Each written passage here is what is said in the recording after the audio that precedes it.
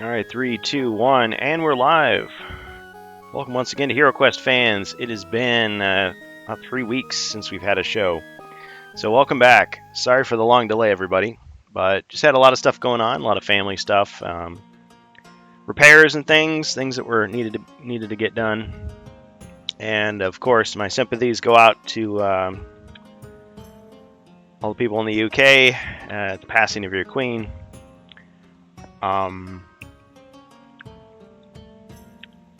We're entering the summertime. It's usually a good time. I like it. But yeah, it's good to be back. So welcome. I think this might be a smaller stream just because people don't realize we're back. But yeah, I just want to give a shout out to the Strange Bus because he's been holding down the fort. He's been doing the Rantcast without me. And I really miss the Rantcast. The Rantcast is a lot of fun. Talking about all the goings on in the world of gaming and entertainment. Letting your passions carry you. Expressing yourself. Just a lot of fun. Anyway, so I'm looking forward to getting back together with him to do that. Hopefully next week. Next Thursday. So that'll be great. So watch for me on the Rantcast. And I also want to shout out the people in the Discord for HeroQuest fans because, as I always intended, it was going to be a place not just to promote my own stuff, but a place for people to just kind of kick back, relax, have fun, share their love of the game, share their talents, their skills, their ideas. And it doesn't have to be about me. I don't have to be there 24/7, keeping it going. Of course, we've got moderators. We've got people who put in a lot of time and effort making the place a success. And definitely appreciate their work. So we just had an update to the system. And so a lot of things are not quite where they're supposed to be. So I'm still trying to configure these cameras properly. So I'm sorry about all that, folks. So some of these cameras are not displaying correctly. So we got that camera, that's good. That camera, okay. But why is it not showing what it's supposed to? Okay. Alright, I think we're good now. So, as you might imagine, a lot of things have happened. The new Lord of the Rings series has come out, and to a lot of trepidation to a lot of fans. Honestly, I didn't have high hopes for it. I already expressed my views in the last Rantcast that I was on about the Rings of Power. I mean, how could they possibly make a fan fiction Lord of the Rings series that was going to match people's expectations for like the Peter Jackson films, even though the Hobbit films weren't that great in comparison. But it was the most expensive TV show ever made, $50 million an episode, supposedly $1 billion overall. They spent all that money and they only got the names and the concepts of the characters. They didn't get they hardly got anything really. And so I haven't seen it yet. I almost watched it. So the third episode has come out today. And people are saying it's boring. It doesn't follow the lore. I mean, I'd heard some of the stuff, hundreds of years pass between events, thousands of years pass between events. And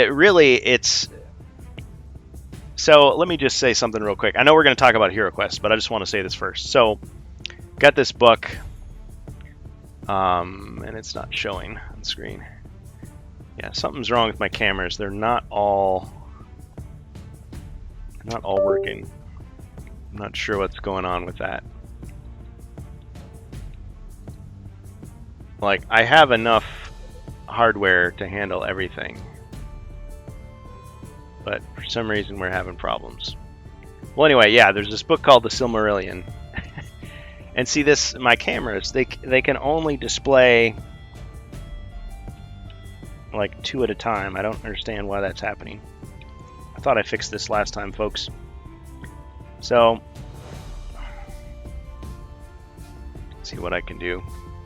Well, anyway, there's this book called The Silmarillion, and it was not intended for publication. So J.R.R. Tolkien, or Tolkien, however you pronounce it, he he had written a background to Middle Earth. So for the Lord of the Rings and the Hobbit, and he had these notes, this background, this world building, and that was just, it was kind of like the Bible that he was creating for his Middle Earth story. The languages, the symbols, the history.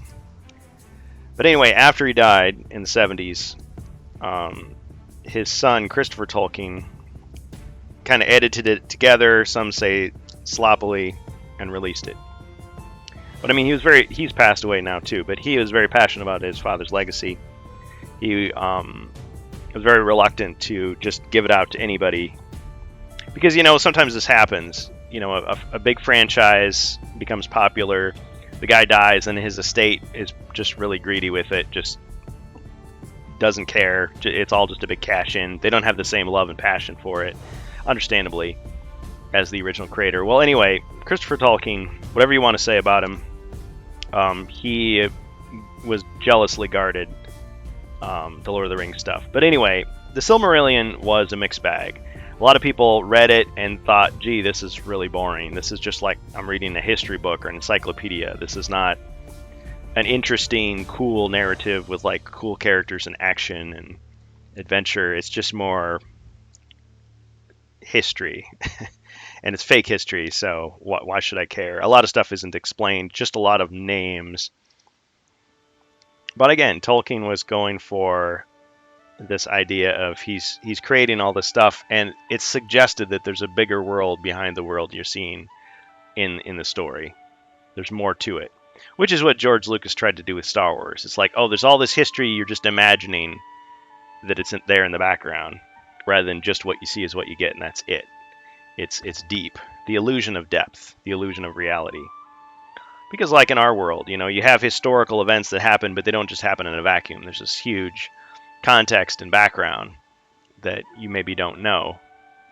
And you can dig as deep as you want, going back to the beginning of humanity, to try to understand it. But you're never going to completely get it all, because only one person can only understand so much. As time goes by, you're not there anymore. Those people pass on, and then more and more is lost, and so you don't have it. So he's just trying to create that illusion of depth. But anyway, yeah, they say that the history that he put down was not really followed, and they didn't have to. And in fact, maybe they were contractually obligated not to follow it. So it's like, why did they spend all this money when they knew they couldn't do it justice? But supposedly you have characters that are living like centuries apart or millennia apart that are meeting and doing stuff together that never would have happened had Tolkien himself been writing it. But now it's his grandkids. And a lot of the things that Strange Bus said on the Rantcast, I agree with. Now, he's actually seen the first 2 episodes. But it was cool to hear his perspective, like as a non-lore fan, I guess, so to speak, just because that's how the average viewer is going to come in. It's not like they've read every detail of all the books like recently and remember it in full clarity and go, wait, that isn't exactly right. But, I mean, The Lord of the Rings has only been adapted a few times, so it's not like Batman or Superman, where you can have a totally off-the-wall interpretation and people will just go, oh, sure, yeah, this is another version of it. Instead, it's more like, well, how's it going to stack up to the last iteration that we just saw that was so good? Because Peter Jackson made a lot of changes. He didn't follow Tolkien exactly. He did change a lot of things. But Strange West was pointing out, the cinematography and the shooting style and everything is different. The CGI is different. So, there's going to be that. The art style is going to change. So if you're expecting it to be shot for shot, like the same, no more of the same, you're not going to get that. I'm not so much interested in that. I'm more interested in, does it tell a good story? Are there compelling characters? Is it interesting? Does it feel like I'm back in that world? And I think that's what I would say about any of this franchise stuff, whether it's Star Wars, HeroQuest, whatever. Does it feel like it fits? It doesn't have to be the exact same art style. It doesn't have to be the exact same tone. It doesn't have to be the exact same. I mean, you can have characters that are different. I would prefer new characters rather than taking old characters and just totally changing their personality, which I guess was another criticism. They're saying some of these characters don't act like how they should be acting. And one excuse that I provided just kind of giving them the benefit of the doubt, was to say, well, what if, we're talking about characters that live for hundreds or thousands of years, these elves and dwarves and things and wizards. Maybe their personality does change after all this time. It's not like they're set in stone. Like, they're born and they're already wise, they're already smart, they're already honorable or evil, and they just stay that way. They're just static. Well, who's to say they couldn't have, lots of character arcs over time? Now, it gets to be a problem because I'm thinking of, hey, David, up on it. Welcome. Yeah, so we're back. We're talking about the Rings of Power, Lord of the Rings. I wanted to say a few things about it. I just got my first copy of the Silmarillion, and I was going to read some of it just to see, because I haven't watched the new Lord of the Rings series yet, but I've heard a lot of negative about it, and I thought I'd, with a lot of this stuff, like when you're disappointed by the new, go back to the old. So you're disappointed by the new Star Wars, go back to the old Star Wars. Disappointed by new Hero Quest, go back to the old Hero Quest. Now, I was not disappointed by the new Hero Quest, but at the same time, don't forget where it all came from. So yeah, welcome. Welcome, welcome. We are back on Hero Quest Fans. And so we've got a few people we should acknowledge. Was Alice Sidra, all roads lead to the alien. Okay, if any of these are bots, I'm just going to have to find out later. Ribby00, Solar 1927. Yeah, so like I was saying earlier, the Rantcast, I will be back on the Rantcast next week. I've taken a vacation. I've been gone for a while. Kudos to Strange Bus for holding it down. He had some great episodes, I thought. But he didn't talk much about Hero Quest.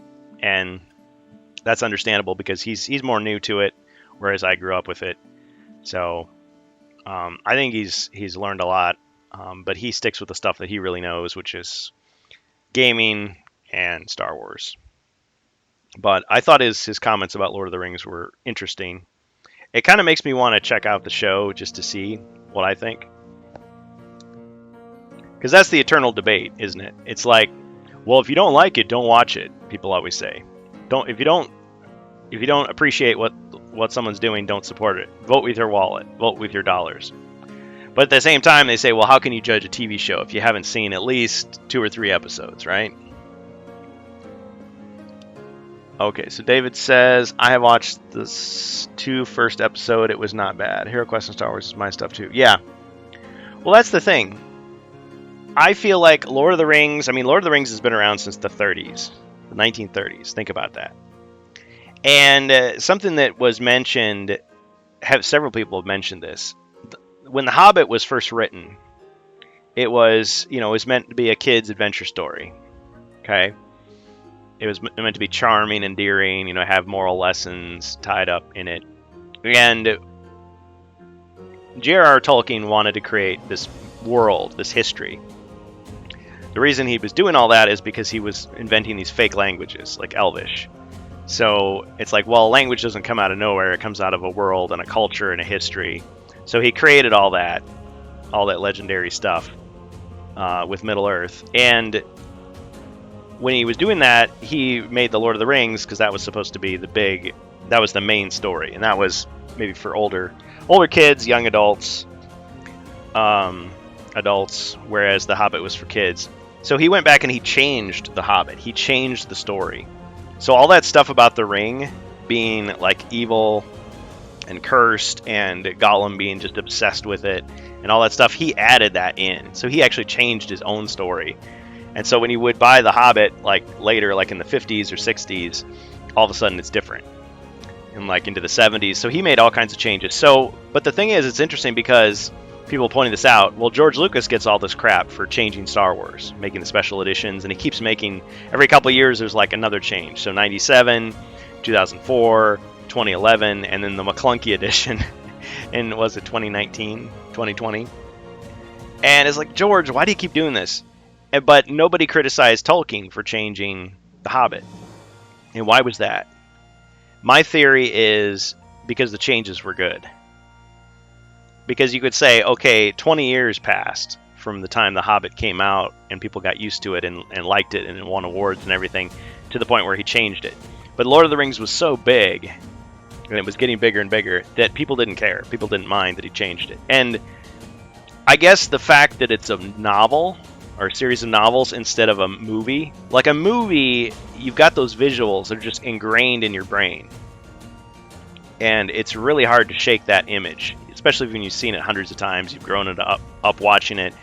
And all of a sudden something's different. Like all of a sudden, the shot is like the colors are all changed, or all of a sudden there's a CGI character in there.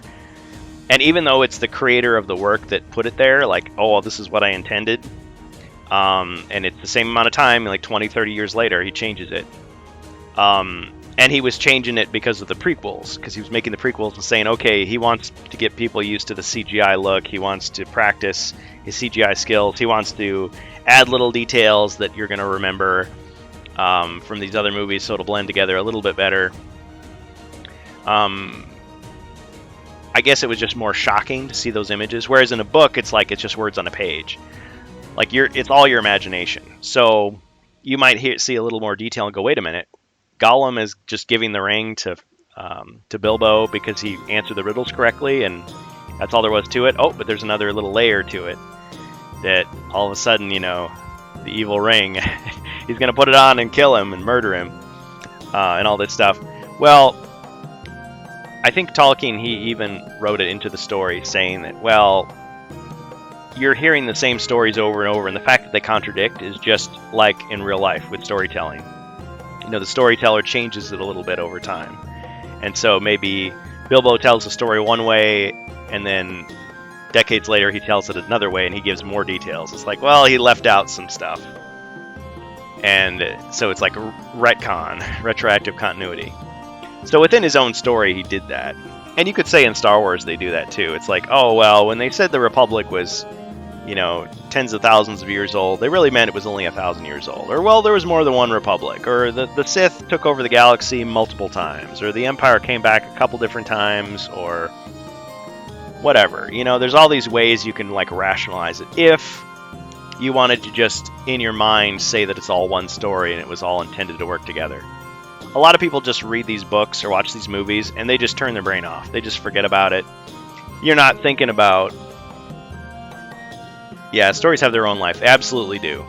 So when you're reading The Lord of the Rings, you may imagine that Frodo looks a certain way or the ring looks a certain way. I mean, you've got its description, but your imagination takes over. And I'll admit, when I read the books now, I start to imagine the Peter Jackson stuff. But when it covers something that wasn't in the movies, my imagination just completely makes it up. But if I see a picture, a painting, a drawing, that might kind of skew my imagination a certain way. It absolutely happens. But if you didn't have that, you'd just be imagining it your own way, because presumably your imagination has, infinite budget. But that's just how it works. But yeah, plus when you're reading, you could gloss over stuff. Like maybe you get distracted for a second. You start thinking about lunch and you kind of miss a couple sentences. That's like you'll go back and read a book again, and you'll or like you're tired, reading before bed, and you kind of, your eyes start to cross. You kind of forget some of the stuff that you read, but then you go back and the next day you read like the previous page. Sometimes I'll do that if I come back to a book and I haven't read it in a while. I'll go back, read a couple pages before where I was with my bookmark. And it's like, oh yeah, I missed that detail. I forgot that situation. Like, wait, what's happening? Because you usually don't sit there for 13 hours and read an entire book. Like when I was a kid, I could do that. It's like, okay, I'm just going to read this book all day. Summer vacation, just read the whole thing. Start in the morning and finish at night, and it's done. Yes. But usually, you come back, weeks, months, years later, you're reading a few pages like, wait, what's happening? I'm going to have to go back a chapter and see. They, when we were kids in school, they always had Cliff's Notes and Spark Notes and stuff like that, where you've got a test. You're going to have a test on this, or you have to write a paper on it, and you're like, oh man, this is work. This is fun. And so they give you these summaries and say, okay, here's the main points, here's the main ideas, here's the main characters, here's the outline of what's happening. And yeah, you're supposed to read the book, but a lot of people were just like, I don't care. I'm just going to read this summary that Cliff Notes put out and then try to pass the test. And, you kind of cheat yourself because you've got this cool book that somebody put all this work into and you're only seeing bits of it. It's like watching a movie at, 4 speed and, you're on your phone, or you're going to the bathroom, or you're eating, and you're walking out of the room and coming back, and you're missing like big chunks of the story when you do that. But anyway, So I'm going to read from the Silmarillion and see, just kind of form an impression in my head of what Tolkien intended, and I'm going to use that to kind of judge the story and see, well, what Amazon did they make good decisions, bad decisions? Where might this be going? Because I understand if they don't have the legal right to use certain concepts or timelines or stories or characters, and they have to work around it and make up their own stuff. And then it just makes it seem like a cash-in. Like they're using the Lord of the Rings name to bring in the fans, and then when they come in, it's like, haha, just kidding. It's just a made-up story. How is this different than a fan fiction?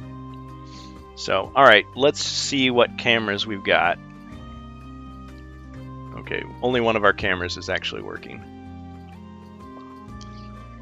Okay, so that camera's working. So we've got our messy studio here. So you may be wondering why I've got all these HeroQuest boxes laying around. Well, the reason for that is... Okay. The reason for that is I had some recent acquisitions. There we go. Some recent acquisitions of HeroQuest stuff. So as you know, I've had the game system.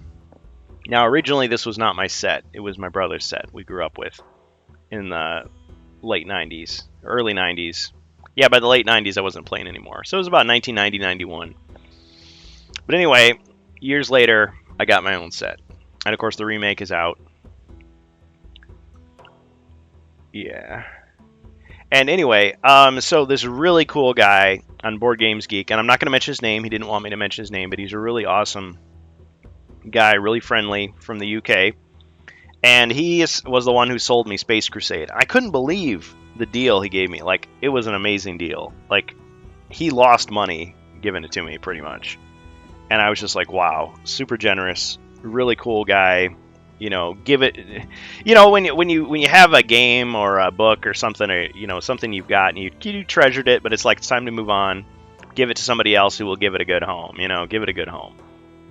I loved it, and I got lots of streams out of it. I still love Space Crusade. Anyway, he comes back to me, and it's like I told him flat out, it's like, listen, you can get a lot more money if you sell it for the prices it's going for on eBay. But he wanted to sell it to me, and I'm like, sweet, okay, this is what I would pay for it.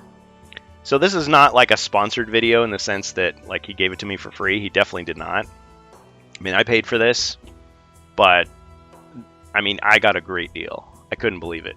So thank you, a million thanks, and you know who you are. Congratulations, sir. You are awesome. Anyway, so this on top. So this, what you're looking at here, this is the 1990 North American US version of HeroQuest, the one that I grew up playing. And this is actually a copy that I bought when I was in school. And I left it with a friend, and I pretty much just assumed he kept it. And it's like, that's okay, you can have it. But he's like, I never play it. Do you want it? I was like, oh, sweet. Like, you sure? Like, you sure you want it? You don't want to give it away to somebody? And it's like, you can have it. I'm like, sweet. So I've got this, and I'm going to give this to a friend. I'm going to gift this because it is in great condition. In fact, in some ways, it's better condition than the one that I've got, the one that I bought. There were a couple pieces that were broken, and I went and fixed them. I cleaned it up. But anyway, this is gonna be a gift. And other people have done this same video. Yeah, thanks, David. Yeah, there's a couple people, like, so my Space Crusade videos are like my least popular videos. Like, I put them on, like, nobody watches them. It's like, all right, that's okay. But there's like at least 3 people, including yourself, on the Discord who have told me, I love Space Crusade, I want to see it. I would like to play it with some people. Playing it against yourself is possible because the GM, like the alien player, is set up a certain way, so it's like you can play it without spoiling yourself, unlike if you try to play against yourself in HeroQuest, if you're not using the companion app. But it would be so much more fun playing it with other people. Yeah, David, check it out. Those Space Crusade videos are long, and you know why they're so long? Not just because I'm a slow player, but because I was learning how to play on camera. Like, I had just read the instructions over, and I was trying to like learn how to play. So I make tons of mistakes, but it was really fun. Yeah, man. Well, we won't do it today, and we won't do it tomorrow, but one of these days, yeah, we should definitely play Space Crusade. Let's get a game together. I'll get you, and I'll get the other two guys who are interested. Well, anyway, this was not the original reason why I wanted to get HeroQuest from this guy. He had a copy of the European version. This is the UK original, 1989. So I was just blown away. Like, I thought, you know what? I prefer this version. This is the one I grew up with. Lots of people have done videos and comparison pictures, but seeing it in person, there's so many subtle differences. And I wouldn't mind like trying to play this sometime. Trying to play this and just see, because it's almost like a completely different game. Just so many little things have changed. Yeah, for sure, man. So the first thing you notice, and again, other people have done this, so it's not like I'm, breaking any new ground, but for me, it was a new experience. You can see that the box is a different size, okay? So it's about the same size there, but it's actually not as tall. It's like shorter. So this box is slightly taller, and it's a darker brown color. And you can see the artwork is slightly different, and it says 9 to adult rather than 10 to adult. And it says clear step-by-step instructions. Just thought was nice. This will be a challenge for me to play while speaking, but I would love to do it. Yeah.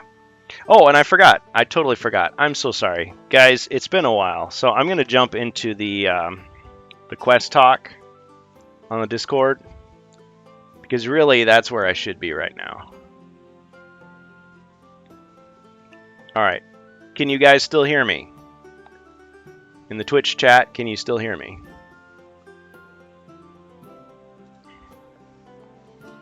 Can you still hear me speaking? I have the black box too, yeah. Well, it is almost kind of like a black box. Well, anyway, let me just show you some of the things that I noticed. Again, this is just somebody who grew up with the North American version. So, and yes, there is a bit of a delay here. Oh, good. Okay. So the first thing you notice is this detailing. These are blue. This is like blue ink explaining it. And the original, well, I keep saying the original. This is the original, but it's new to me. This version, this North American version, it's in black. But this is the version that I grew up with. So this to me is new, whereas a lot of the unboxings I've seen, they are most familiar with the European version, and they're going to the North American version. But this is the first version. So some of the pieces that are missing, like the treasure chest, these little pins that go in there weren't in there. And so I started making some. I started carving them out of like plastic skewers and these table ones. And then the seller was like, listen, I can just get those for you. Like, I can ship you these little pins. I mean, they're not strictly necessary. I also need to reprint the throne because it's really beat up. Like, the cardboard is actually chewed up. But anyway, yeah, so the colors are different. But you know what? As I was opening this up and taking it apart, it really reminded me of Space Crusade, like the build quality. Yeah. I mean, it's really, really small differences. Really small differences. Subtle differences. And I'm not sure why these cameras are all messed up like that.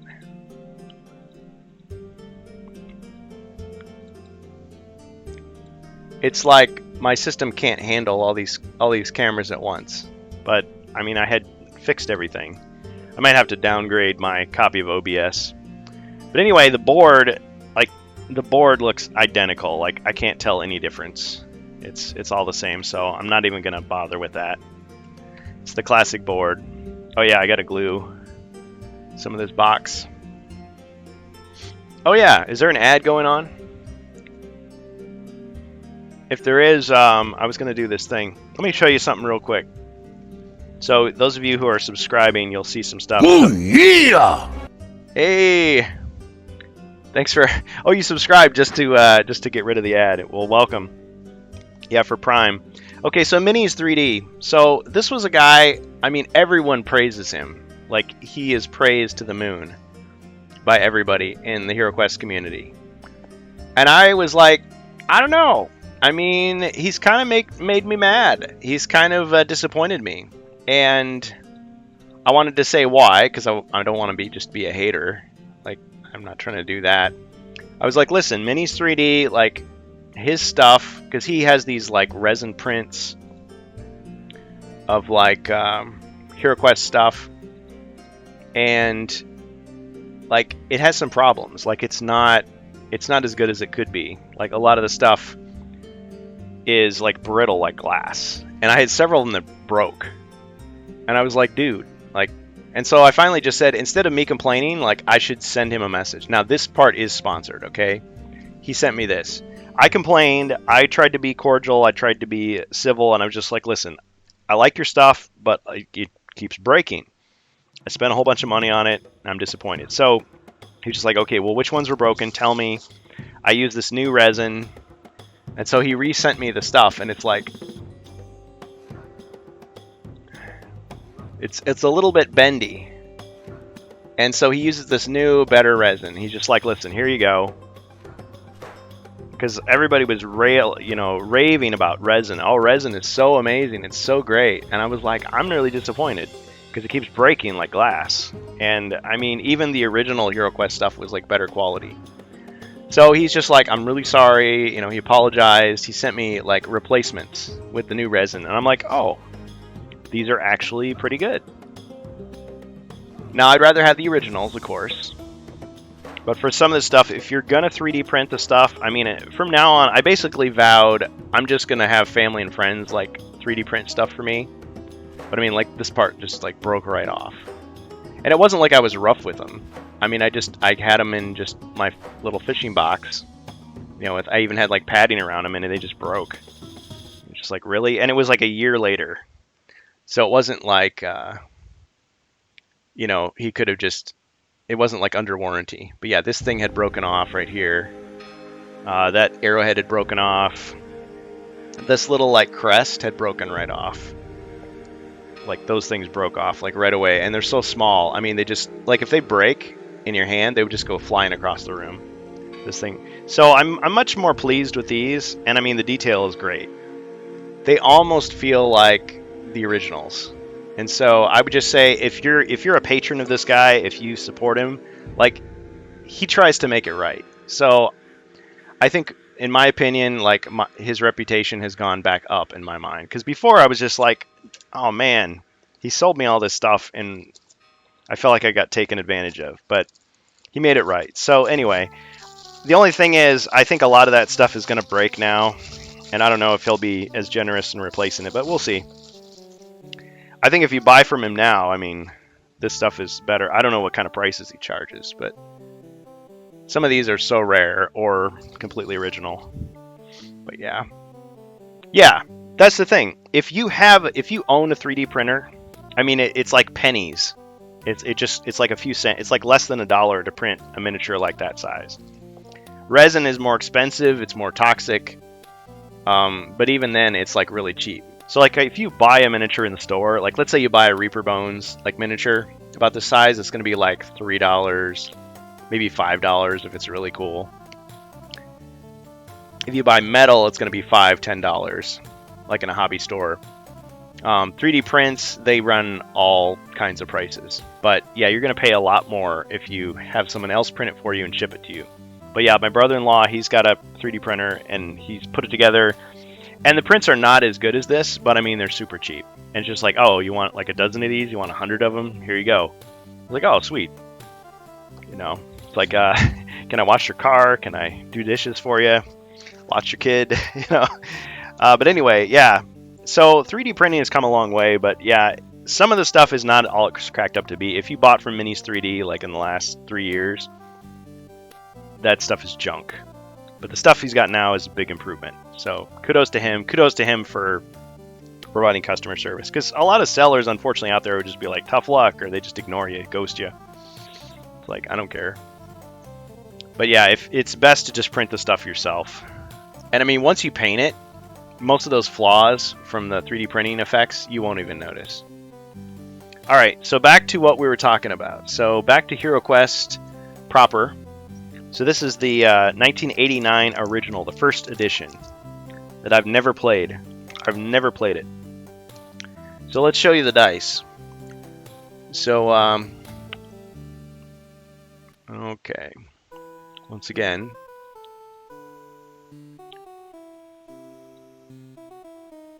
Oh, there's one of my cameras.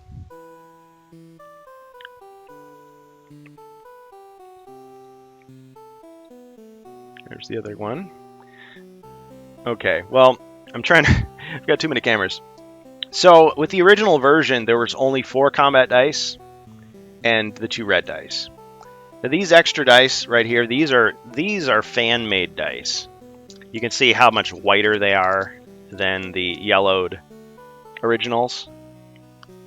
Because, you know, you hold these wooden dice in your hands and they just get, you know, yellowed over time. But yeah, these are fan-made ones. And you can see they're slightly smaller. But anyway, the reason I threw those in there is because I'm used to having 6 combat dice. But yeah, they added the extra 2 dice in the North American version. So a lot of the changes that they made between versions were improvements. I think just objective improvements. But notice something. Look at this. It's got a candy tray. Check that out. Just like Space Crusade, they've got this styrene or, I don't know, vinyl. What? It's not PET. It's, you know, that recycled plastic, but it's like lined with a tray. Like this was not in the North American version. So it provides a little bit of protection. Yeah. So I like that. I like that it's there. Even though these are flimsy, like these things break. But I mean, if you keep it in the box, if you don't play with it like a toy, it's going to last for, you know, decades and decades. So we got the scales, the skulls. A lot of the stuff is exactly the same. Like I looked at the plastic and I didn't see any difference. Like it's not like the colors are different. But people pointed out, you know, you get different territories. I think it's a territorial thing, but it also could be a batch thing. So like they do one batch of plastic and it's like a slightly different shade of brown, slightly different shade of gray. I want to point out just a couple of interesting little differences. And people aren't huge nerds like me probably don't care about this. But okay, these are the bases for the door. Check this out. Okay, same plastic. Now there was a variation where it was shorter. Like to save plastic, they made it shorter. But check this out. So at the bottom, it's nice and flush, which is what I'm used to. Nice and flush. But then you've got these. This isn't really a good example, but like half of these door bases. So there's one, it's like an innie instead of an outie.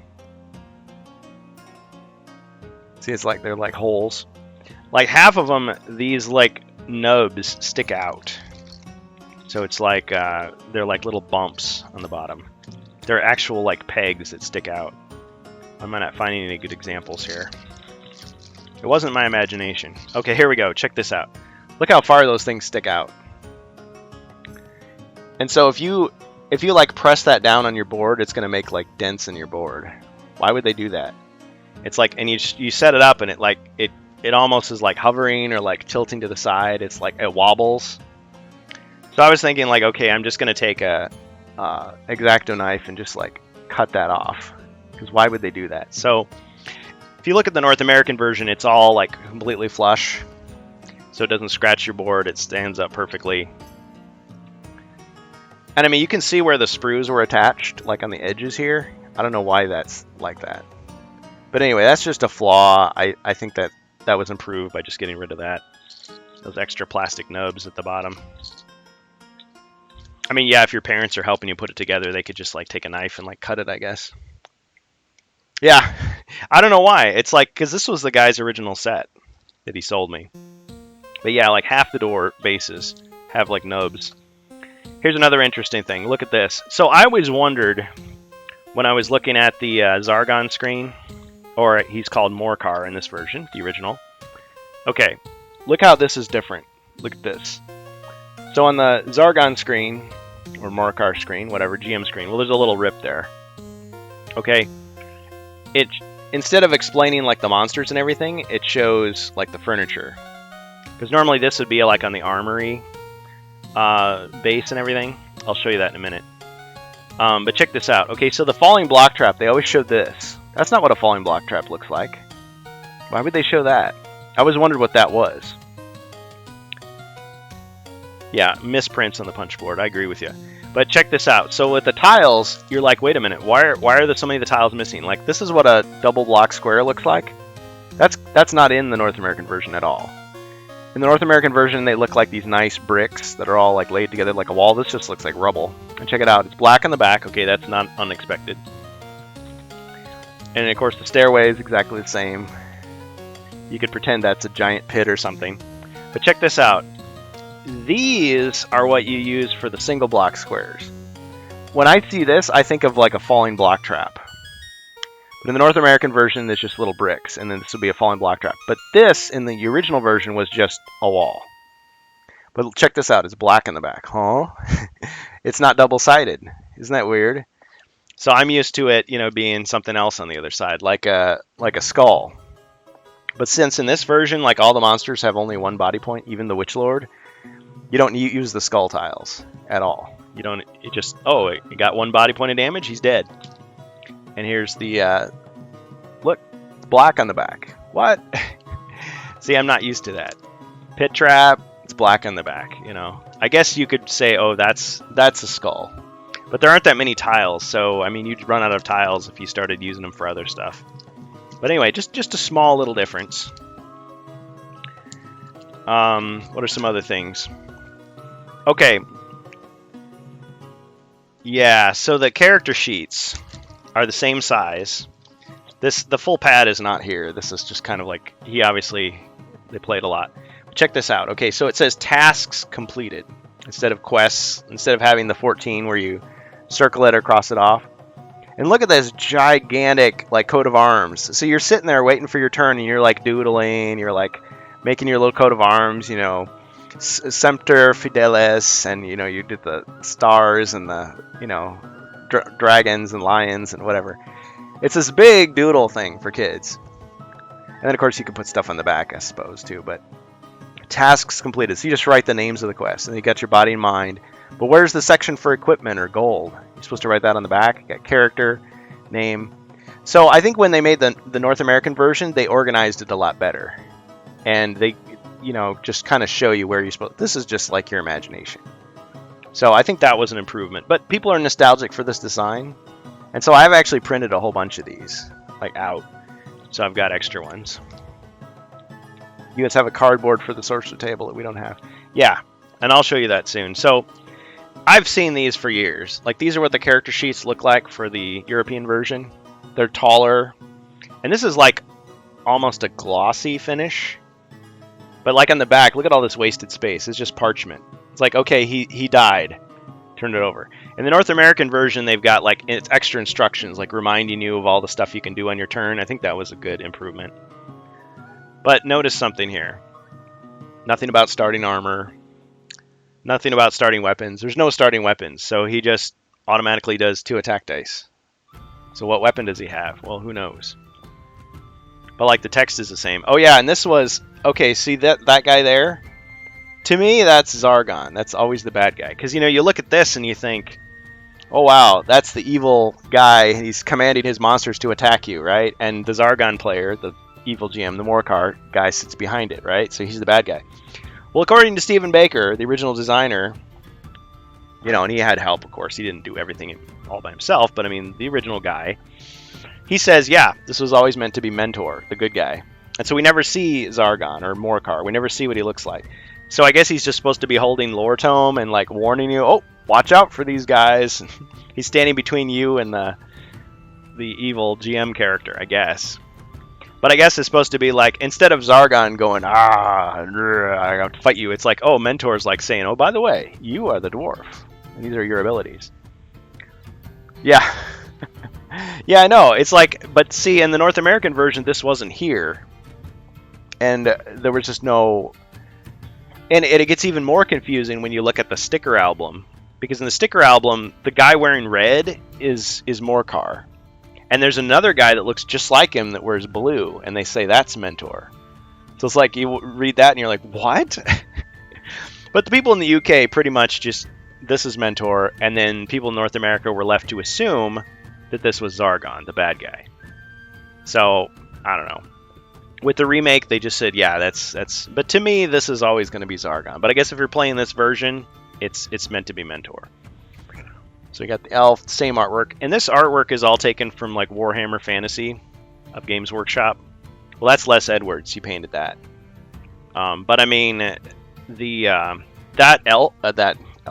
dwarf is the mascot of White Dwarf magazine, which is Games Workshop's official magazine for their miniatures and adventures and stuff.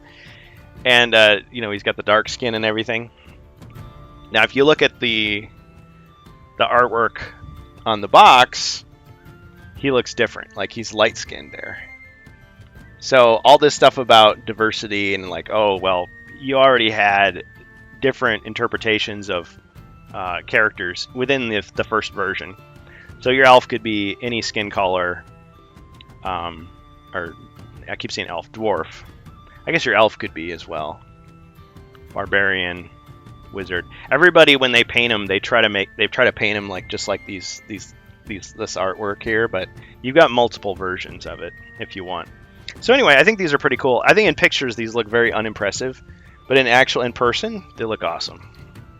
But yeah, again, they could have used the back for more stuff, so I think that was an improvement. So you can see the North American version almost like an evolution or a second edition.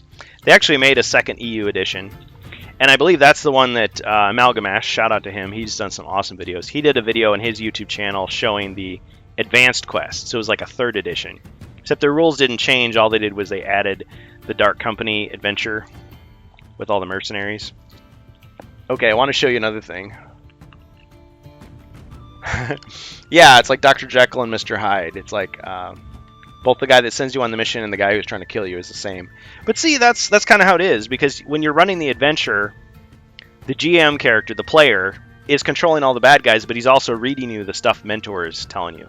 So it's kind of like when I run my quests, like here on Twitch. And if you're watching this on YouTube, it's not live, of course. But when I'm playing and I like give a suggestion to the heroes, it's like, wait a minute, why would Zargon do that? He would never try to help him. Well, I'll just say, oh, I'm just being Mentor right now. Mentor's giving you this hint.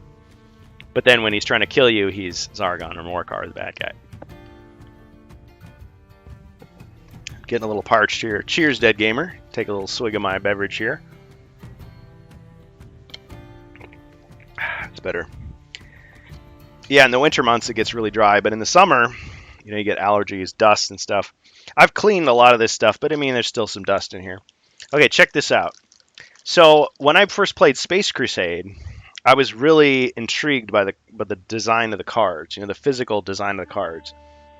Check this out, though. This reminds me so much of the Space Crusade cards, because look how white that is. It's like really white. It's not yellow, it's not manila colored, it's not off-white. It's really white. And you don't get this from looking at pictures, but this is just like shiny. This is like glossy. This is like super smooth. And on the other side, it's like textured. It's almost like cardboard. So it's like they made one side of it is gloss, smooth, and then the other side is textured. And that's the same as the Space Crusade cards. So they're easy to shuffle. It's kind of like those Pro Matte, Ultra Matte, what are they called? Ultra Pro card sleeves, where like on one side it's, completely sheer, smooth, and then on the other side it's like a little bit textured. So it shuffles easier. So these shuffle really well. Not that I would shuffle them because they're so old, but anyway, so this doesn't fade. Like the North American cards are different. Like it's kind of like semi gloss on both sides, and of course kids touching it, eventually the coating comes off. It's not like bicycle cards where they're plastic coated, like they're almost feels like plastic. So but yeah, they're in remarkable good condition. So yeah, you'll notice some things. They call it traps. This is the treasure deck, of course. And notice the art style. In the North American art style, it looked like an oil painting. This looks more like a comic book drawing. I mean, it's really cool. And that font, that really cool font, treasure. So, but yeah, they call them traps instead of hazards. Yeah, and there's the spiked pit. In the remake, they added the spiked pit, but there's only one of them. So it's not just like the hole that you fall into. But they call it a trap. And of course, I can see how some people would get annoyed because they're like, wait a minute, I searched for traps and it said no traps. So why are you giving me a trap card? Oh, well, if you call it a hazard, well, hazards can't be searched for. It's something else. Sorry about the autofocus there. Jewels. And see, some of these things are different than the distribution, like the treasure hoard. I mean, most of you who played with me have seen the treasure hoard. That's because I printed a card which was imitating this to put in my regular deck. Because I just think it's awesome that every so often you'll just find, whoa, 100 gold coins. That's great. Yeah, notice that. Yeah, the brown border, which makes it look like it's like a parchment scroll kind of floating in the air. In the North American version, it's just a white card. The whole thing's white. And these cards are actually smaller. They're overall smaller than the North American cards. And that's, I guess they call it European game card size, whereas there's US game card size. Actually, if you go to some place like Board Games Maker or MakePlayingCards.com, Make Playing Cards Company, like I go there to get my cards professionally printed, for fun. But those cards are actually slightly smaller than the original, the North American cards, because US game card size, and then it's like 1 millimeter taller, is what the 1990 North American cards are. Anyway, I'm throwing all kinds of lore at you, but. Yeah, so gem, 50 gold coins. Holy water. So holy water was only in the the European version, not in the North American version. And they added it back in the remake, but I think they made a mistake because they made it something that you buy. And maybe that's my personal belief. You can't really buy a blessing. I mean, if it's really holy water. But you finding it as a treasure, I think, makes sense. So you find it, and you can use it to destroy one of these undead creatures. Got your wandering monster. Let's see, do we have an autofocus?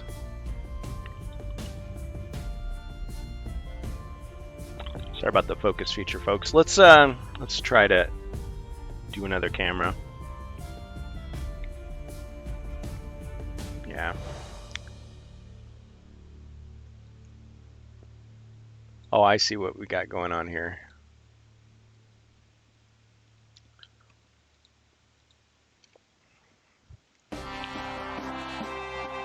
Let's go back. Yeah, the white frame. So that it's a good comment. So yeah, this white edge. I guess in theory, it's like, your hands are touching the edge, just like a photograph. You're not touching the color and damaging the color. You're just damaging the outer edge. But these cards are so small, like maybe with kids' hands, I don't know. I'm not sure it really makes that much of a difference. But this part you're touching, this is more protected. Like you could take a wet, like paper towel and just or washcloth and just give it a once over and then a dry, and then it would be perfect. But if this part gets gunked up, it's gonna be harder to clean. So yeah, you got your wandering monsters. There's actually fewer wandering monsters in this deck. There's actually 25 cards. I think Yield In got it wrong. There's the same number of cards. There's 25 instead of 24. I'll have to count them. But yeah, it's a full deck of treasure cards. Nothing. The old nothing card, the shrug, where you get nothing at all. Let's see, what else? Oh yeah, this is 25 gold coins. Then there's another 25. Oh yeah, there's 20. So there's different values. Notice the artwork is different. But it's like a brown ink on white is how it looks.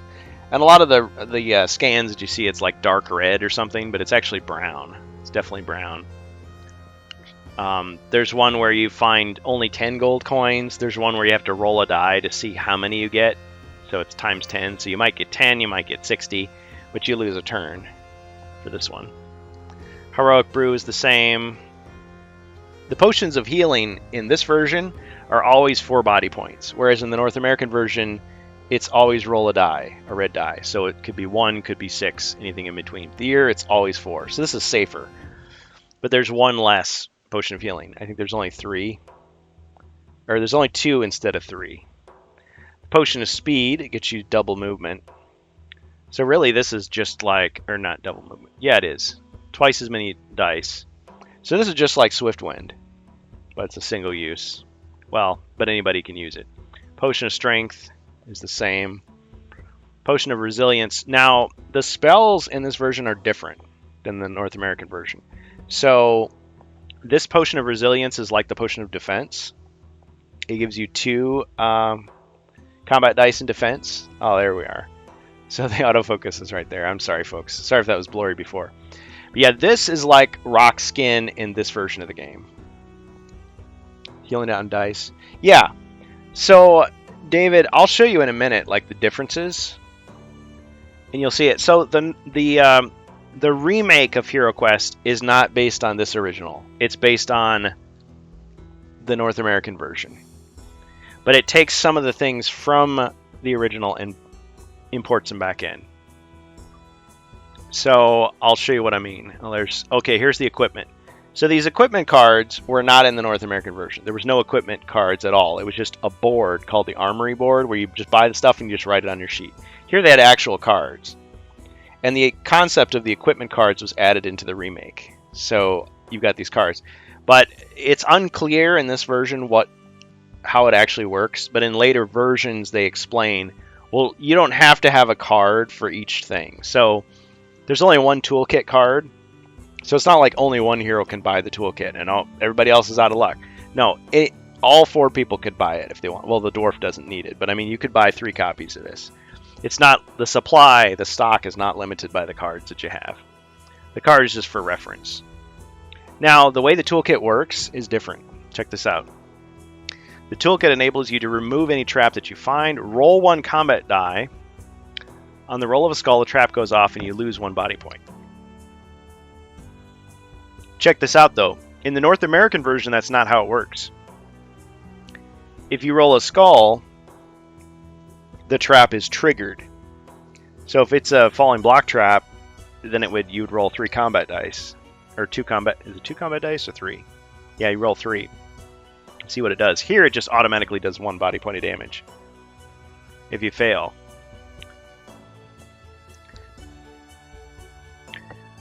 So that's different. So like with a spear trap in the North American version, let's say you try to disarm it and you fail. Okay, well you roll again to see if it hits you and it might miss. Whereas here it's just you fail, it automatically hits you. So it's different. Once you've rolled the die, the trap is removed. So even if the trap goes off, it's automatically removed. So it could be more dangerous to use the toolkit to try to disarm a trap, but in the end, you still get rid of the trap. So it's a falling block trap. In the North American version, if you fail, it just falls, and now you've got this big pile of rubble that never goes away. It could block, your path, or a pit that's just going to stay there, and you're going to have to keep jumping over it. Here, you fail, you get hurt, but then it goes away. So it's kind of cool. Yeah, I like the idea of having the equipment cards. I mean, it's just kind of a nice thing because it sits there as a reminder of what you've got. Sorry, especially when you're learning how to play. But as the game goes on, I mean, you're going to have piles and piles of cards by your spot, so it's kind of cluttered. Plus, what if you get so many extras? People start to wonder, well, where's my card? How come I don't get a card? Battle Axe, it's only 400 gold, so it's cheaper. Some of the things are cheaper. The Hand Axe. This was a weapon you did not have in the North American version, but you had it in the original. It's a throwable 2-die attack, and it's only 150 gold. And notice it says, may not be used by the wizard. And that was a mistake, an oversight. They finally admitted it. In the remake, they don't say that about the wizard not being able to use it. So it's like, okay, fine, I guess the wizard can use it.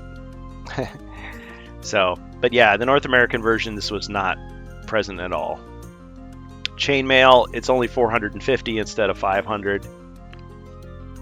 And people got confused by this. It says it allows you to roll 3 combat dice in defense. 3 more? No, 3 total. Because normally your basic defense is 2, right? On these character cards, the base defense is 2, and this adds 1. So it makes more sense to say adds 1 extra, but it's just taking your base defense up to 3. That's what it means. So it's like you add the armor, then you add whatever else. That's how I interpret it. Because then you've got the helmet, gives you 1 extra combat die in defense. So you've got 2, you put on the chainmail 3, you put on the helmet 4. And this is 120 instead of 125, so they raised the price in the North American version. Crossbow is exactly the same. It just says you may not use the crossbow against an opponent who is adjacent to you. It Doesn't say diagonally adjacent, so people argue about that. And they've said, yeah, those 4 diagonal squares, you can hit them. But then why would you need the longsword? But guess what? There is no longsword in this version, because this is the European Hero Quest. By the way, welcome to Hero Quest fans. Yeah, basic is 2. Yeah. Well, that's something I want to comment on. So, again, we're talking about the original 1989 Hero Quest, which I recently purchased from a really cool guy on Board Game Geek. Check this out. So, in this version, they don't talk about like starting weapons. Like, what weapon does he start with? Who knows? I mean, he looks like he's got a hand axe, but there's no starting weapon. In the North American version, they specifically say he starts with a short sword. And if you take the short sword away, he's only got, instead of 2, he's got 1. Whereas in this version, apparently unarmed, he still attacks with 2. See? Interesting, huh? So you take away his weapons and he's just got, I guess, the ability to fight with 2. But if you add a weapon that is 2, it's not 4, it's still 2. So what advantage does it have to have a weapon? Well, each weapon has some special ability. The hand axe, you can throw it. The spear, you can attack diagonally. Whatever. But the barbarian has 3. So apparently in this version, if you take away his weapon, he still attacks with 3. It's not because he has a broadsword. If he adds a broadsword, he still attacks with 3. What's the benefit of having it? And then the wizard only has 1. So he's the only one that has 1. So you could say maybe it's an improvement in the North American version by having the base attack based on a weapon. But notice they all have 2 as their base defense. So yeah, no matter what, if they have no armor, it's always 2, just like you said. But if you add chainmail, which of course the wizard can't wear, but let's say the dwarf, he would go up to 3. So that makes sense. Most of the armor can only be worn by everybody else. But anyway, yeah, so you've got a spear. This was not in the this was not added in the remake either. So this is only in this version, in the European version of the game. Well, and I guess the Japanese version too. 150 gold, it can be thrown, it can attack diagonally, can't be used by the wizard. I printed my own card because I like to use it too. The staff is different. So it's still 100 gold, but guess what? It's 2 combat dice. So this is as powerful as like the wizard staff in the North American version. So it's twice as powerful. So right away the wizard can buy that and he can go from 1 attack die to 2. So it's definitely an improvement. And anybody can use this. So the shield can't be used by the wizard. It's only 100 gold instead of 150. Gives you 1 extra combat die in defense. And they actually have 2 shields. Yeah, the staff is definitely powerful. There's 2 shields and 2 helmets in the deck. So that led people to think, oh, maybe it's limited by the supply. So only in your party, only 2 shields or 2 helmets can be purchased. Not the case. The only version of Hero Quest that actually limits the supply by the number of cards is the Japanese edition. That's the only one.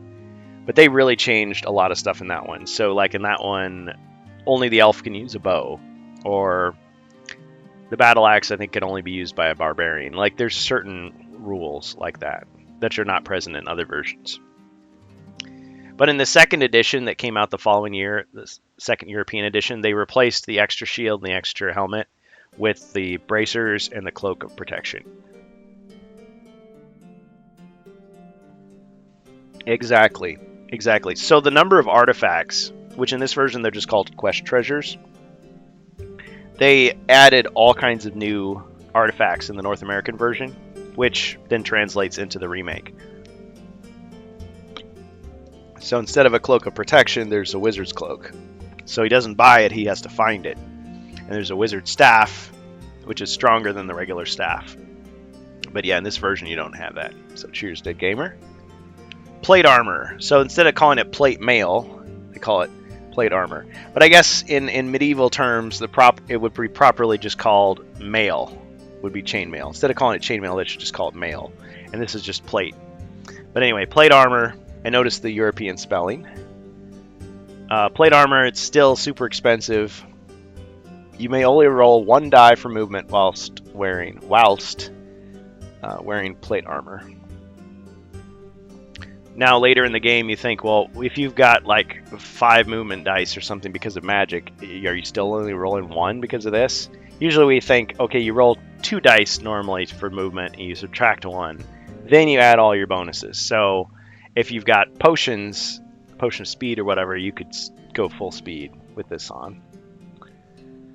Shield again, helmet, so there's duplicates. Okay, broadsword is the same, but it's 250 instead of 350. Sorry about the focus. Focus! Alright, the short sword. The short sword is much stronger. So in the North American version, the short sword is almost useless. Like, why would you ever buy it?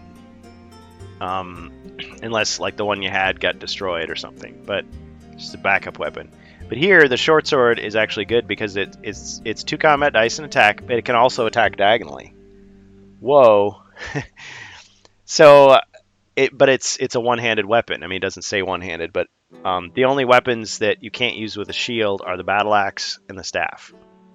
So you could have a diagonal attack with a shield with this. And it's only 150 gold. So short sword is better here. Orcsbane. Okay, so now we're getting into... Check this out. So, again, different artwork. So instead of like a red bookmark, it's got the white like mentor seal embroidered on it. No text. So in the Japanese version, it would say legendary treasure up here in Japanese characters. But in this version, nothing. North American version, it would say artifact. But the Orcsbane doesn't say can't be used by wizards, so the wizard can use it. So he can use one of these, even though it's a short sword. Attack twice if you are fighting orcs. So it doesn't say it has to be the same orc. So you could attack 2 different orcs, you could attack the same orc twice. It's pretty cool. Spirit Blade. 3 combat dice and attack, or 4 dice and attack against undead. Doesn't say the wizard can't use it. Now, the North American version, they made sure to say the wizard can't use either of these things. Talisman of Lore. Oops. Talisman of Lore gives you 2 mind points in this version. North American, it was only 1. So, you think about it, the North American version made the game a lot harder because it weakened a lot of this stuff. It strengthened the monsters. I mean, Stephen Baker even commented in an interview saying, yeah, the basic Hero Quest is kind of an easy game.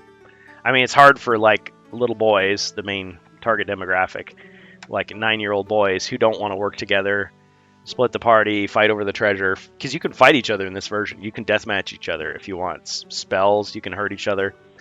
If they use teamwork, they can win pretty easily. But if they're not working together, yeah, it can be a disaster. But anyway, Talisman of Lore is 2 mind points. Broadsword, yeah, or broadsword, depending on which version of the commercial you saw. Wand of Recall. So this was renamed the Wand of Magic in the North American version. Come on, focus. There we go. See, I knew this camera had autofocus, but it's not quite as good as the other one. Okay, so the Wand of Recall allows you to cast 2 spells instead of 1 during your turn. Doesn't say you have to be the wizard or the elf, but presumably they're the only ones that have magic, so. 2 spells. Boren's Armor. Again, doesn't say anything about the wizard not being able to use it, so people took advantage of that. It's like, give all the magical artifacts to the wizard, and all of a sudden he's like really strong.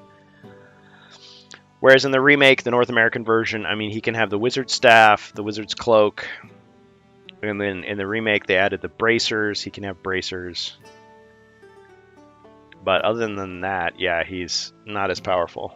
So the wizard is pretty powerful here. So roll 4 combat dice in defense. So your base defense plus 2, so it's 4. Then you add your shield, your helmet, your potions, whatever. David says, we can even block the other hero because you have to agree to let the hero pass your square. That's true. That's true. Just like in Space Crusade. In Space Crusade, you can pass through another character only if that character allows you to. So, of course, the bad guys are going to say, nope, you can't pass through me. But, yeah, the heroes could be like, nah, you can't. None shall pass. You shall not pass. Genie. Okay. The spell conjures up a genie who will do one of the following. Open any door on the board. Any door. Not just a door you can see. Any door. The room's contents should be put out. Or attack anyone on the board. Anyone on the board. So you could attack another hero. You could attack another monster. Anywhere. Doesn't have to be within line of sight. The North American version, you have to be able to see them. So trace a invisible line from you to the target. He will attack only once with 5 combat dice. Yes, this genie is way more powerful. Tempest, okay, is the same. Monster or player of your choice. They're using player to refer to heroes. So you could hinder one of your fellow heroes. And I mean, Mentor keeps saying, "Oh, hey, you got to learn to work together," but it's like, if you have somebody who's having a bad day or just isn't a team player, they could just ruin it for everybody. Pretty sure there's a version of the genie where he can revive a hero. So David, I am only familiar with the English versions of the game and then the Japanese version that's been translated.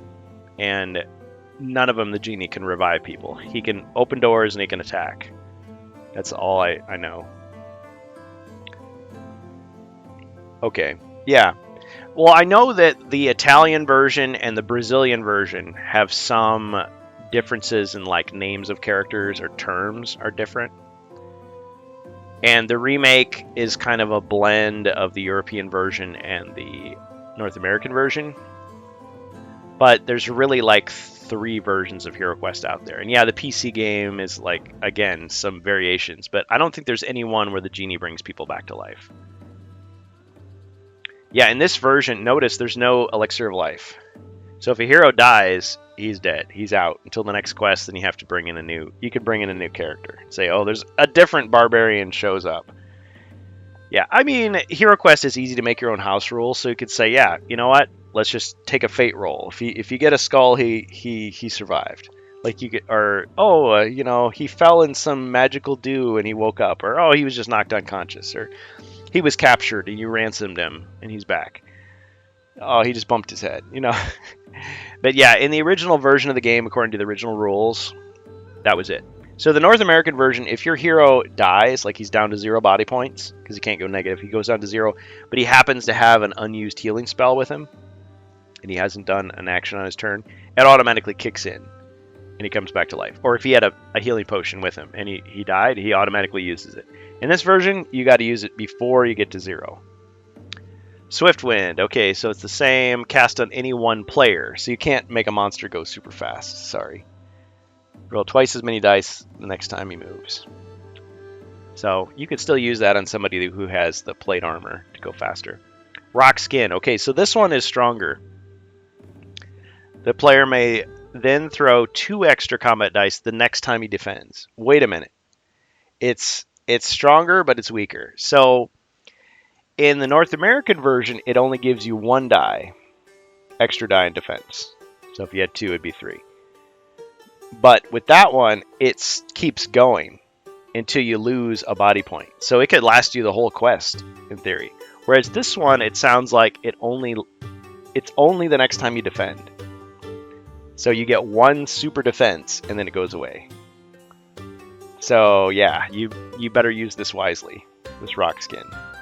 And actually, when you think about it, the Potion of Resilience that I showed you earlier from the treasure deck, that was the same as this. It's 2 dice the next time you defend, and that's it.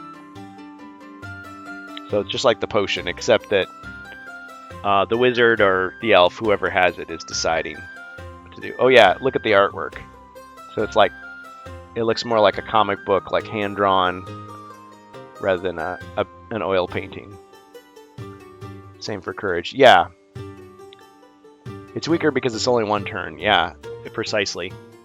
Alright, so yeah, there's what the... And again, you know, you've got the textured side here, and then you've got the smooth, glossy side here. So yeah, that's the air spells. I grew up with the North American artwork, so it's almost shocking for me to see it looking like this, but it's got its own charm. And again, if you were one of the first people to play HeroQuest, this is what you would have seen in 1989 in the UK, in England, merry old England, Scotland, and Northern Ireland. Heal body, it's the same, but it's 4 body points, so it's like the Potion of Healing, really.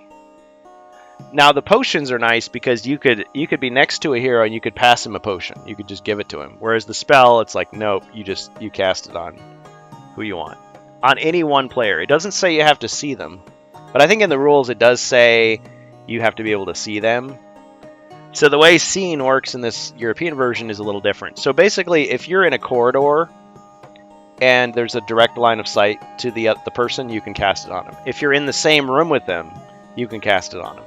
In the North American version, you still have to have line of sight for almost everything. Whereas here, like, somebody could be behind a bookcase in a room, and you just cast it on them. Yeah. Yeah, well, David, I'll stick around. I'll have to show you, because I'll show you the other version. So you're used to this version. I'll show you the other version, and you can see the differences. I think it's really cool just to compare. Because, again, for me, this is like new stuff. Like, I'd heard about it or read about it. I'd seen pictures, but actually holding it in my hands, it's like, wow, this is different. maybe most people don't care. It's like, whatever. You're just a nerd, but I like it. Shout out to Covert Nerd. He's a pretty cool guy. He's going to be coming back. We're going to be doing a podcast at the end of the month, I think. I'm looking forward to that. Pass Through Rock.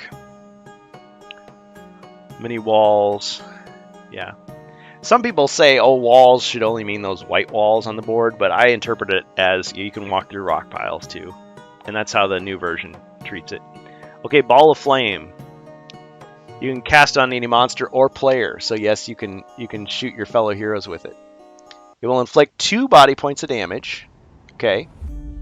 So far it's the same. The victim may roll 2 dice. For each shield he rolls, he may reduce the damage by 1. Shield. Okay, so normally, well, in the North American version, you roll the red dice, the movement dice. And if you roll a 5 or a 6, it reduces the damage by 1 point. So it's 2 and 6 chances. Whereas when they say shield, that makes me think there's 2 white shields and there's a black shield. So there's 3 chances. There's a 50% chance that they're going to avoid damage. Wow.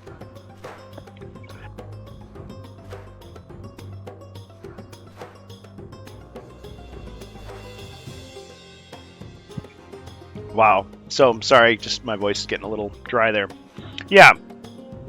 The game, I mean, there's subtle differences in these different versions of the game. The game plays differently as a result. The focus of the game is different. The tone, the theme is slightly different. So I would love to play it with this European rules just to see how it plays. Now, they lowered the age to age 9. Does that mean, like, it'd be easier for little kids? Or they just guessed, oh, this market is better for it. Or they thought, oh, this game is scary. Let's just make it 10 years old.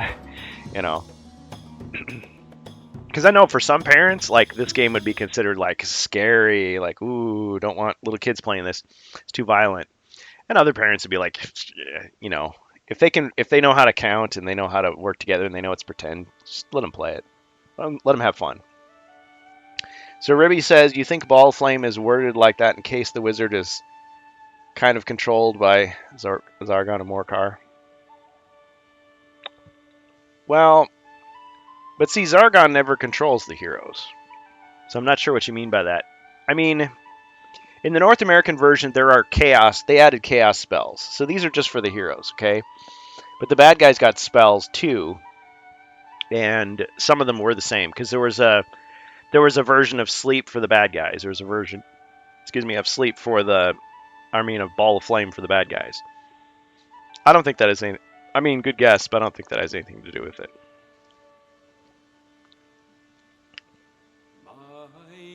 Oh, no, wait. No, I get what you're saying. No. Excuse me. You're saying, Ribby, what you're saying is, yes, there is a chaos spell to control the hero. I'll get to that. It's called Command. But see, there are no chaos spells in this version. In the European version, there were no chaos spells. Period. End of story. Not until you get to the expansions. Yeah, the chaos spells were added in the North American version and the remake. So when they got to a bad guy boss, he just didn't have any magic, or if he did, it's just something for that character. It wasn't like, oh yeah, he can use. So they beefed up the bad guys a lot in the North American version. But okay, let's say I'm thinking about what you said here. So you can use it against a monster or a player. And they may roll 2 dice. For each shield they roll, you can reduce the damage by 1 point. So maybe he's saying if a bad guy gets hit with this, he has to roll a black shield. So in that case, it's stronger than the North American version because he only has 1 chance in 6 of reducing the damage. Whereas if it's a hero, he rolls his white shields for defense. That actually makes more sense. Rather than saying everybody gets 50% chance of damage. So this is stronger against monsters than it is against heroes.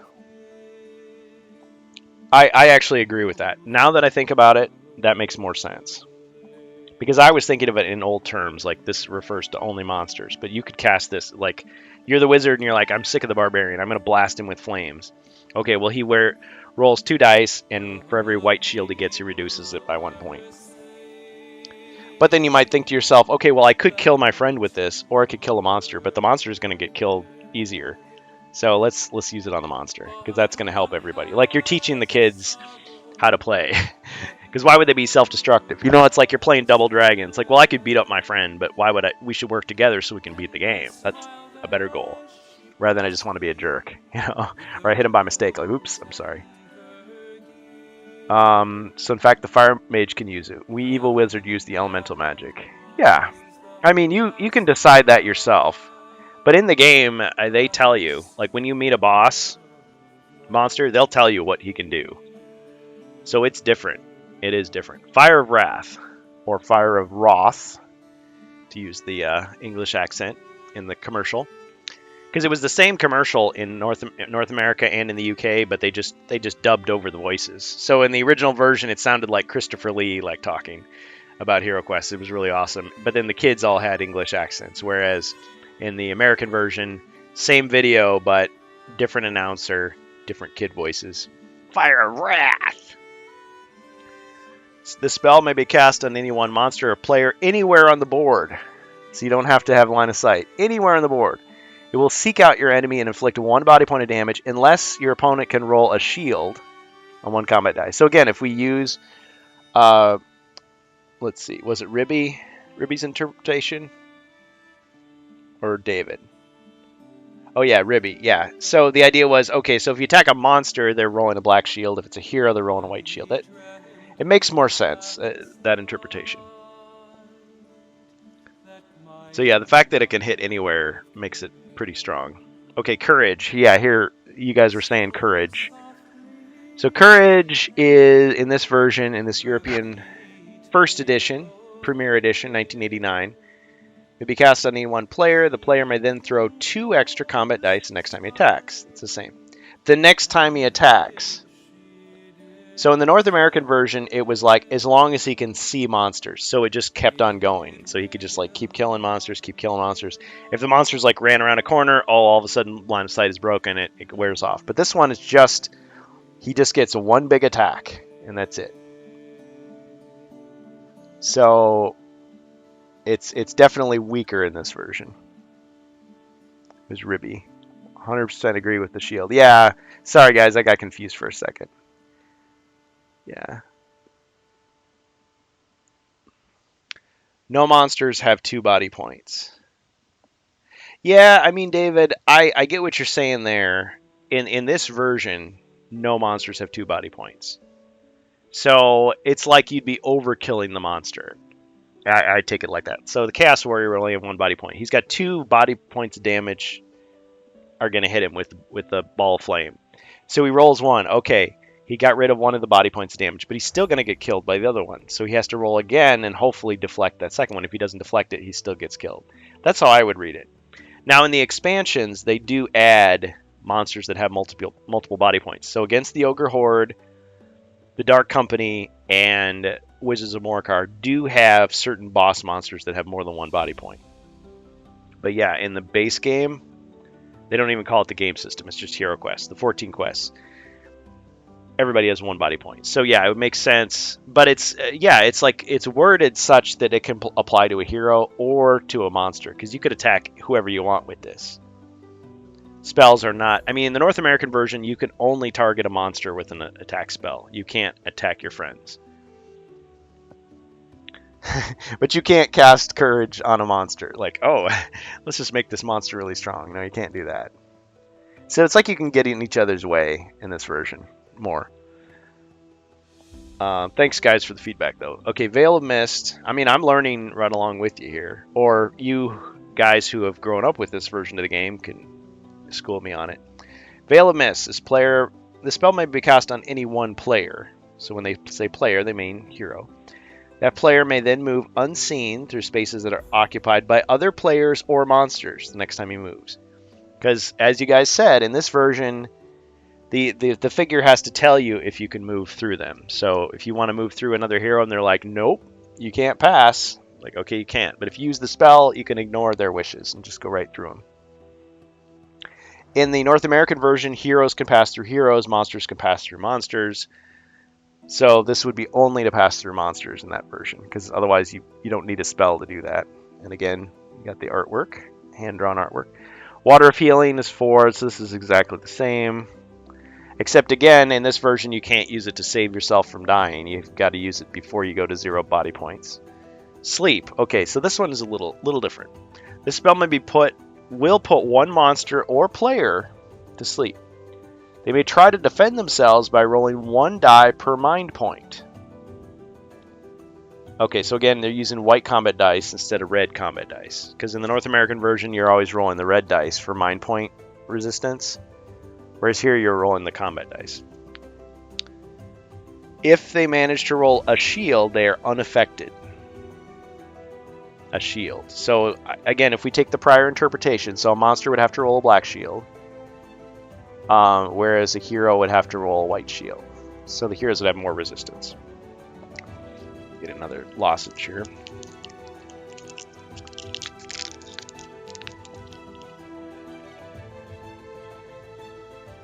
Once put to sleep,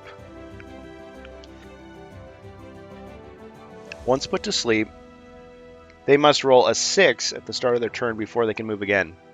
Okay, so they're using both types of dice now. So you're rolling a combat die at the first time to try to roll a shield. So you fail to roll a shield. Then after that, after they're asleep, at the beginning of each turn, they have to roll a 6. But it's still, well, I guess at that point, yeah, there's only a 1 in 6 chance. So it becomes harder to resist for heroes. Monsters, it's the same difficulty. Now, it doesn't say they can't defend or attack. It just says that they can't move. But I guess I'm biased. I'm interpreting move like they can't do a move. Like all they can do on their turn is try to resist it. That's it. That's all they can do. So you can put a monster to sleep and then just stab him, kill him. He can't defend himself. But in the North American version, they clarify. They say a monster who is asleep can't move, attack, or defend himself. But here I'm taking move to mean like their turn. I don't know if you guys agree or disagree. Because when he defends,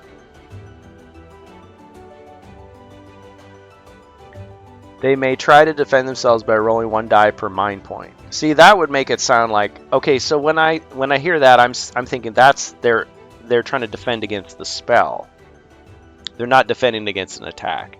Because once the monster's asleep, everybody could just take a turn and attack him. So I think it's a little more confusing in this version. In later versions, they clarify, but it would work a little bit differently than the other versions. So David says, I get to have a look on my original French card. The small axe is not used by the wizard. Yeah. Well, David, I agree with you. The hand axe is not meant to be used by the wizard, but in the remake version, they don't say that at all. Unless you're talking about the 2021 remake. Like, that text is completely gone. But on Twitter, they've said, yeah, we should have put it there. We forgot. The French's move like change the square where it is. Okay, so you're thinking sleep just freezes the monster in place, but they could still fight. They could still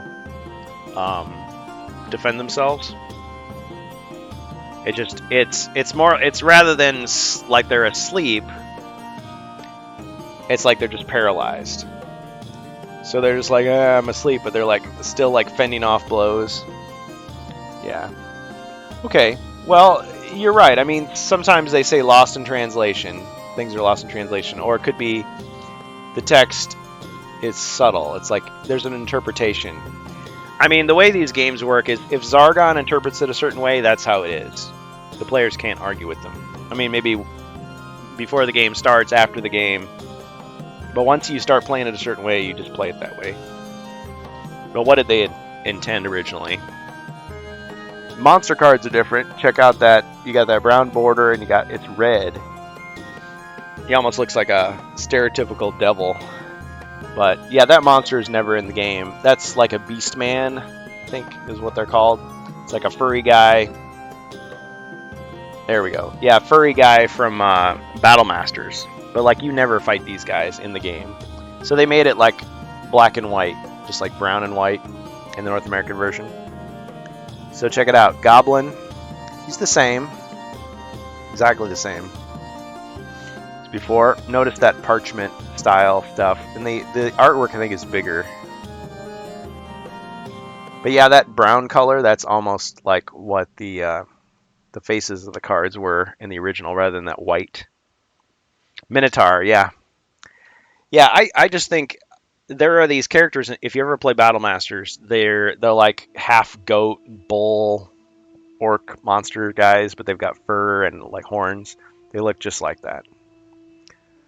But yeah, it's just generic monster, just like the Wandering Monster cards. Like, what is that monster? He's not in the game. The orc. Now, I like the Japanese cards because they actually show like how much gold each monster is worth, because in that one you get bounties for every monster you kill. But in this version you don't. It's just, okay, come on, focus. Autofocus. These are cheap cameras, folks. I think iCareth was saying he's got some better cameras, but we'll see if I can strike a deal and maybe buy them off him. Did you notice the color side of the card are in fact the back of the card? Oh yeah, it's the opposite. Yeah, good point.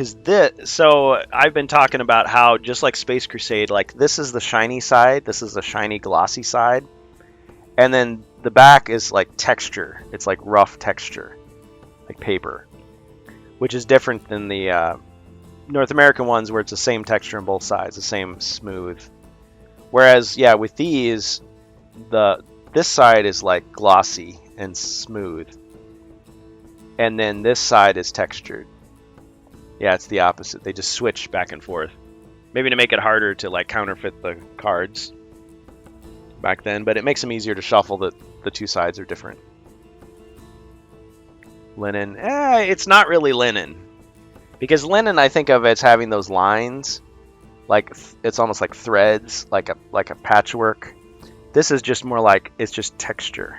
I can feel like little tiny bumps. It's hard to like get it exact. But it's just like kind of a rough. It's not perfectly smooth. It's more like rough paper. Or cardboard maybe. I mean, it's not exactly like corrugated cardboard. Color. Yeah.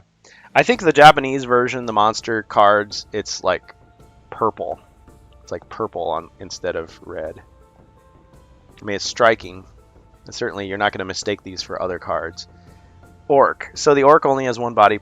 Well, yeah, he always only had one body point. What am I saying? So the orc is the same. Sorry, I go a little faster here. Again, this is the original version of HeroQuest, so it's different for me. This is not what I grew up with. I grew up with the one from 1990, the North American. 6 squares. Okay, so here he's only got one body point. Otherwise, he's the same, I think. If I remember. And then the skeleton, he only moves 6 squares. I think he moves... Is that right? No, I guess the skeleton is the same. I keep wanting to say he's different, but I think that skeleton is the same. If my memory is failing me or not. Okay, zombie. This is definitely different. So he only moves 4 squares, so he's slow. I think he moves 5. I want to say he's 5 in the North American. Everything else is the same though. So some of the monsters they tweaked, like their abilities. The mummy. Mummy is the same, except they doubled his body points in the North American version, making him really hard to defeat. Yeah, because all the monsters are only 1 body point, even the Witch Lord.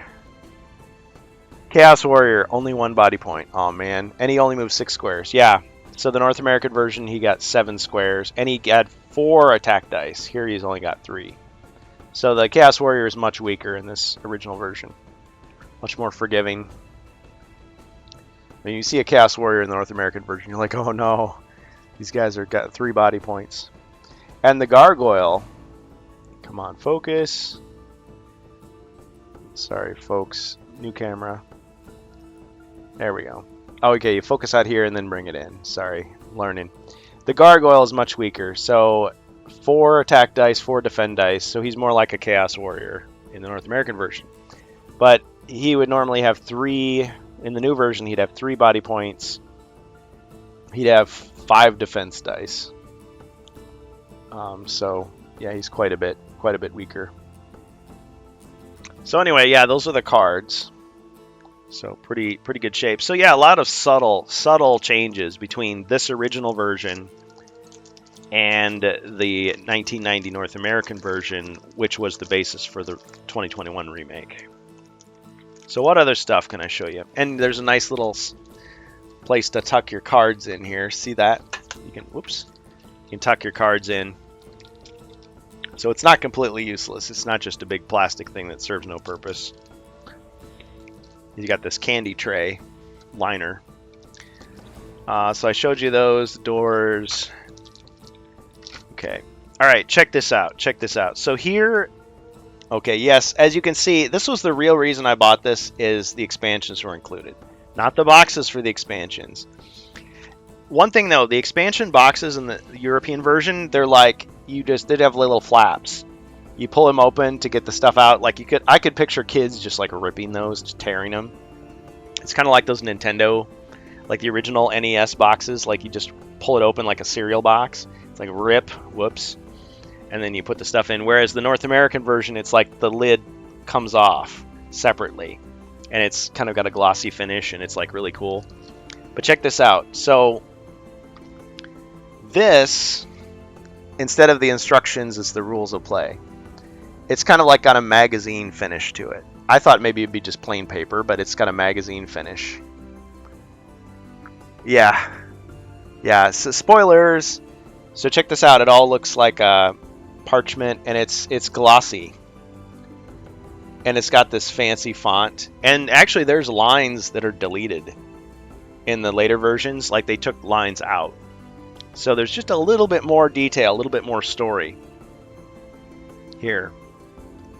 So I really like this. And if you play the remake, you'll notice a lot of the names change. So instead of the World's Edge Mountains, it's the World's End Mountains. Instead of the Empire, it's the the Realm. Excuse me.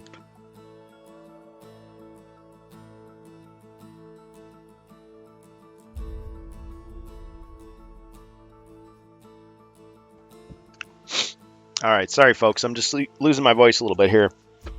I think I'm going into my like super dramatic narrator voice because I've been when I do the streams a lot, I kind of get used to get my flow as far as how I talk. But now I'm like all over the place because I haven't been doing it for a while, so forgive me there. So 1989, Milton Bradley, Games Workshop. Rogar is still mentioned, yes. Okay, so a few things have changed in the remake, the Hasbro remake. So Hasbro has owned Milton Bradley like this whole time. That they just got rid of the Milton Bradley logo and just said straight up Hasbro. And Games Workshop has been deleted from the new version. So even though the artwork is inspired by the artwork, it's not the same. So the Fimers are gone, or Fimirs, however you want to call them. Chaos Warriors are gone. They're just called Dread Warriors. But yeah, Rogar is still there. Morcar is now Zargon, just like he was in the North American version. Instead of calling him Lord of Chaos, they call him Lord of Dread.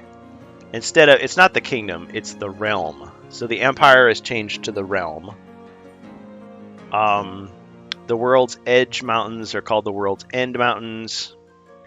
Karakavarn is now called Kabakarn. The Sea of Claws is called the Sea of Talons. But everything else is pretty much the same. I mean, the names are all the same. Yeah, instead of Fimers, they're called Abominations. And also, they try to do this gender-neutral thing. So, you'll notice that, like, in the wording... So, back in the 80s, like, the old way of writing stuff in English was, when you don't know if it's a man or a woman, you just say he. It's the generic he, mankind. You know, it means all of humanity. So, it doesn't necessarily mean it's a boy or girl. Well, then later they tried to do, in the late 90s, they said, well, let's be more politically correct. Let's be more inclusive. So we'll say he or she, or we'll say they. So it's like, it could be a man, could be a woman. We'll just say they. We won't say it, because it is like a pet or a table or something. Well, in the new version, they'll say they, or they'll just keep repeating the name. So it's even more awkward if you're not used to that, the way it's written. But it's just a stylistic thing.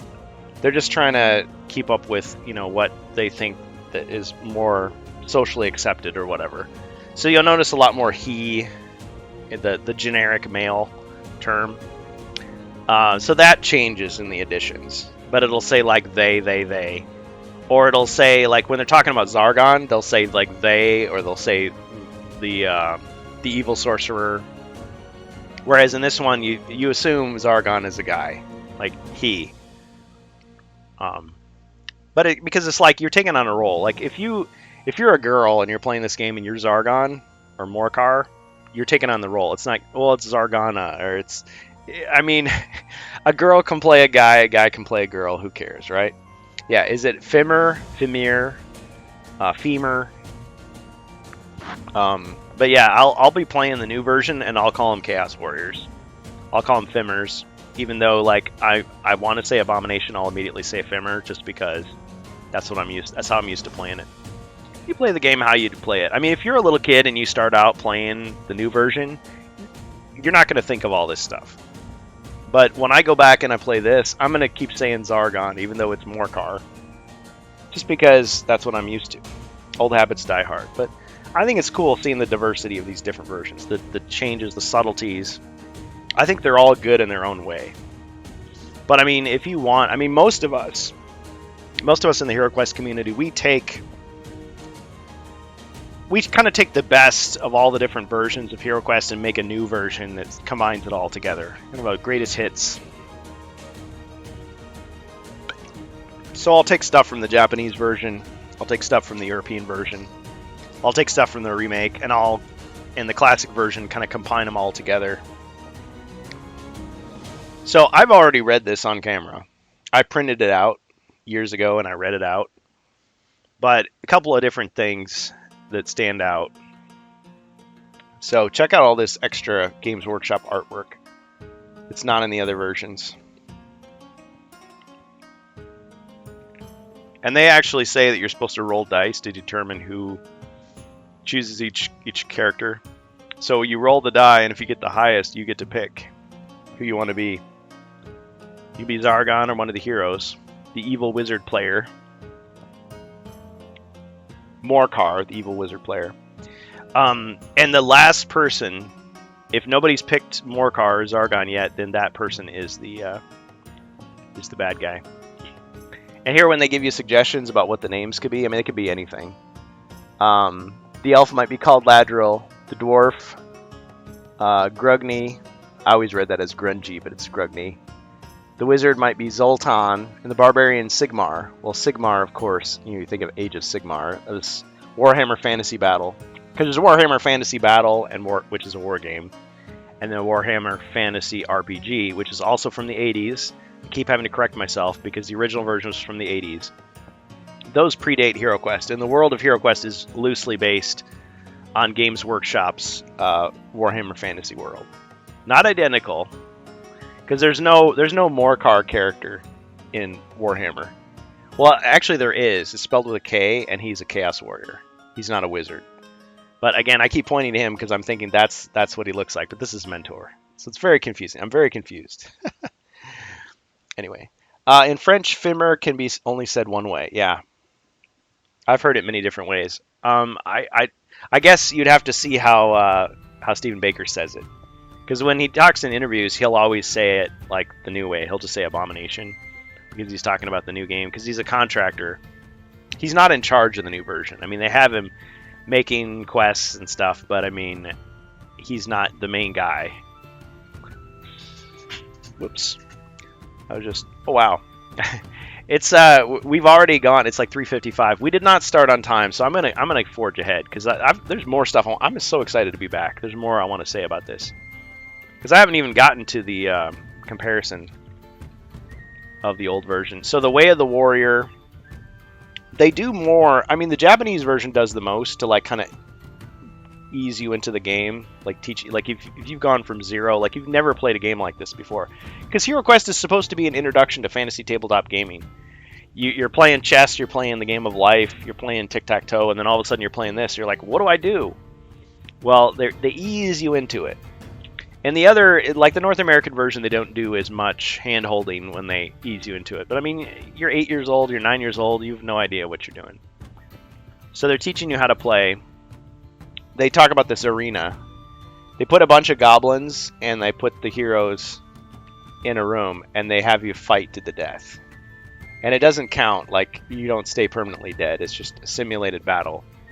But yeah, there's no death matching in the North American version because heroes never fight each other. The Evil Wizard player places 5 goblins anywhere he likes in the center room. And then the player to the left of the Evil Wizard goes first. The last character or monster left alive wins. So, yeah, there's the Way of the Wizard. Return to the arena. So you play again, except now you get magic. Once again, it's a fight to the death. So yeah, even before you start the first quest, you're already like fighting each other. Now in this version, this is the very first version, the Way of the Scout. The first quest is called the Maze. It's not called the Trial. And really, it has nothing to do with working together at all. It's whoever gets out first is the one that gets the gold, gets the reward. Thanks, David. Yeah, so we're going to go over time this time. But hey, it's an extra special stream because I've been gone for 3 weeks. Okay, check this out. This is way cooler than the...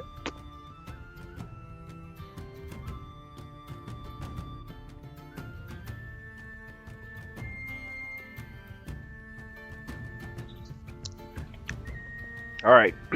Excuse me. Sorry, everybody. I'm like... It's like a return to form. I'm losing my voice. This is way cooler than the North American version because that was just like on cheap paper.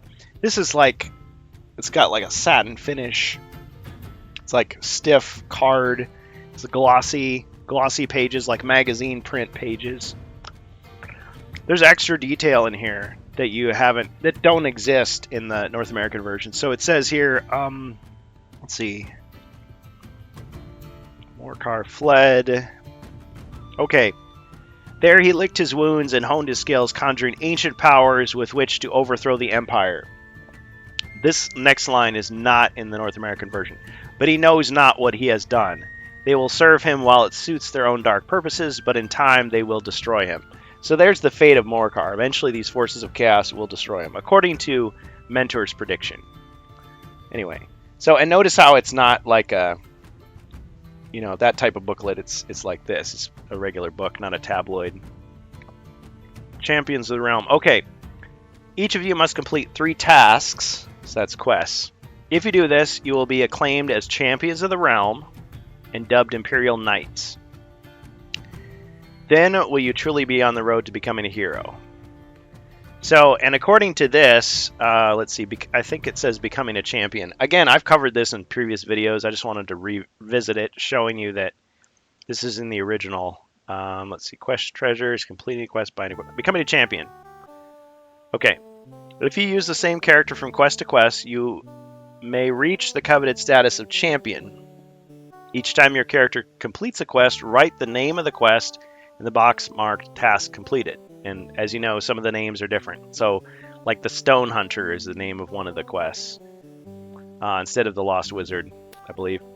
Task completed. Once you've completed 3 quests, the land's grateful emperor will make you a champion. You will receive 500 extra gold coins. So you get a gold reward you never got before. Which may be spent on better equipment. So, yeah. Anyway. And if you steal Prince Magnus's gold, like if you don't return it to him, you can never become a champion. Okay, so there it is. There's the maze. Spoilers. Whoops. Okay, so there's our 4 o'clock warning. So normally we go to 2 to 4 on Fridays. But again, I've been gone so long, like I have a lot of catching up to do. So I'm going to do more content for you. So you got the Rescue of Sir Ragnar.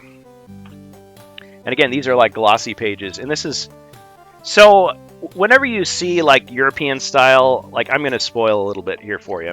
So if you see European style quests like in HeroScribe, it's always black and white. But this is not black and white. This is actually brown. That's like a really dark brown ink. And then I guess you've got gray for the solid rock. But yeah, it's glossy white.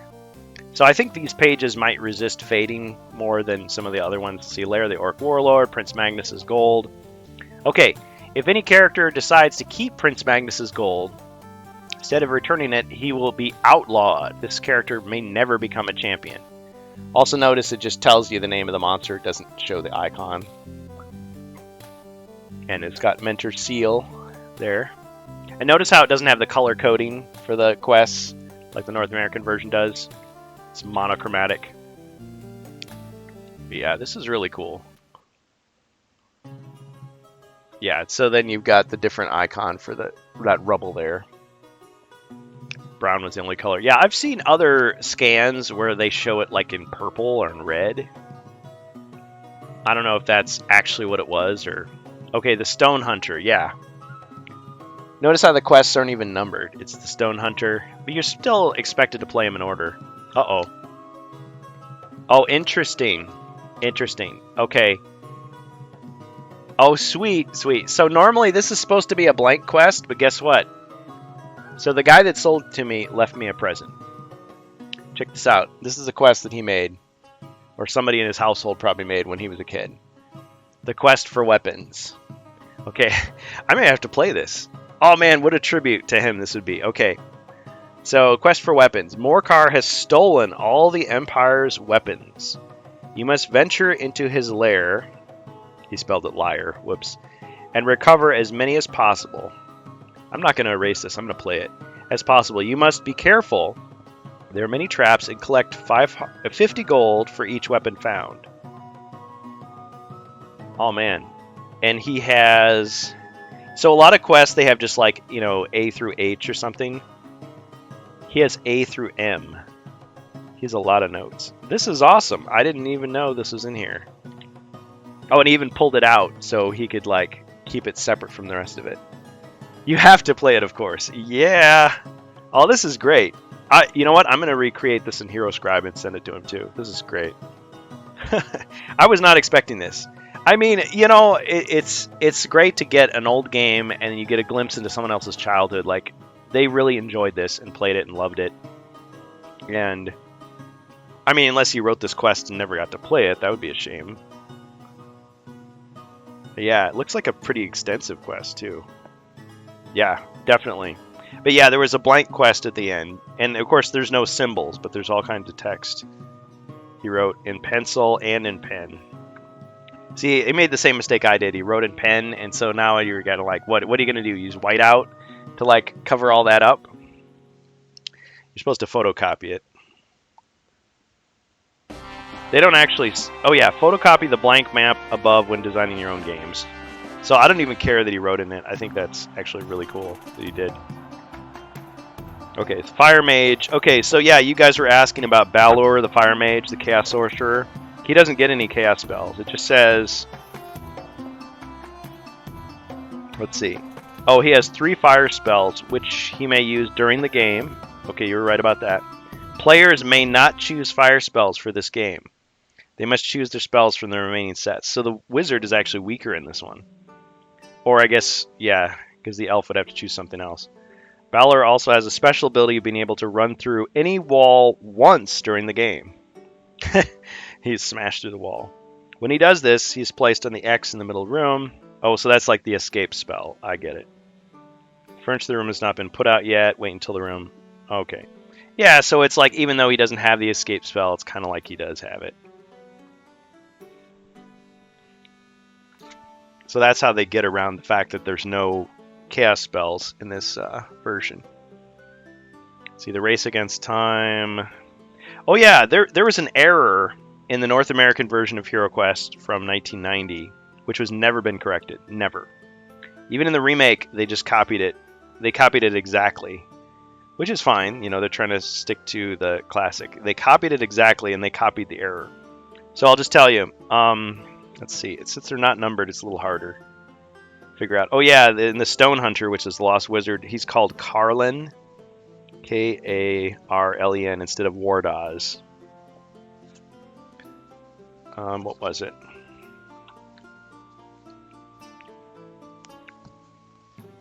The Legacy of the Orc Warlord, the one where you come back to fight the orc guy.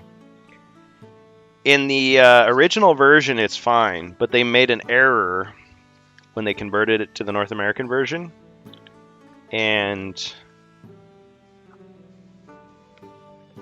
it's never been corrected. So, but if you go back to the European version, you get the proper way to do it. So let's see. Let me find it again. Did I do this right? No. It's not Legacy of the Orc. It's Lair of the Orc Warlord. Excuse me. I got it wrong. You guys in the chat. Wardaz. Yeah, it's a script spell. Okay, so yeah, the quest notes will tell you what to do. It doesn't matter if there's no card for it. The quest notes will tell you. Okay, so Lair of the Orc Warlord, the original version. If you look to this quest, this will tell you how to fix the North American version. There's a fix. It's right there. So you fight the guy, and then there's, after you kill the guy, basically, and by the way, the North American version added more monsters because they thought it wasn't challenging enough. They added more monsters, which I think is an improvement. But you kill the guy, and then there's a room with a treasure chest. It's like, oh, cool, a treasure chest. But you go in there, and there's nothing in the chest, and there's no note that tells you anything. It's just completely empty. So, but it doesn't say the chest is empty in the notes. So what you're supposed to do when that happens, if you're in a room, there's no note, you're supposed to draw a treasure card, okay? But why would they give you a treasure chest with just nothing, and they won't even tell you? It's silly. Well, if you look at the original version of the quest, you see what they originally intended, which I personally think is how you should play it, even if you're playing the other version. You should say, okay, normally, well, in the North American version, they put a pit trap right next to the chest. Why would they do that? Because you don't have to walk up to the chest to get what's inside it, except in the Japanese version. In all the other games, you search the room for treasure, you find everything, including what's inside the treasure chest, and you automatically get it. You do never have to walk up to it to do that. So the only way it would make any sense is if you happen to blunder in front of the chest, and then you fell into the pit, and you search for treasure, and there's nothing inside the chest, so you just draw a treasure card. It's like, why did I even bother? This is so weird. Well, what they really intended was, okay, this treasure chest, spoilers, this treasure chest contains a trap. Anyone who opens the chest without searching for traps will lose 1 body point. Doesn't say what it is, it just says you lose 1 body point. And the chest contains 100 gold coins. I think that's cooler than having to draw a card, personally. They do mention armories, but yeah, there's no armory board. Okay, and when you search for the army, you find a spear. So in the North American version, there is no spear, so they give you a staff. And I think the reward for killing Ulag is different. 100 gold coins only to the one who kills him, rather than, is it 240 divided among the heroes? So yeah, there's subtle differences in these different quests, which I think, again, I think is cool. Oh yeah, Gulthar is the name of a Chaos Warrior. Gothar is one of the village elders in the Barbarian quest pack, Frozen Horror. But in the original notes, they keep calling him Gulthar. So it's like, wait a minute, did he become a Chaos Warrior? What happened? Gothar and Gulthar. So I accidentally called him Gulthar a couple times too, so I could see why. You make up these names and you start to forget what you've come up with. Yeah, those are the main differences. And then the ending, I think the ending is pretty much the same. But yeah, here's the last page with the monsters. And again, I'm going to just show you some little things. So Chaos Warriors. These are men who have become monsters, slaves to darkness. So obviously they had to change that, not because slavery is too scary for 14-year-olds, but because slaves to darkness, Chaos Warriors slaves to darkness is the name of a Games Workshop like product. I think it's like a book in a box of miniatures called Slaves to Darkness. They are always heavily armored and often bear weapons enchanted with chaos magics. These Dread Warriors, see, they were called Dread Warriors even back then, strike fear into all but the bravest or most foolish of opponents. Varag turned into a Fimmer Barag in Japanese, so why not? Yeah, that's true. Whether you call him Varag or Barag, yeah, he's a Fimmer. He has different stats. Yeah, here's the original Fimmer, of course. These were changed to abominations in the remake. These one-eyed lizard-like creatures are stronger even than orcs. They are sometimes found leading small bands of orcs and goblins, but are dangerous enough even when encountered singly. And of course, I think Doug Hopkins is on the right track with orc lore in the new version. I mean, a lot of us were worried that they were going to make orcs, like they were going to dumb them down and make it like, oh, you know, they're just poor misunderstood. It's like, no, they're evil. I mean, yes, you have a few orcs that aren't evil, but most of them are the evil cannon fodder monsters, dumb army that you know and love to hate. But orcs are related to goblins, but are larger and much more powerful. They form the rank and file of Morkar's armies, or Zargon, and delight in cruelty and slaughter. Savage and vicious warriors, orcs should never be underestimated. And really, yeah, because I mean, they attack with 3 combat dice. You see an orc, you're like, whatever. These guys are just minions. They're just fodder. They're just mooks. No, they can take you out. And if you get enough of them, you're in big trouble if you don't have Orcs Bane. See, zombies, mummies, gargoyles. Let's see. Oh yeah, in the remake they changed the goblin text a little bit. Let's see, these green-skinned creatures are small and cruel. They call them small and quick. Why can't they be cruel? Despite their small size and lack of brute strength, they're dangerous foes. Orcs have enslaved many goblin tribes, and the two are often found together.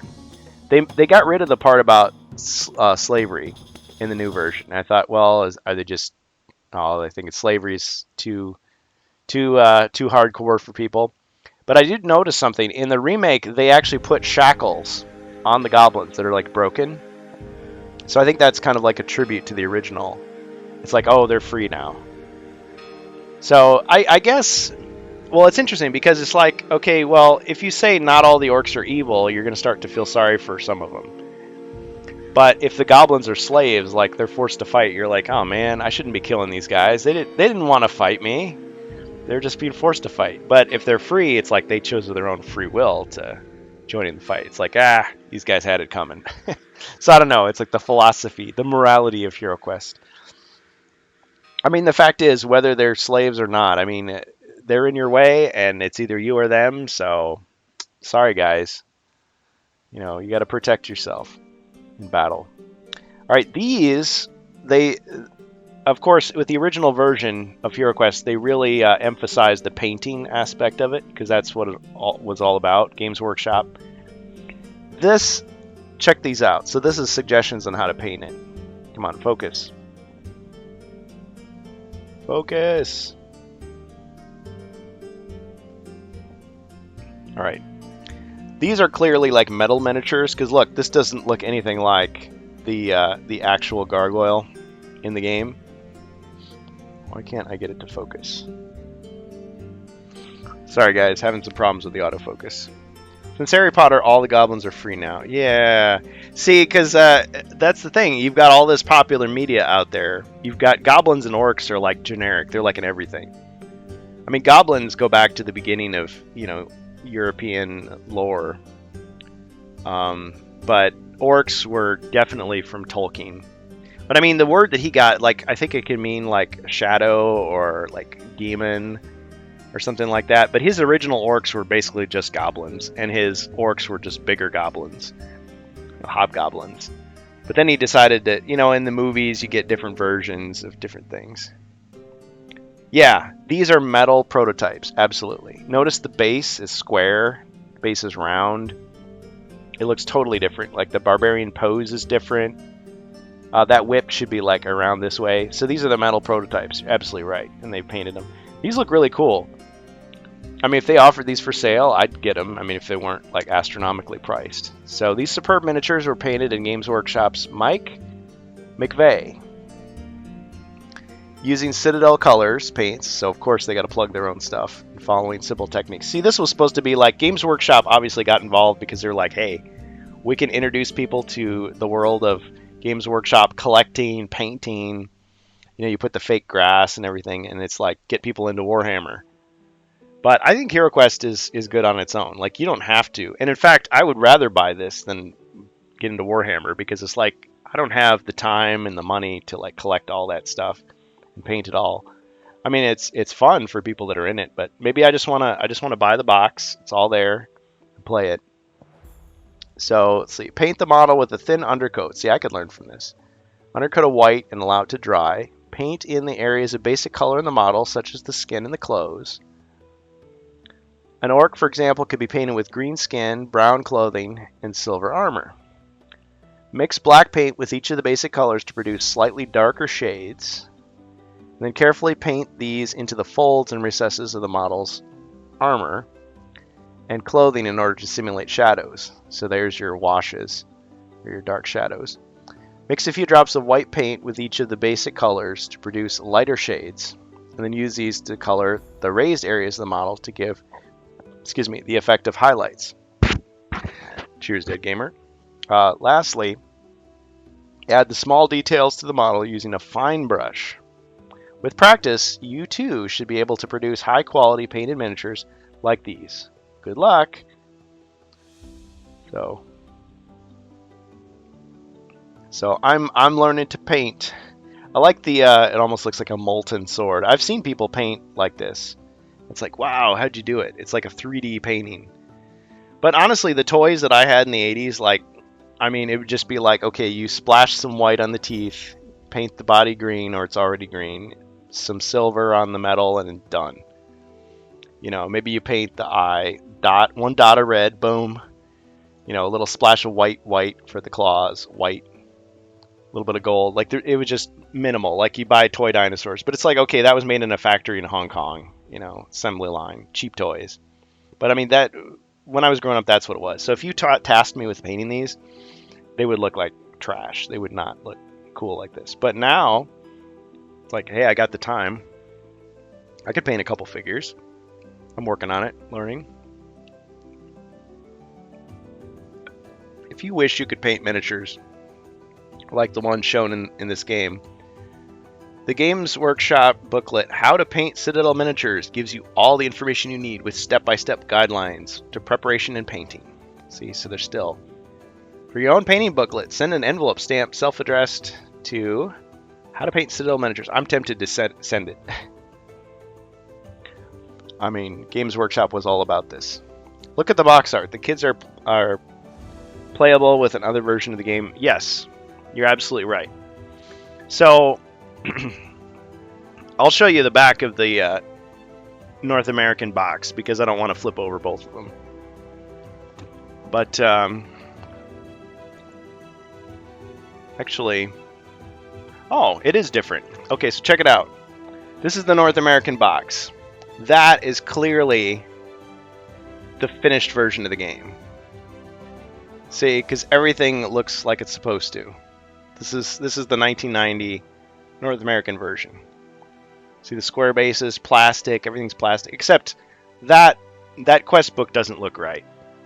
That colorful cover is not how it looks. That's the only thing that I noticed that's this wrong. It'd be cool if it looked like that, but it doesn't. Now, let's look at the back of the European box, the original game, 1989, without bashing everything here. I'm gonna put it back together, sorry.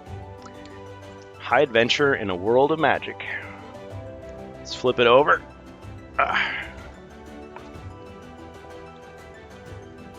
This. Look at that. This is clearly like the prototype of the game. Like, you can tell this is just printed out or painted. Like, it's just one piece. There's no crease for the board.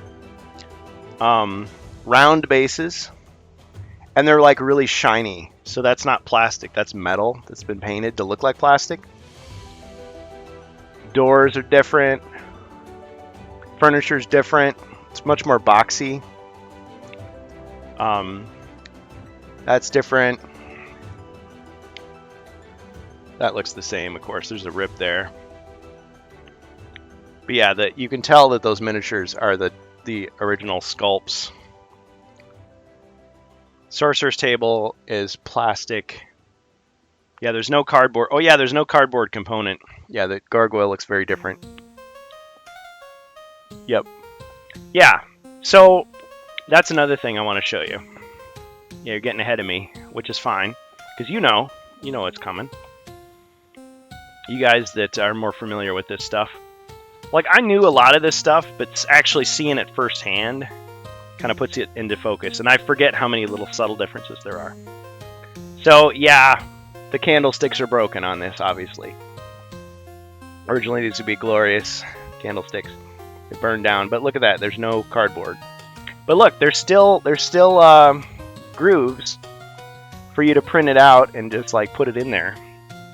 Just like all these other things have like a plastic and cardboard component. So if you want to put cardboard on there, it is compatible. But you can also it's got those little nubs on it, just like the door. You can just like set it down on the table. It still works. So anyway, yeah, the other stuff looks the same. I mean, all the furniture looks the same. What else? Okay. Remember I was talking about the missing pins? So like, there's the table. I mean, the pins are on the way. They're being mailed. So the really cool guy from Board Games Geek is going to be sending me those pins. But he said there was one he couldn't find. So I will have to make one. I'll show you. This throne is really beat up. I'm kind of embarrassed to show it to you. It's so beat up. Look how chewed up that is. So I have scans of everything. I'm just going to like reprint that on some cardstock and cut it out. It's going to have to be two-sided and just replace it because that just looks sad. Oh yeah, and the weapons rack has a piece that's broken off. So I actually have some extra plastic sprue. I can just like make a little, or I guess I could have my brother-in-law 3D print like a little thing there and just put it on there to repair it. Usually this part's broken off, but like this part is broken, so it's never going to stand up. So there's a couple more repairs I have to do. I always liked the alchemist bench. It's pretty cool looking. And the weapons rack. I mean, everything's the same as you remember. Okay, now let's finally get to the expansion stuff. Then I want to show you the US version. So for you people who are used to you folks who are used to the this version can see the differences. So, all right, we talked about the there were two expansions that only came out in Europe, and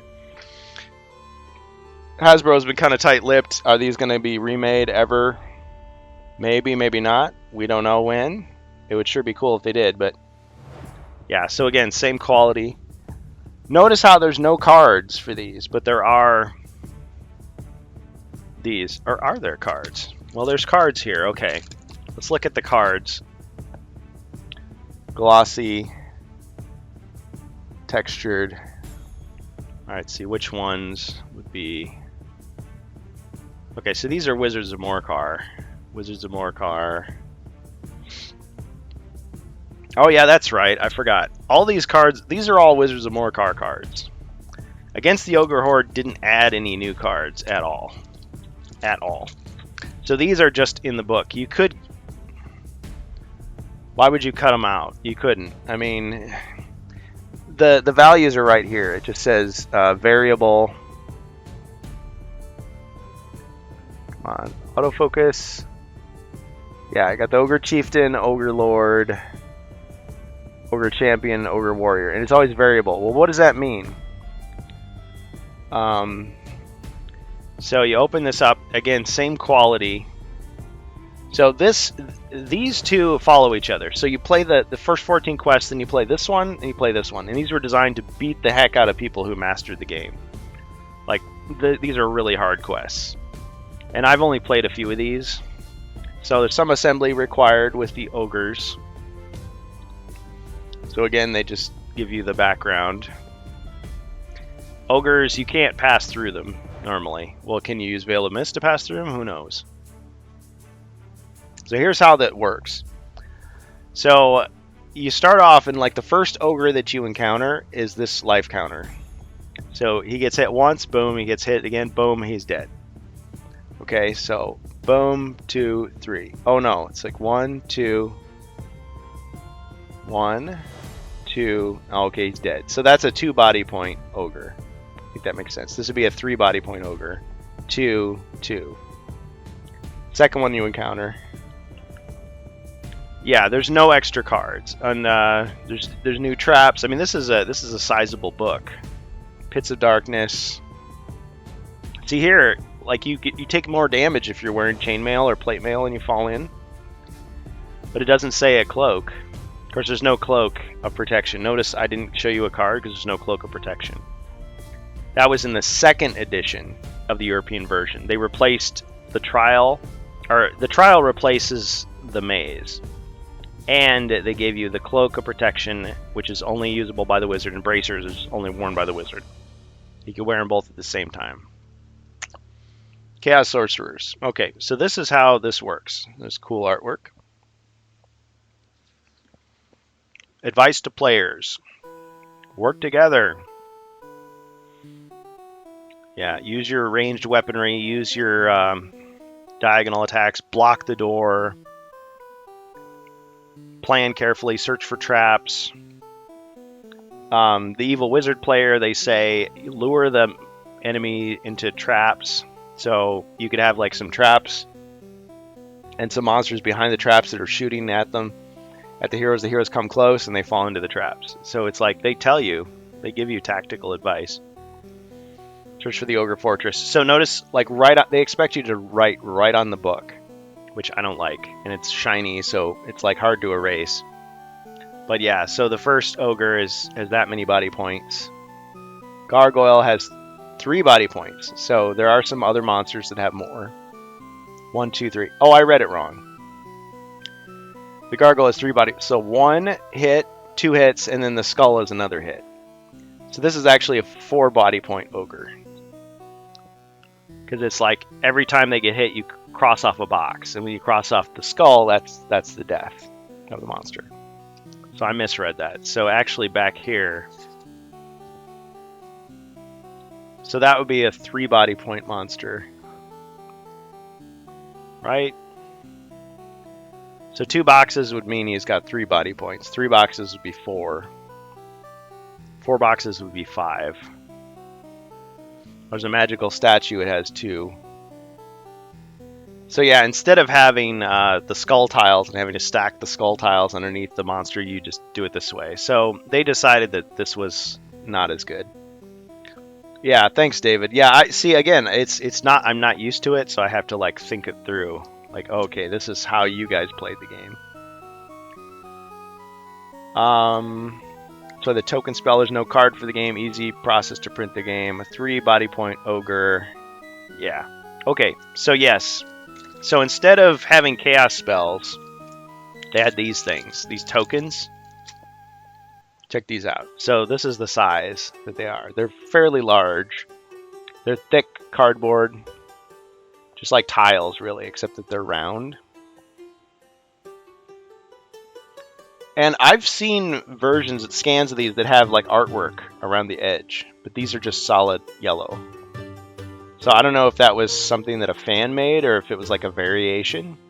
I think it looks cooler with the artwork, because once you flip it over, you're like, what type is it? But yeah, there's Mind Blast, which that comes up later as a spell in the ElfQuest pack. So the evil sorcerer character would have like a bunch of these tokens, and so he could just like play them on his turn. Like, okay, I'll use it once, I'll use it again. So he might be able to use the same spell like up to 5 times. because there's a whole bunch of these. See what else? There's yeah, Mind Blast, I already talked about. Mind Lock, which is like you can freeze the guy, basically. So you have like a little duel. The defender will be frozen for 1 turn for each skull scored by the Chaos Sorcerer. Yeah, Mind Blast is like an attack, so it taxes mind points. Now, the thing is, the player who scores the most skulls inflicts mind point damage equal to the number of skulls he has in excess of his opponent's score. So maybe the bad guy attacks and he takes damage because he gets bad rolls. It could backfire on him. And then we've got Dominate. So here's what you were talking about. Instead of the Chaos spell Command, it's called Dominate. In this, again, this is against the Ogre Horde expansion. Focus. There we go. Wow, he's ripped. And he's got the little Chaos symbol on his helmet. The Chaos Sorcerer and Defender both roll dice equal to their mind points. If the Sorcerer scores 2 skulls or more, he may use the Defender's combat piece for the duration of his turn. So that makes it sound like you can do anything. You could take control of him, you can move him around, attack his friends, you can use magic, you can do whatever you want. Only for 1 turn. Yeah. Hey, Anarch can Dominate, welcome.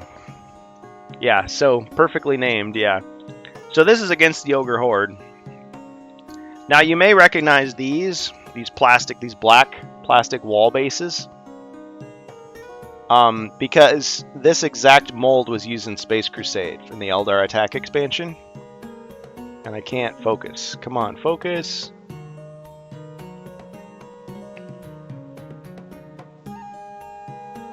Alright, well anyway, you're supposed to put the cardboard in that, like, slot there. Sorry guys, cheap camera. But anyway, yeah, these wall bases, there's 3 of these. These expansions are super expensive, but again, really generous guy on Board Games Geek sold it to me for a nice price. See, that's double-sided, so it doesn't fold over like the wooden and steel doors. But yeah, it's like a stone door that you have to push your way through. And then here's the Ogre Throne.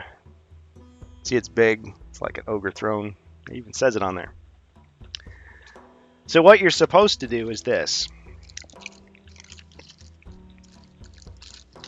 Supposed to take your pathetic, beat-up throne, just take it apart.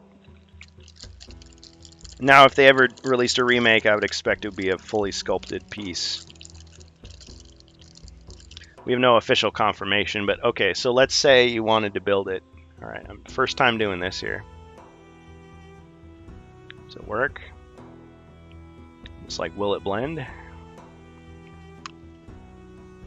Come on.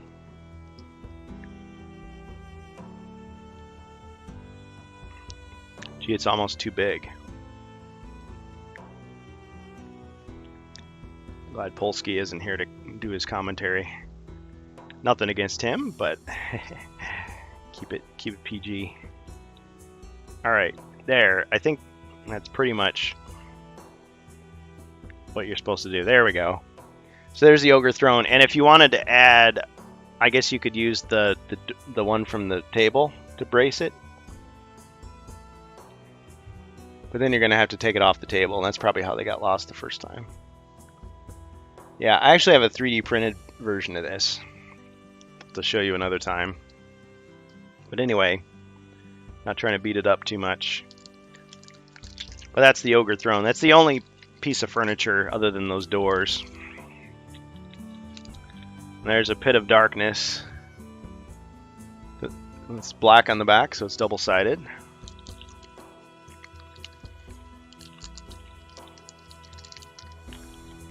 Yeah, and they give you extra tiles. It's black on the back. So if this were like a US expansion, it'd be white on the other side. But Against the Ogre Horde was never released in North America. So the ogres, they're all like super colorful. So if you painted these guys. Of course, Festral is the evil wizard that helps them. Swinging blade traps, which are different than swinging axe traps.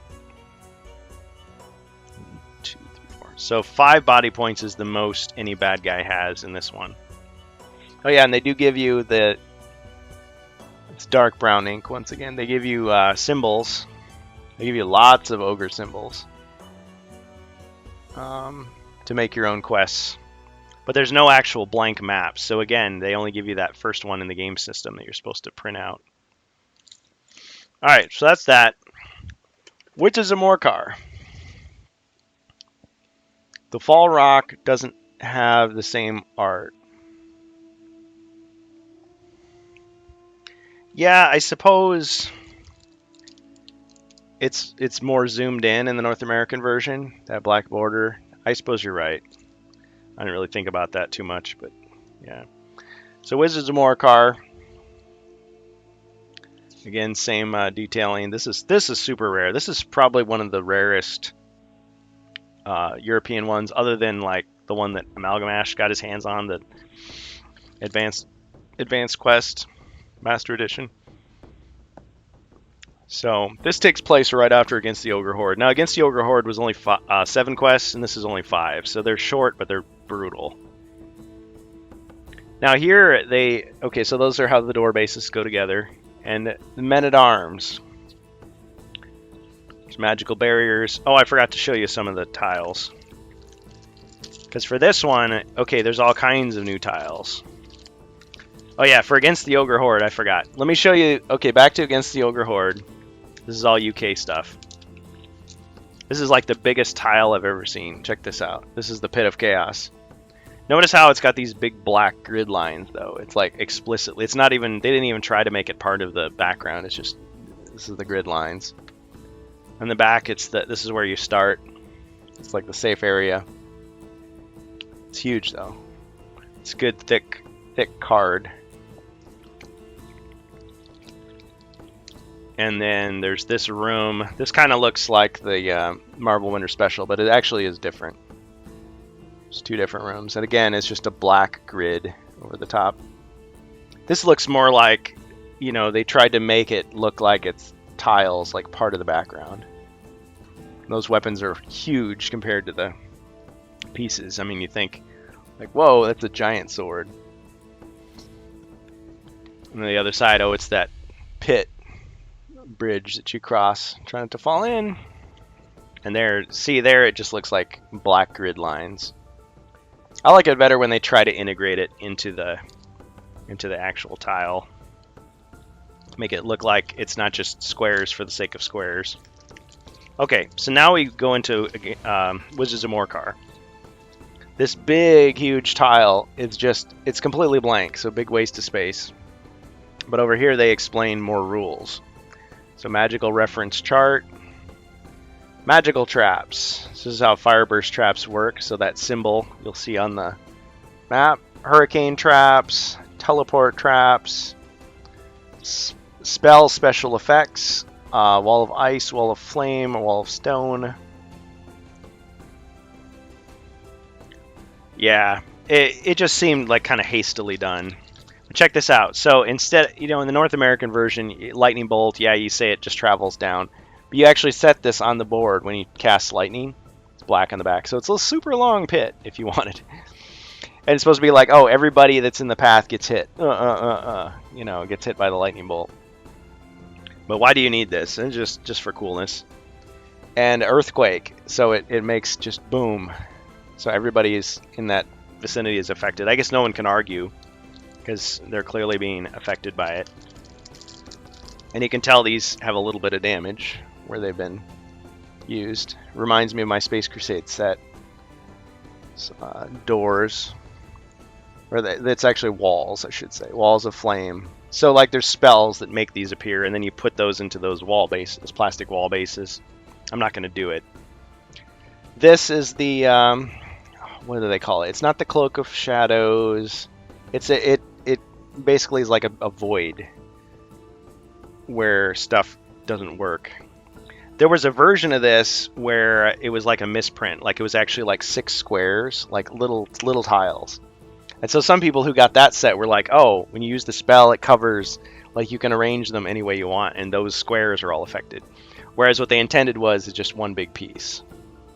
So some people have the rare variant, and I actually printed some out because I thought it'd be cool to have like an alternate version of it.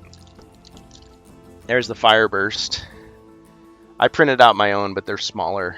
But that's what the original magical traps look like. This actually looks more ornate than the game system one. It's like more purple, more detailed. Fallen block or rubble, or just a wall. And it's black. See, there they put it on the back. I think that's a misprint because it's just a black tile, and then the back of it is the rocks. But they just must have decided you needed more of those. There's a broken wall tile, or breached wall. And actually, there's multiple breached walls, and the design of them is slightly different. So it's not just the same one repeated. So like if you get a scan of this, you're probably just going to have the same one repeated multiple times. There are variants. Just like how if you look at the scroll, the tattered scroll borders of like the cards, they're actually slightly different from one card to the next. Very subtle. So if you're a true collector, I guess you're going to notice little subtleties like that rather than just being satisfied with the same image repeated however many times. So I like how the guy that I bought this from like kind of organized it, showing you the stuff, you know, separated by expansion. And yeah, I don't have the boxes, but those boxes would probably just have to be flattened anyway because they'd be in really bad shape. So yes, these mercenaries are different than they are in the Frozen Horror Barbarian Quest Pack, which was the first time that we got mercenaries in the North American version. So these guys all have only one body point each. Scout, halberdier, crossbowman, swordsman. And you get a discount if they survive. You only have to pay 10 gold if they make it into the next quest, which is tough because they only have one body point. And they give you 23 cards, even though there's only 12 of them. There's 12 guys, 24 weapons. So you choose what weapons you want.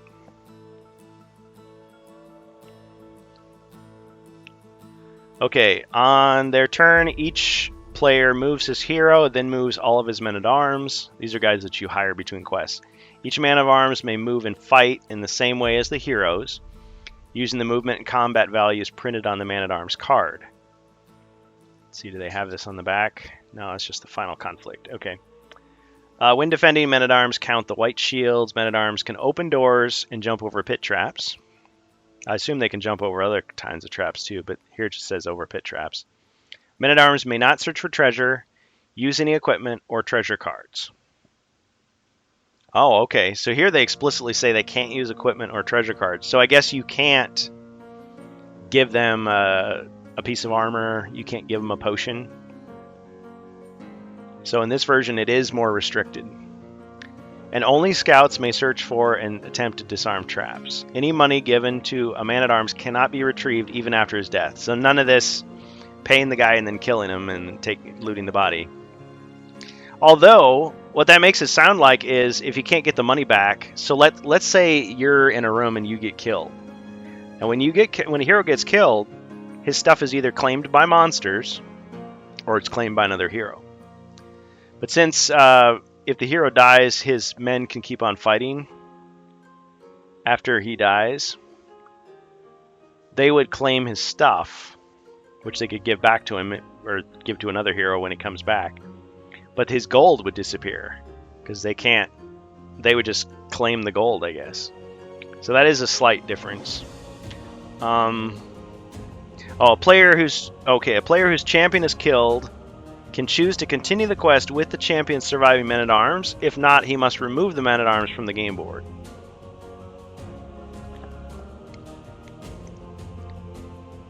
Alright.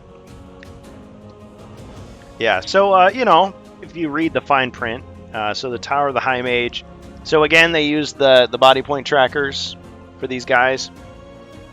It's kind of not very creative. I mean, people have criticized this one saying it's more just fodder for your imagination. I mean, basically you fight each guy individually, then you fight them all together. That's all it is. And there's a lot of monsters and a lot of traps. Oh, something else that's different in the European version. This is how, look how the trap works. So you hit that arrow. Is the arrow the trigger? And then the rock just falls in that square. Like in the North American version, you would land on the rock falling icon and you just get, it lands right on your head. But here you hit here and it like lands there. Lands there. So if somebody was on that square, they would get hit. And if they can't move out of the way, they get crushed and killed.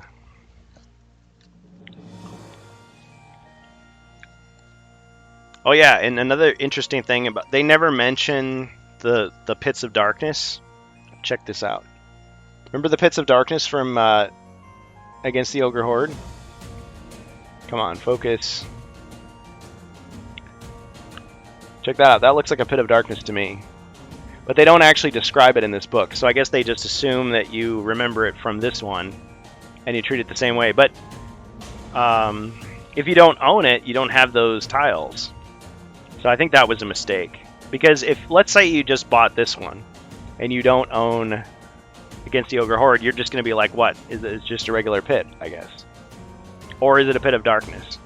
If you have them both, I guess it'd be a Pit of Darkness. It's probably what they intended. They would have had to add an extra page explaining it again. And once you kill the bad guys, it doesn't even say, there's no ending. There's no ending to this. Just like, oh, you killed them all, and I guess that's it. Just write your own ending.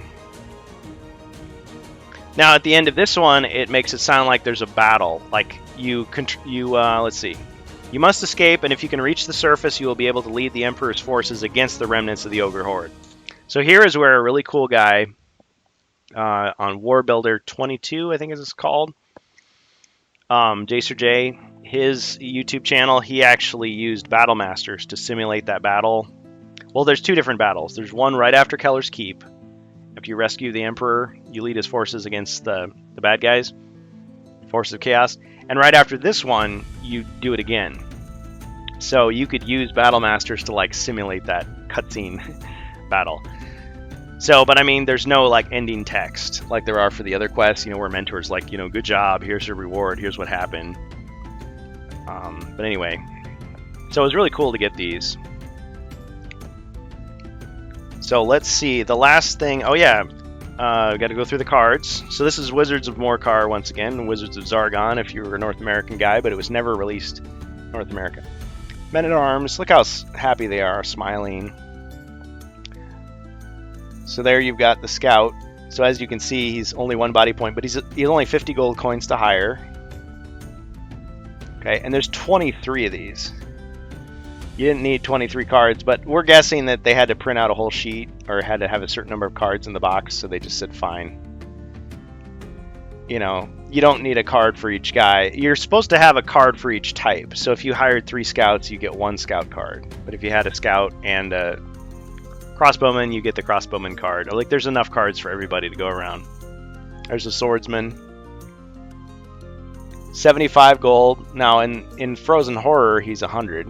That's the North American game. So again, it's like people from one country versus the other didn't necessarily know about the other one unless you know, got lucky. You know, your dad brought home from a business trip, you know, the European version, or your local friendly game store like had an import and you got it.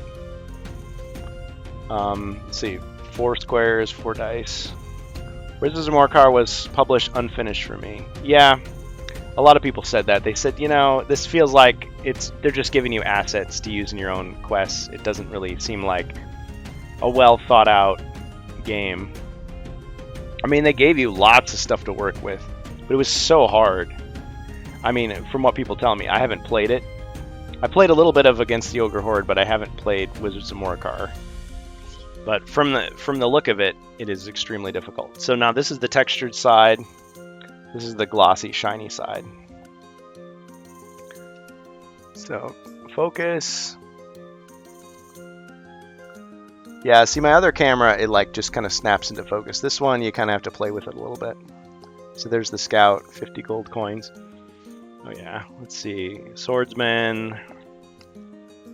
Crossbowman, okay. So the crossbowman is 75 here. Yeah, because I think in Frozen Horror, it's like you've got two of them that are 75, the crossbowman and the halberdier. Swordsman is 100, and the scout is 50. Am I right about that? Maybe ranged. See here, they don't say that he has a broadsword. It just says maybe ranged. So I guess in theory, if something... Well, nothing's going to get rid of his crossbow. Well, no, it could be. Because there's a spell that destroys equipment. So his crossbow could be destroyed, and I guess he would have just attacked with one up close, and that'd be it. Or maybe he would... Yeah, I guess so. Or maybe he would still attack with 3. Or no, he would attack with 2. Oh, excuse me.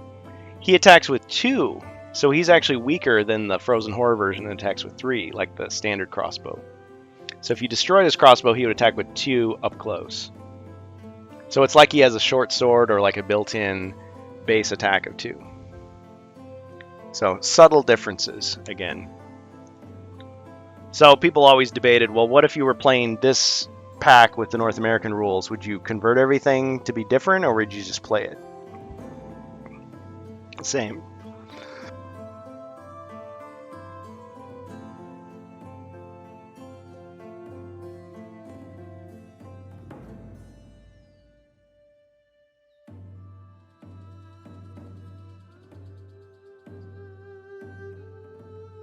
I'm gonna have to rest my voice between takes. This is a lot. Cheers, Dead Gamer. There's a halberdier. So yeah, he's cheaper, 50 gold coins. And of course, if he survived into the next quest, you only have to pay 10 to retain him. Again, that retainer discount encourages you not to just throw him away, just waste him like cannon fodder. Again, only 1 body point. Let's see what else. There's the scout.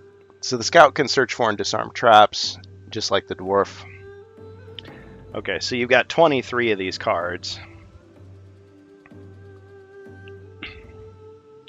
This is all Wizards of Morcar, European exclusive. Okay, you've got new spells, and even though it shows the wizard, the elf can use these too. So when you're picking your spells, you get 3. So the wizard picks 3, then the elf picks 3. Then the wizard gets everything else. Well, he doesn't get everything else. The wizard gets up to 9 spells, and the elf gets up to 3. That's how it works. But you got the 3 spells of darkness, so you can't... I mean, you got to pick the same suit, I guess. So he would get the 3. So with these, you've got the Chains of Darkness. So none of these have any equivalents in the North American version. Notice how the scroll texture is different, the drawing. Arrows in the Night. Now, this is like the Japanese version, the Holy Flame spell is like this. Even though it shows 3, it only does 2. Let's see what else. Some people were saying, well, these are so weak. This is the shiny side, and this is the textured side. Cloak of Shadows. Oh, here's where you use that purple tile, right? We summon a Patch of Darkness, place a Cloak of Shadows tile on the game board. Any figures in the shadows may not be attacked, or cast spells while they are there. This piece may not be moved, and lasts until the end of the quest. Keep this card by the side of the game board for reference. So there you go. Kind of looks like a symbiote from Spider-Man. And actually, my Demagikified mod, that's what I made it. It's like, say these are actual creatures. Spells of Detection. So you got Future Sight. Come on, focus. Future Sight. Then you've got Clairvoyance. Kind of reminds me of the elf spells. They're kind of like psychic, psionic, mind-based abilities, skills. Treasure Hoard. Of course, they spelled it like a hoard. Like a see, there's 2 ways. Like you're hoarding something, like you're putting it together. H-O-A-R-D versus H-O-R-D, like the Mongolian horde, like a bunch of people, a bunch of group of things, versus a bunch of things put together. And then you got spells of protection, visibility, protection, dispel, so you get it, like dispel. Little joke there. And then the Wall of Stone. So there's where you get to use that card, that Wall of Stone. Go easy on your voice. Yeah, I just need to calm down. I just need to talk chill. You know, it's kind of like those people that do like death metal and they're like growling and screaming. Like your voice is just, your vocal cords are gonna be shot.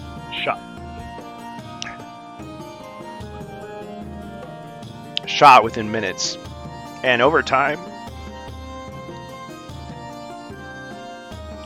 you're gonna ruin your voice.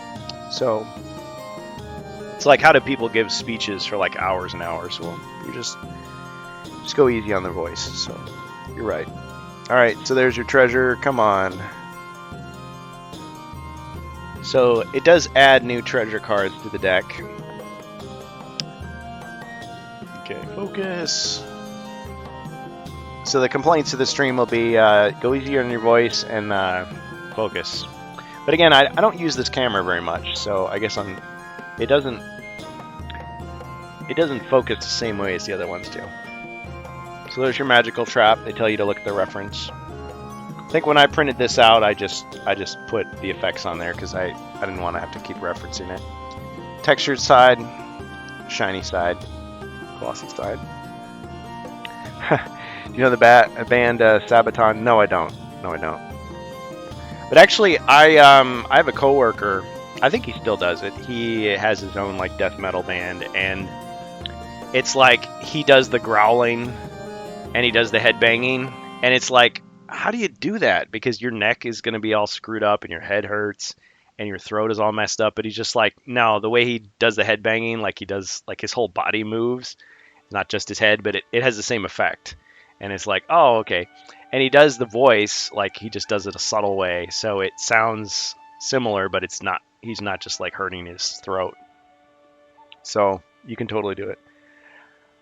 So David says, I was on a festival where he was there. The singer lost his voice after the concert. Yeah, it happens. Like if anybody remembers Marilyn Manson, like when he first started becoming popular, he did like, I want to say it was like it was some award show, and he lost his voice right in the middle of it. And it's like, wow, that's embarrassing. But yeah, the human voice is not meant to do that kind of stuff. Not for long periods of time. We're not lions. But yeah, there's a subtle way to kind of create that same effect without like hurting yourself. So I just need to get back into, because I'm not growling at you. I'm just talking a lot. Talking excitedly. Potion of Magical Aptitude. So these are the new treasure cards.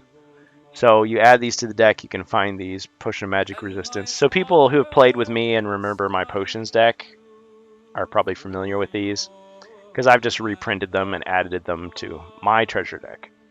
Potion of Alchemy. Now you might ask yourself, why would you ever use this? Because you're going to take a perfectly good piece of equipment and turn it into gold. It can no longer be used, and it gives you 100 gold coins. Well, guess what? There's nothing in any of these packs that says you can sell stuff back to the armory in between quests. I mean, that's such a huge part of the North American version, is you've got a sword that you don't want anymore. So in between quests, you sell it back for half price, right? Get some gold back.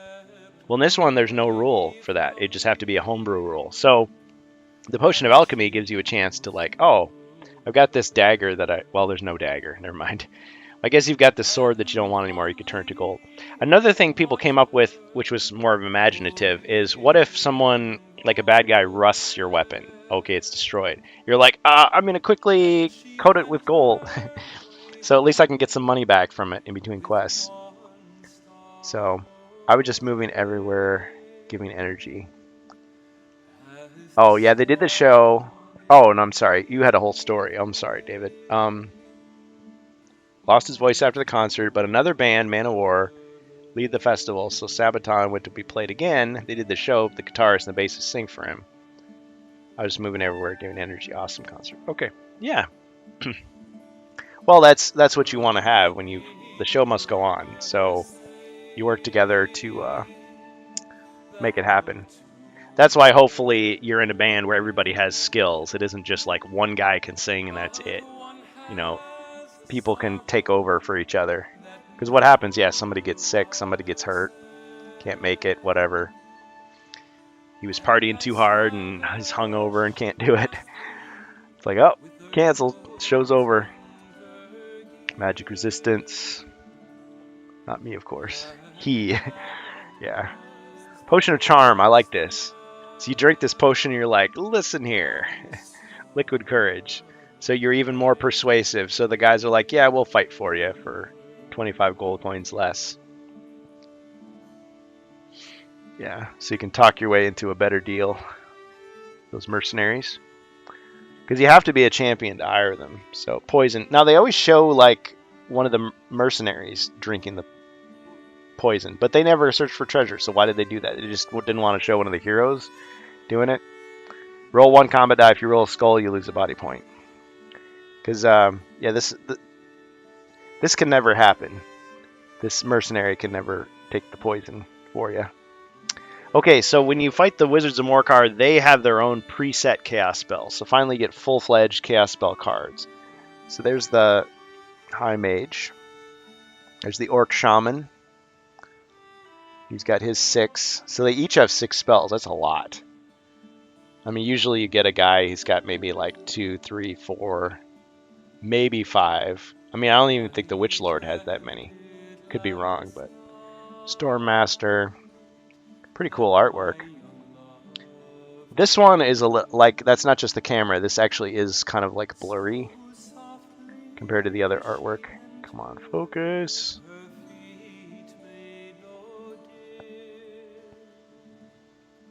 Okay.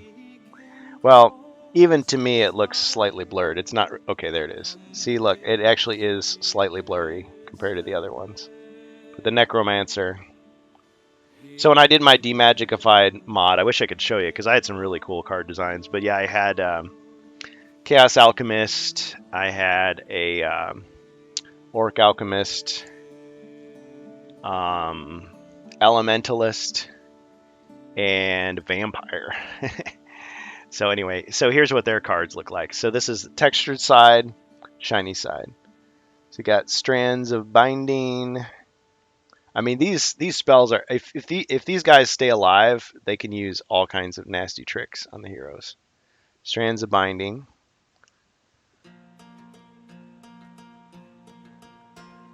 Not sure how they get all their card at once. Yeah, they just get them. They just get them. Madness. And some of these, you will notice, have equivalents in the North American game system. Wall of Flame. Yeah, because each of these guys, you only fight them twice. So what are they going to do? Have like some of their powers? No, they get all of them. And when you think about it, the wizard has 9 spells. The elf has 3. These guys have 6.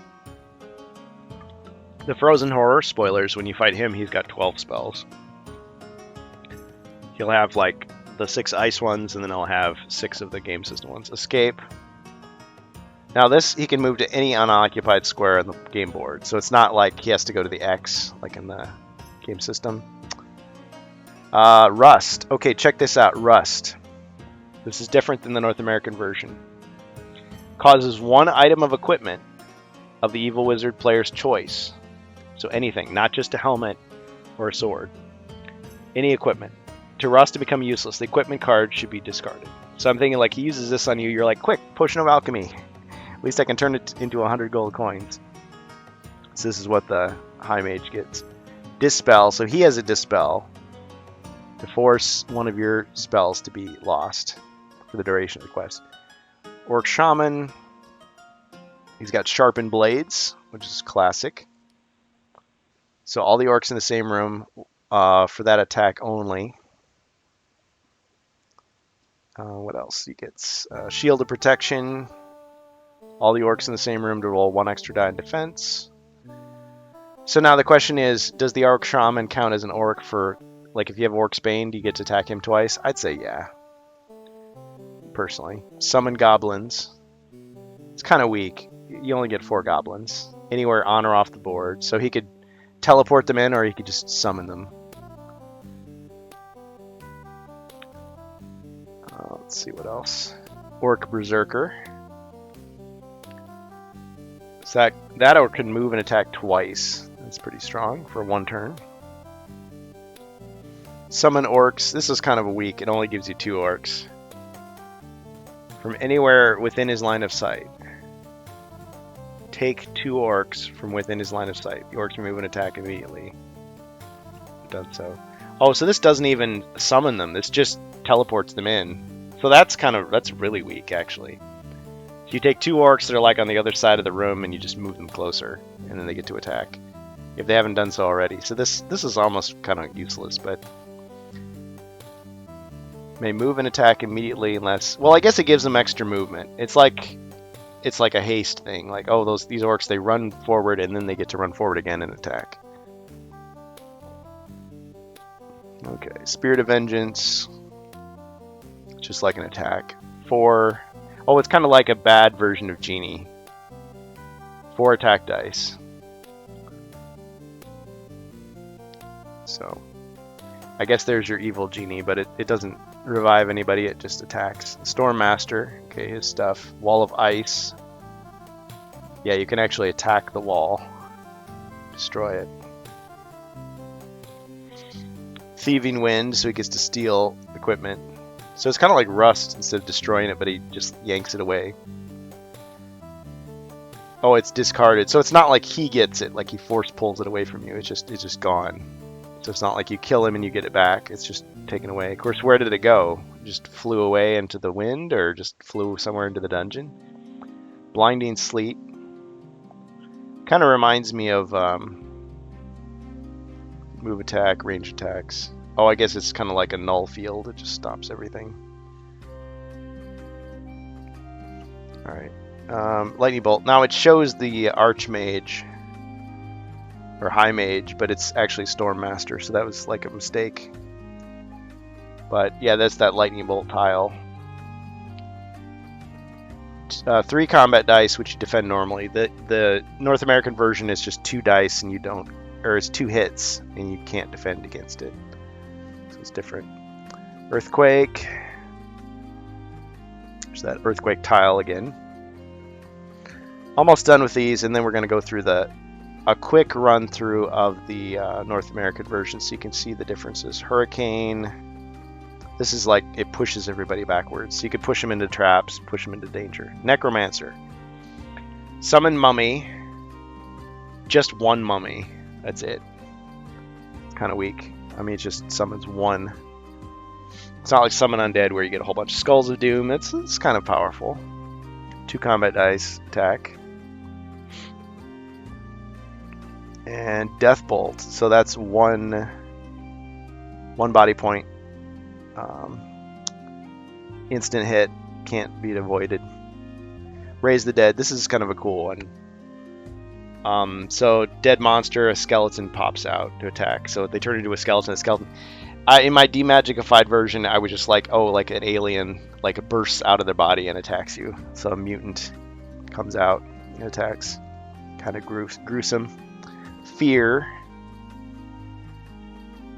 So it's kind of like the North American one. Can't attack or cast spells, though they may move and defend. Rather than just reducing them down. Call Skeleton. Summons 2 skeletons which appear immediately, so it's a summoning, but it's weaker than Summon Undead. Strands of Binding. That's where we started. Okay, so that's all of the Wizards of Morcar extra cards. So all these were included. So it's pretty cool. It's pretty awesome. I mean, I never would have been able to afford these if I'd just been waiting on eBay. Certainly not in this good condition. And I don't care that much that the original boxes aren't there. I mean, I know there's people that sell reproduction boxes, and Hasbro is not too happy with those people because it looks like 99% the same. And they were selling them for a lot. I mean, it'd be cool to have them, but I mean, really, yeah, it's not that great, to be honest with you. Let's see, did I put them in the wrong bags? No. Oh, whoops. These are supposed to go in the tiles. Sorry, just doing a little cleanup here. Insta-kill a mercenary. Yeah, 100%. Because those mercenaries are weak. I mean, they die quick, but they add a lot of firepower when you think about it. Because you could hire 12 of them, so you've got 12 extra attacks, 12 extra body points for your adventure. When you think about the scout, like if you send the scout to disarm a trap and he fails, he's going to get killed. Like, there's no two ways about it. Alright, now that is European Hero Quest. That is the first edition, 1989. Never thought I would own it.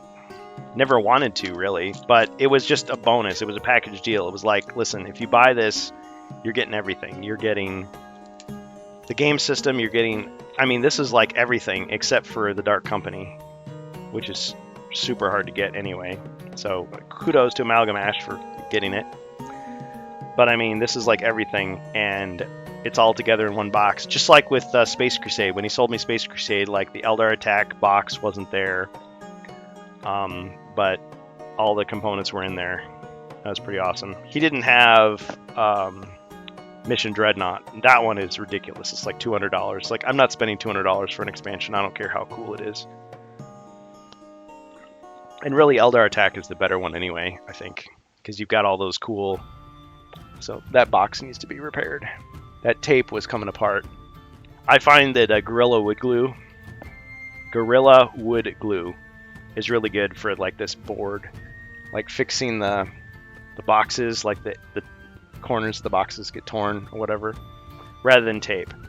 Okay, so that's the European. So now let's look at 1990s North American Hero Quest, which again, I'm going to gift this to a close friend. And actually, before I show you this, see, I was going to do the whole thing where like when there's an ad, I was going to show you some cool stuff, but insta-kill a mercenary. Yeah, let's do that. Let's do that. Okay, so I'm still like learning my Twitch stuff. Let's do an ad break here, and I'll show you some cool stuff.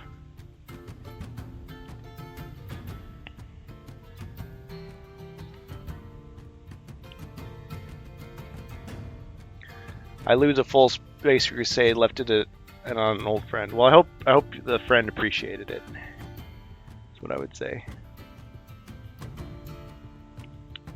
Okay, so I'm trying to run an ad. I'm not sure how this is working. By the way, thank you to everyone who subbed.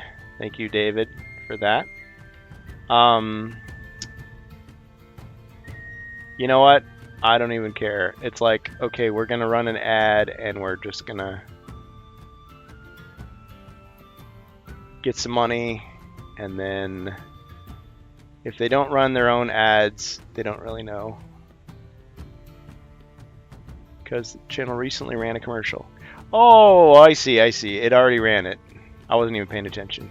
So, sorry. And if Bob Marston was here, he would get an extra dagger. No, that deal, I'm not honoring that deal anymore. I'm just not going to apologize so much because, hey, it's my stream. I do it how I do it. If you like it, support us. If you don't, give us your feedback. Okay, so this is the, once again, this is the North American version. And yeah, I printed these out a long time ago, photocopied. But that's what the character sheet looks like. So notice the differences. You've got the quests all numbered. And of course, if you're not playing the 14, it's like, okay, there's only going to be 10. You got your nice space for potions and gold. You've got these nice boxes for your body points. You put your mind points at the bottom here, armor, weapons. It's much more organized. And of course, you can still write on the back. I print out so many of these. Forget to use my Prime some month, so glad to give it to you. Hey, thanks. I appreciate it. I mean, if you've already got it, why not use it for something? Yeah, appreciate the support. So yeah, I printed out. So this is for my friend. I'm going to be giving this to him. I printed out the maze for him. I printed out a Growl of Thunder. And running the Gauntlet, which of course are from the Dave Morris novels. And I printed out the Inn of Chaos, which is a fan-made fanzine. Greg Fuhr from 1996. So 1996, people were still talking about HeroQuest. All right, so this is the North American version. There's no equipment cards. Instead, you've got the armory. This is what you got. And this is unique because in the remake, you don't have this. You're back to equipment cards again. So you've got the broadsword, focus. If I can get it to focus. There we go. Broadsword. So you can see the prices are different. There's dagger. You actually buy it. You got a longsword, which is your 3 diagonal. You got the staff, crossbow. Got the battle axe, plate mail. Notice this says may be combined with the helmet and or shield, may not be worn by the wizard. Chainmail. Broadsword. Hey, Eudoxio, welcome. Yeah, so I was just showing people, I now own the 1989 first edition. I know, I'm not as cool as Amalgamash. He owns everything. Kudos to him. I mean, he had to look long and hard for all that, and he spent some real coin on all those HeroQuest components. I mean, he's trying to track down everything, so good for him. I don't have the patience or the money to get all that. Notice the differences. So, this is the version I grew up with. So the blocked squares, instead of looking like piles of rubble, they look like those bricks. And that's wrong, but the falling block traps actually... Okay, the question was, what do these look like? That's a falling block trap. But in the original version, this was a blocked square. And there's a black border, but it's smaller. It's not as big. So the artwork is zoomed out. And then on the other side, see? Instead of just being black on the back. So that's just a regular block square. So that's how the North American version handles it. So there's the dice. And there's 6 of these combat dice. These are, wow, these are amazing. I almost didn't want to give these away. I'm like, can I just keep these? But hey, a deal's a deal. I mean, look how good that looks. Looks like it's barely ever been played with. This is in really good shape. So, I mean, I played with this twice. And I bought it. Wow. And this is in really good shape. I think he's really going to like it. Secret doors.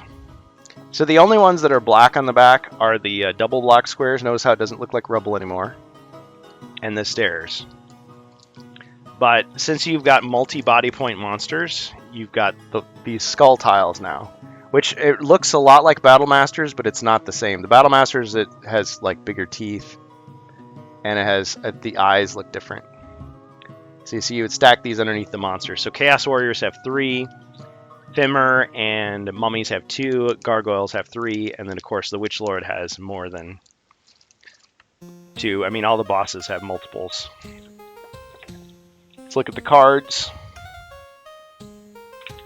Give them other dice. Yeah, but I don't want to be that. Like, sometimes, you know, the best gift is like, I would really want this for myself, but I know you really want it, and I'm just going to give it to you. So let's sacrifice. It's like, hey, you're going to let me play it too, right? See, look at this. No white border. It's shiny on both sides.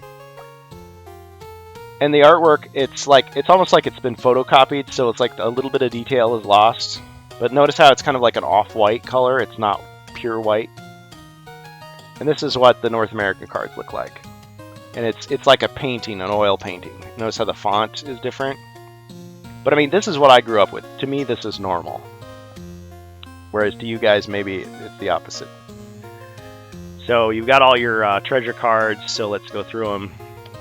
Got your Wandering Monster, got your jewels. Again, different values for the gold in some cases. Heroic Brew, of course, is the same. Whoops. Hazard.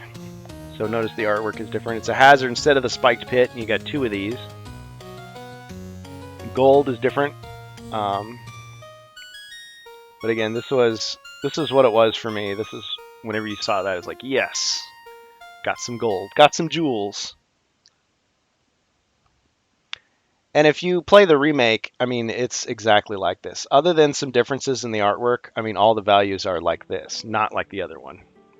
I mean, they show the spiked pit. That was kind of a tribute to the original version. So there's the potion of healing. Notice you got to roll a red die, and however many you get, that's how many body points are restored. So it could be 6, could be 1, 2, 3, 4. Not automatically 4 like the European version. There's 6 wandering monsters in there, so there's a lot of them. But there's 3 potions of healing instead of just 2. But, I mean, you might get a bad roll and only get 1 back. Potion of defense instead of potion of resilience. But it works the exact same way. Look like the Advanced Hero Quest 2, but not the same. Yeah. Advanced Hero Quest has some similar artwork. Now, on these cards, it looks like there's some red paint or something got on them.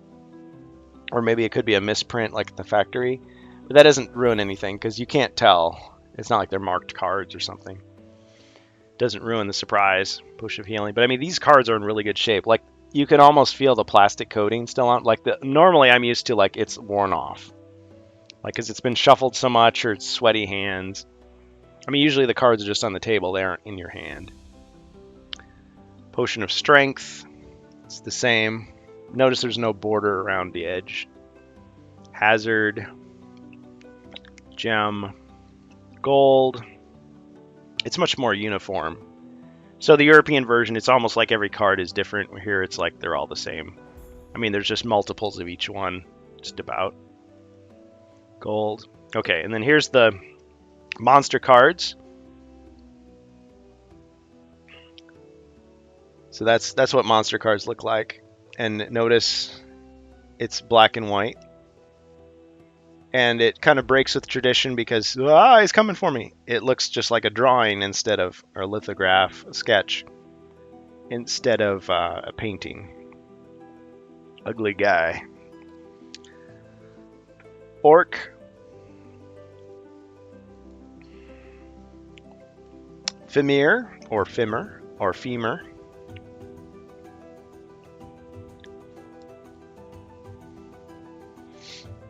Yeah, the Marvel Winter Special, if you want to look at those, it was actually a Marvel Comics smorgasbord special issue of HeroQuest stuff for the European market, and that artwork for the special tiles looks a lot like Advanced HeroQuest. Of course, Advanced HeroQuest has the modular dungeon, round bases. You're supposed to paint the figures. They use a lot of tables instead of rolling dice and drawing cards. I forget if they use D10s or D8s for that. It might be D8s. So instead of D6s. I've never played it, and it's super hard to find. Like, if you can find Advanced HeroQuest now for a reasonable price, good on ya. And you can play that solo, but they say it can get boring because you just have lots of empty rooms. It's kind of boring. There's the skeleton. Mummy. 2 body points. I just get so nostalgic looking at these because we played this game so much. And I've played it a lot recently with you guys on streams. So enjoyed it a lot. I like reconnecting with old friends, and I also like playing with other HeroQuest fans that like maybe haven't played it in years, or you talk to people in the community and then you get a chance to play with them, kind of bond with them a little bit. Get to see the crazy house rules that they like to use, or see their creativity if you're playing an original quest. Or just playing an old favorite. Maybe you've remixed it a little bit. So this is what the artifact cards look like. Notice how you don't have the mentor seal on there. Focus. as if me saying focus would like make it focus. Like Siri, focus. Cortana, Alexa, whoever you are. So there's the artifact. So the Elixir of Life, this is something that is not in the European version. This will bring a dead hero back to life. And it doesn't give you a lot of directions. So does this mean like only in the same quest? Does this mean like mini quests later? They just come back apparently. Wand of Magic. So instead of Wand of the Recall, you got this. Separate and different spells. Hocus Focus. Are you winning, son? D12. D12. Okay, so I didn't know that. I thought it was a D8 or D10. See, I don't play Dungeons and Dragons, so once you get past the D6, I don't know what's what necessarily. Best thing about the EU version is the nothing treasure card. Yeah, thanks, Eudoxio. Yeah, you may have to rewind or watch the VOD, but yeah, I went through all that. It's good stuff. The spell ring. So again, these are ones that were not in the European version. But again, to me, this was the Hero Quest that I grew up with. Wizard's Cloak. Yeah, now we're talking.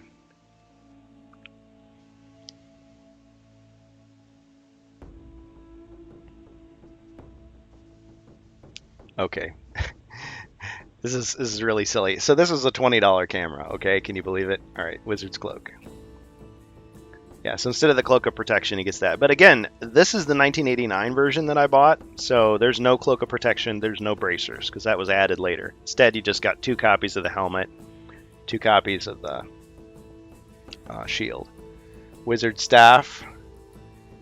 I mean, once you're the wizard and you get these 2 things, you're like, yeah, now I can do it. But still, you're not as powerful as the wizard in the European version, because there you go, Borin's Armor.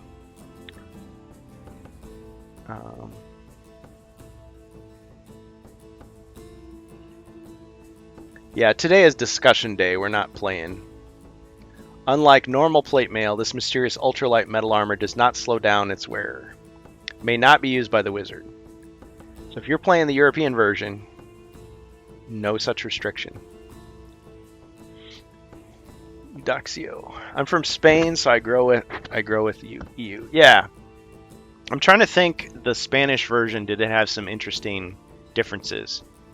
I know the Italian version, instead of Sir Ragnar, he's called Sir Manfred. Is he called Sir Ragnar in the Spanish version? Yeah, I think there's unique things in every version, but I like how the remake takes some things from the European version and puts it into the North American. So you've got Holy Water, you've got the Potion of Speed, you've got the equipment deck, you've got the bracers, you've got the hand axe, they got the spiked pits again. So something, but they don't have the nothing card. So I did reprint the nothing card so that I could have it in the remake style. Okay, so there's the Talisman of Lore, which I really think the new artwork for the Talisman of Lore is pretty awesome looking. This is just like, it's weird. But, you know, we got used to it. This is Gary Chalk doing the artwork, just like he does for Warhammer Fantasy and for Lone Wolf. Come on. You can make fun of me with the focusing all you want. Is your genie Jin can revive? Oh, yeah. Yeah, so we were having a question. Is there any version of the game where the genie can bring a hero back to life? Or heal a hero? Or is he just attack a monster with a bunch of dice or open a room? Reveal a room? Because I think you may be thinking of in the remake, in the Mythic tier, there's the Pixie. It's a totally different spell. The Pixie can heal you. Or reveal a room. Yes, Sir Ragnar, the mistake naming him was the elf called Troll. Naming here was the elf. Really? So in your version of the game, the elf is called the Troll. So there's the barbarian, the wizard, the dwarf, and the troll. That would be hilarious. I would love that. So hey, guys, there's a new character class, the Troll. New Troll here. So notice it only gives you 1 mind point instead of 2 in this version. Sorry it took so long to focus. Yeah, I love those little variations. I guess there's a lot of errors in the German version, but they're kind of funny. And I guess one of the versions, I want to say it was the Italian version, they actually said chaos in the remake. Games Workshop agreed that they're going to change it to Dread, so they had to like open the boxes and like unseal the boxes and replace the cards. Orcsbane may not be used by the wizard. See, now look at that. See, that's some gory violence. Him getting run through with the sword, blood. But the new version, they just changed it so you just see the sword. You don't see it going through a guy. So even though they said it was for 14 and up. That whole 14 and up thing is just so that, I guess because it's not safety tested, so you can have pointy swords, pokey swords. Not because it's somehow more mature. Spirit Blade. It's the same. Except it can't be used by the wizard. Yeah, fantasy terms at the 80s, 90s was pretty bad. Well, if you look back in ancient literature, though, what is an elf? Is an elf like a little guy? Is an elf like a big guy? Is he thin? Is he fat? You know, is he good? Is he evil? What is a goblin? You know, what is a fairy? What is a pixie? Like all those, like depending on what country you're in or what century or what story, it could be totally different. Like I think of even in America, like Santa's elves are basically dwarves. Like they're little guys. They have pointed ears and they make toys. But in like Lord of the Rings, they're like, you know, like Orlando Bloom with like blonde hair, you know, running around. You know, these tall, like, you know, kind of effeminate looking guys and women who have magic. You know, or maybe they could be like little tiny characters, like the size of like, you know, squirrels or something running around, like miniature people. Or they could be more like goblins. You know, they got sharp teeth and they're kind of creepy and scary. I'm trying to think, like in Harry Potter, the elves look more like goblins to me. Whereas a troll, yeah, I think of a troll as like a big, scary, nasty monster that like hides underneath a bridge, like the Three Billy Goats gruff. But a troll could be like an ogre. So like in the Peter Jackson Lord of the Rings movies, they look like these big giant, like a cross between like a rhino and a human. No hair. But, or they could have, you know, big tusks or something, like in the Hobbit cartoon. That's what they look like. So, yeah, what is a troll? What is an orc? What is an elf or a goblin? It just depends on the story. Whatever the storyteller wants it to be. It's some type of fanciful creature. Okay, so did I get through? Oh yeah, the last of the artifacts. So the Ring of Return. So again, a lot of these are not in the North American version. I like all these. A lot of these artifacts, you know, you just use it once, but still, it's cool to have these. You have more tools to work with. So this was in that one quest where like you have to keep rolling to go through all the doors, and it's like, okay, man, it's taking forever to get back. It's like just use the ring and everybody gets back. Okay, now here's the part. These chaos spells. This deck of 12 chaos spells were only present in the North American version, and maybe other versions that are based on it. Okay, just put the picture of the troll on the Discord. Oh, nice. Thanks, Eudoxio. Yeah, everybody check out the Discord. That's down below, right there. You should be able to see that is the HeroQuest fans Discord. Check it out in the general. Okay, so he says, also the genie can open any door or attack any monster, but no revives. Okay. So if there's a genie that can revive people, either it's a version we haven't translated yet, or it's just a fan-made thing. Yeah, thanks for checking. Yeah, because, I mean, there's still stuff about HeroQuest I don't know. And how cool would it be to find a version where it's different? Like the Brazilian version, instead of these plastic miniatures, you've got cardboard, like cardboard stand-up artwork. And I'm sure those people were like, man, why didn't I get cool plastic miniatures? But still, you know, you can find those online and print them out, and it's like, oh, it's a collector's item. It's something nostalgic. It's different. And you wouldn't have to have, I mean, they don't take up as much room. They're not as durable, though. Trolls. Yeah, like internet trolls. People who just jump in and, like, say something, like, inflammatory and then leave to, like, annoy you. Pulling your leg, yanking your chain. Alright, so, summon undead. Okay. Focus. So this is, okay. So this is a chaos spell, of course, much more powerful than that call skeleton or summon mummy. So for the bad guys, and again, these are just, like, if you're making your own quests, you do whatever you want, but in certain quests, the bad guys will get certain of these spells, and they can use them a certain number of times. Escape. That's an awesome picture. Goes to the safe place. It's like marked with an X.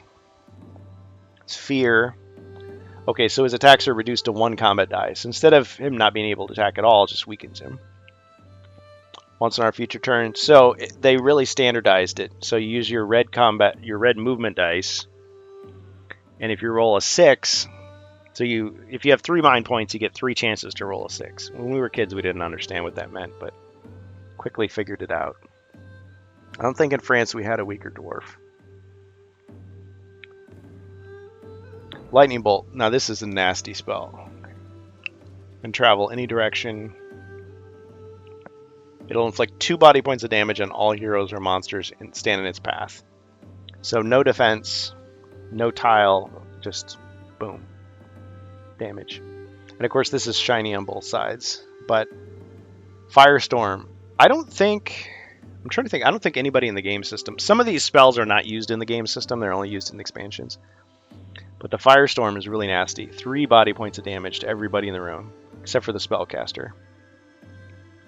They roll 2 red dice, so you're guaranteed to lose 1 body point. Can't be used in corridors. But yeah, I want to say in Joe Manganiello's Crypt of Perpetual Darkness, there's like a bunch of guys who have this, and it's like, wow. You gave them like one of the strongest spells. It's Ball of Flame, just like the heroic version, except use it against heroes. So now everybody uses those movement dice to defend against it rather than having to like figure out which shield. So I guess that's easier for kids to process. I don't think the Cloud of Chaos is ever used. I think it's only used in expansions, but this is a really powerful one. It basically paralyzes everybody in the room except the spellcaster. So it's like putting everybody to sleep. It's super powerful. And again, Joe Manganiello, he gave this to a bunch of people, so it's like, wow, those quests are going to be tough. Like Command, Firestorm, and Cloud of Chaos or Cloud of Dread in the remake are like the strongest chaos spells you can think of. Oh, so the dwarf only had 6 body points in France? Interesting. Tempest, so same as the hero version. Summon Orcs, that's a classic. That's much stronger than the Wizards of Morkar spell. But again, the bosses, they wouldn't have had 6 of these. Most of the time, they have very few. Oh yeah, Command, this is a nasty one. I mean, when we got this, I was the heroes, and when I got commanded, I was like arguing with Zargon. Never do that. I was a sore loser. I was arguing. Was like, no, he shouldn't be able to, do all that stuff. He should only be able to attack. And technically, I think I was right, but still, I shouldn't have whined and complained. Don't be that guy. But I was 12. Yeah. It says, can move the hero as a monster and attack other heroes. Can he use combat spells? Or can he just attack? Okay, so we had... Eudoxio says we had OP, so overpowered, dumb, dead goblins also. They copied the mummy stats on them, so 4, 3, 4, 1, 0. Oh! Wait a minute. So you're saying, Eudoxio, that in the French version, that the goblins had the same stats as mummies? That's amazing. That would really make the game harder. Or are you saying that was your house rule? Rust. Okay, so the North American rust causes any one metal, I don't know what other kinds there are, sword or helmet, to become so thin, brittle, and useless that can never be used again. Not effective against artifacts. So it's powerful, but it's very restricted. So a helmet or a sword. So broadsword, short sword, long sword, or helmet. Not an artifact version of those things. Oh, Spanish, not French, sorry. So in the Spanish version, Eudoxio is saying, the goblins have the same stats as mummies. Wow. But every monster only has 1 body point. So they just have like super defense and attack. Because goblins are normally like 2 attack and 1 defense. They're like super easy to kill. I love the painting there. Anyway, and then the final one is sleep. So this is the chaos version of sleep, of course. So a sleeping hero is unable to move, attack, or defend himself, can be broken immediately, or on a future turn. Now, I always interpreted that as and. So the first time he gets put to sleep, he tries to defend, and then every turn he tries again. But if you were being super strict, you could say, oh, he tries right away and fails, he never gets another chance, so he's as good as dead, I guess. That would be pretty unforgiving. But anyway, on a future roll, by the hero rolling 1 red die for each of his mind points. 6 is rolled, spells broken. That breaks the game. And 12 moves still? Yeah. Okay, so here's your fire spell. So notice it's a painted style. These feel like so slick. These are so good. This is really good. Really good condition. So courage. So this is a much stronger version of courage than you saw before a moment ago. The spell is broken the moment the hero can no longer see a monster. In my house rules, I decided that it's at the end of your turn. So if you kill all the monsters in the room, you could still use your movement to run into the next room, see a bunch of monsters, and the spell's still in effect. But that's my personal house rule. According to what the card literally says, as soon as those monsters can no longer be seen, then it's over. So we had one quest, infamously, when I was playing with iCarrot, and he called me out on it, and he was right, but I was right too, because I was Zargon. I just had the Chaos Warriors like both move out of the way, like each of them go around a corner. Courage goes away, and then they come back and fight. But technically, when they're out of range, it's like, how would they know to do that? Well, Zargon told them. Yeah. I mean, sometimes as Zargon, maybe, you want the heroes to, like, not be too angry, so you just kind of, like, play dumb for the bad guys. But technically, if you're trying to beat them, you can do that. It's sneaky. It's underhanded. It's a jerk move, but it's legit. Thank you. Zargon is always right. Exactly. And if you don't like it, then when it's your turn to play as Zargon, you do it your way. Give him a taste of my medicine. Move 4, defense 3, or attack 3, defense 3, body point 1, body point 0. Oh, so the goblins are actually undead then. So that was probably a mistake, but yeah, that would definitely make the game much harder if the goblins... Oh, so the goblins are actually slow. So they literally just took the goblin stats and replaced them with the mummy stats. So do the mummies have goblin stats, or are they exactly the same? Just asking you, Eudoxio. So in your version, Spanish version, do the mummies have the same stats? So it's as if when you see a goblin, you're really seeing a mummy. But they would be immune to holy water. I don't know. Is there holy water in your version? So any translation has its own mistakes on translation, change the game slightly. Yeah, because really, I mean, okay, so you're a kid living in Spain, and you're like, I want to play Hero Quest. So you go buy it, and you play it, or your parents buy it for you, and you just, that's all you know. It's not like you can go, oh, well, the North American version is the real version. Let me just play it that way. It's like, no, that's the version that you grew up with, whether it was a mistake or not. Okay, so it's like there's two types of mummies. So that does change the game quite a bit. So the goblins would be slow, but strong. And if you had holy water, you couldn't use it on the goblins, but you could use it on the mummies. Interesting. Okay, so here's Ball of Flame. This is the heroic version. It's the same as the Chaos version. It's just... I like how it shows like a werewolf. And there's no werewolves in this, not until the elf expansion. So Fire of Wrath, or Fire of Wrath, as it was in the commercial. It's a little bit weaker because they don't say a monster you can see, but in the instructions they clearly say you got to have line of sight to cast a spell on somebody, unless you're casting on yourself. Well, of course you can see yourself. Yeah, pre-internet, they're blind all the world out there. Well, actually though, thinking about it, okay, so this game, so 89 was the first one, and then 1990 there was Usenet. USENet. There were news groups, and there were BBS services, bulletin board services. So using your dial-up modem, you could get on like Prodigy, like a 92. So I mean, it was the start of something. Like you could look stuff up, but most kids didn't have access. I mean, you were paying by the minute.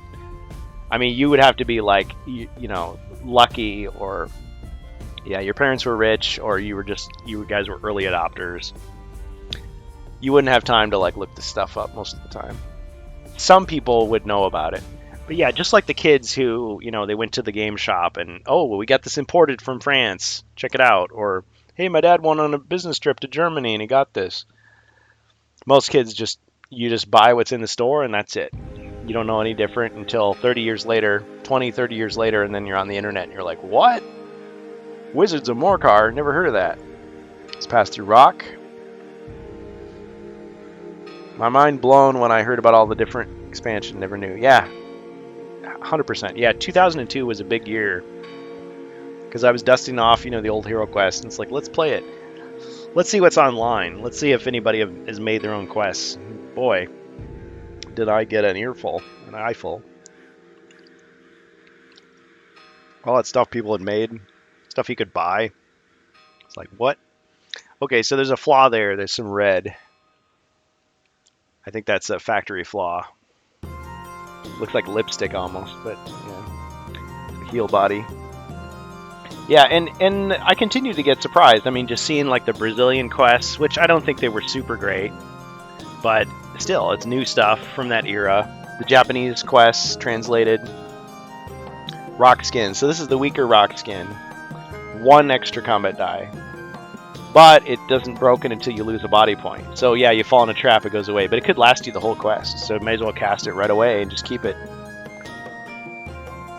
Okay, Odaxio. The start of public accessible internet here started around 98. Before that, just computer geeks and big enterprise had some. Yeah, we had access to Prodigy Online, which was like, I want to say 1992 when we had our new computer. We had just gotten like a new modem, dial-up modem. And again, it wasn't something we could use all the time. It was like very limited. Like, okay, you can use it for an hour. And if we went over, like we'd get, letters saying like, oh, you're going to be charged extra, and, we'd get in trouble. And, you had to make sure nobody was on the phone, because unless you had 2 phone lines, which I think we did for a while, but I know not everybody could do that. It was just like, wow, we're spending like all this extra money on like internet. But it was just whatever the service had on it. Most of the time, like if you wanted to use the internet, you had to go to the library.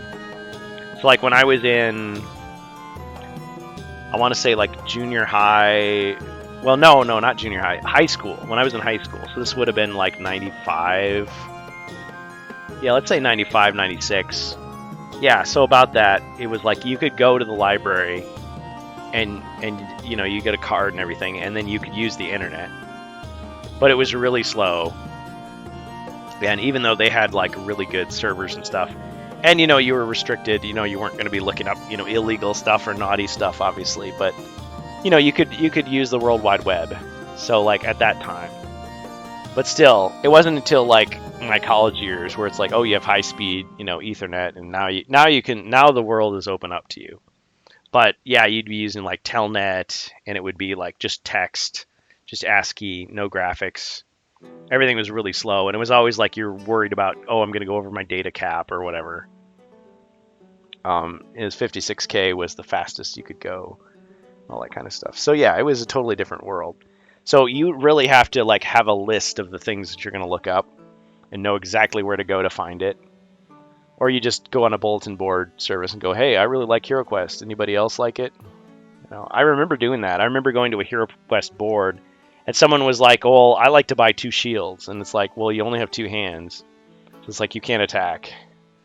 But actually, we were talking about that on the Discord, and I think in Yield In as well. It's like, well, if you have 2 shields, you have 2 extra defend dice, and you would attack with 1, because you always attack with 1. So I guess you're shield bashing. You're punching. Water of Healing. Veil of Mist. Pass through monsters. Troll Quest Pack, yeah.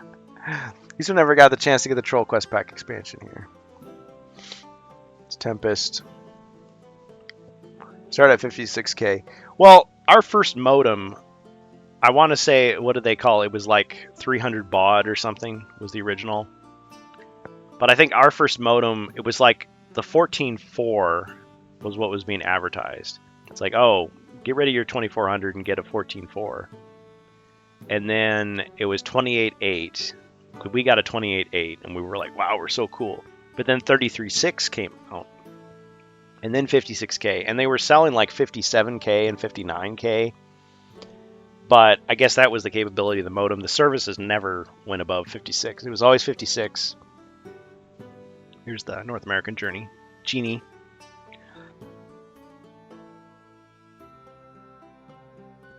But yeah, you get excuse me.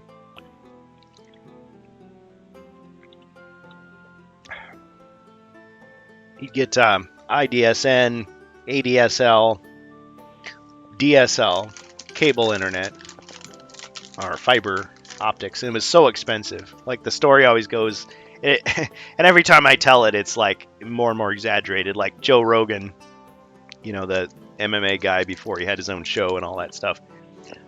He was living out in the desert, and like they didn't have any internet, so he actually paid for them to actually lay the cable, and it was like super expensive. Like he paid like a ton of money because he wanted to be able to play Quake. So nowadays you laugh at that, but it's like, hey, that's what people did. Because, you know, you go someplace and it's like, now it's pretty easy to get internet, but if your phone lines were bad, you'd just be restricted to like really crappy service. Satellite modems. A lot of people at America Online, you know, you get those free discs in the mail, like, oh, 50 free hours, 100 free hours. Or you get free email through Juno. They just show you ads and you get free email. Like, that was a big deal. But yeah, America Online, people got made fun of because there were so many ads and it was really slow, so if you want to play games. But yeah, before that, it was like, you play modem to modem, so you just like call up your friend and play Quake with them, or Doom, or Warcraft, or whatever it was, Starcraft. And you had these services that you could pay for, like Dwango. I never played it, but it would just be like Doom or Quake. Okay, so I'm showing you more of the North American set to compare. So there's, again, the pad of character sheets. And in the remake, the paper is a lot thicker than this. It's just classic cardboard. You could actually make a pad. I actually bought a remade pad. It was super expensive. I should have just made it myself, but I wanted to see it, what it would look like. Here's the character boards. And I like these tiles. So in the remake, they're just cards. Let's see, you flip it over and it tells you like what you can do on your turn, which I think that's a nice little reminder. And they're a little smaller than the European versions. Classic artwork. The troll. See, notice you've got starting weapon, starting armor. Armor's always none.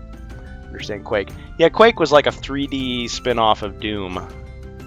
I didn't like Quake. I thought it was so generic and boring. Everything was brown and gray. I didn't understand the appeal. I didn't realize, well, the way most people enjoyed it is they listened to the Nine Inch Nails music, because Trent Reznor was like the bomb back then. It's an old phrase.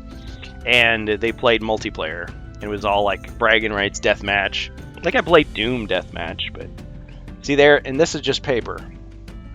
No glossy stuff, it's just regular paper. This is much easier to write on with pencil and erase. But there's the instruction booklet. It's not called Rules of Play. So this is what we grew up with. And I guess that those colors, really cheap, but I think it's harder to photocopy. And this looks like a security envelope. It's saying like, hey, don't look at this. Don't hold it up to the light and look through it, because this is for Zargon's eyes only.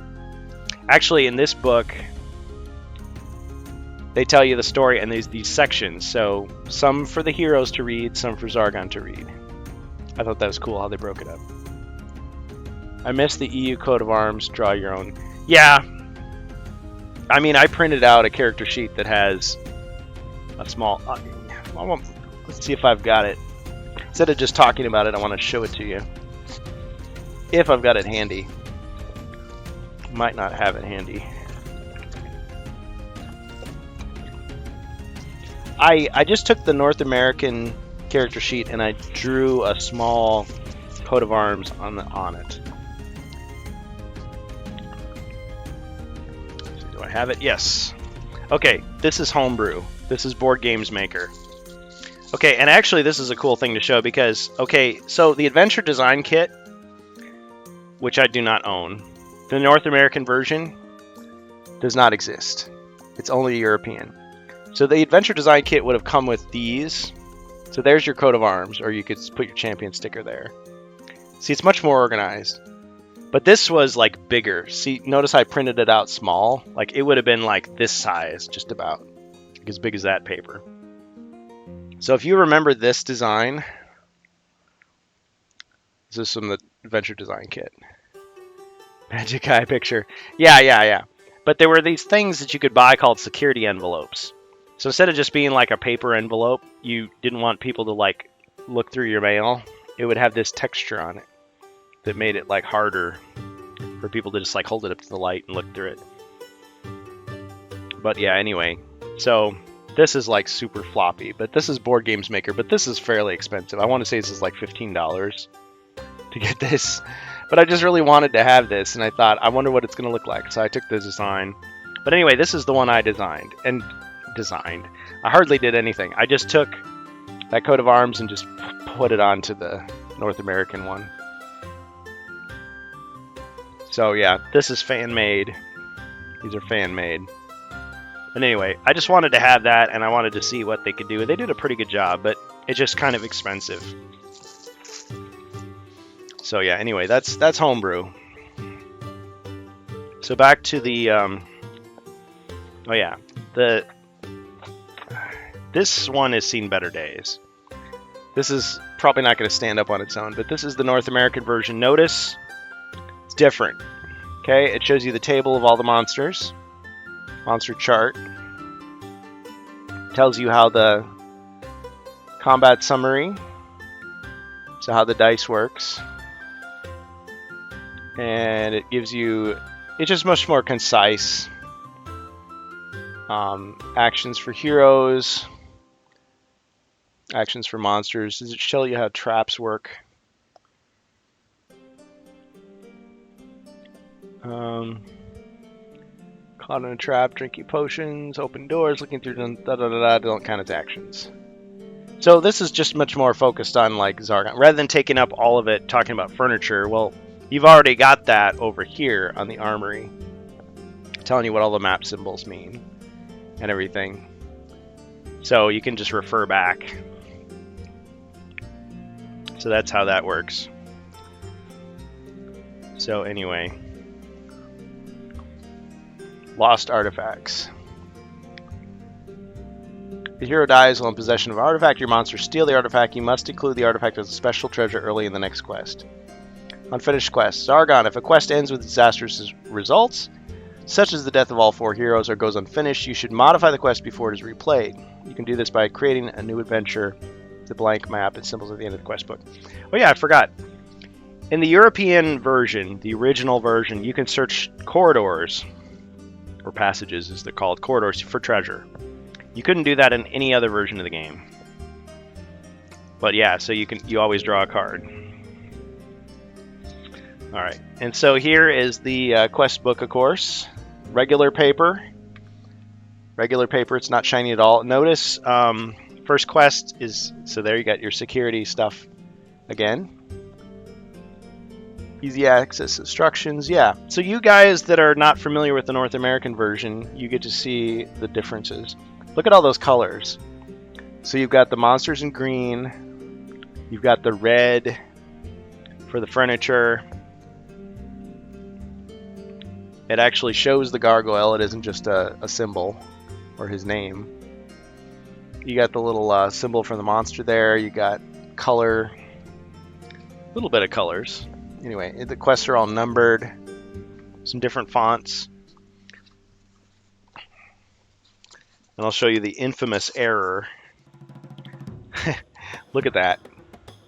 There is no excuse for that. Why did they put a pit trap right next to the treasure chest? That makes no sense. And there's no letter. So that's clearly an error. And that is still to this day not corrected. But anyway. Otherwise, it's pretty good. Like, they add more monsters. Otherwise, they pretty much keep it the same. It's like the same quest, but better. And of course, at the end, you've got the blank quest map, and you've got all the symbols. Actually, the distributions of these symbols are not quite right. because they only show 2 Fimrs, but there's 3 in the pack. And they show 6 Orcs, but there's actually 8. And they show way more than 6 Goblins that come in the pack. And of course, why would there only be that many Spear Traps? You can have as many as you want. There's no limit. And yeah, there's only a maximum of 21 doors, but there's 16 open doors.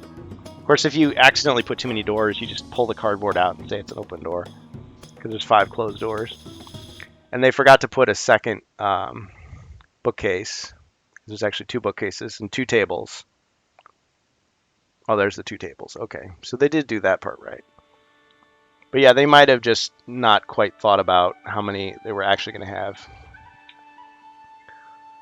Chaos Warlock. This figure will be used as several different characters, both good and bad, in various quests.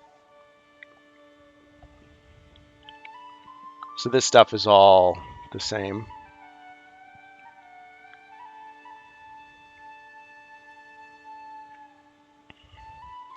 So that's the quest book. Now the other quest books are more along those lines. I think let's see. I'm not well, I think the Elf quest pack and the Barbarian quest pack have this paper cover, I'm pretty sure.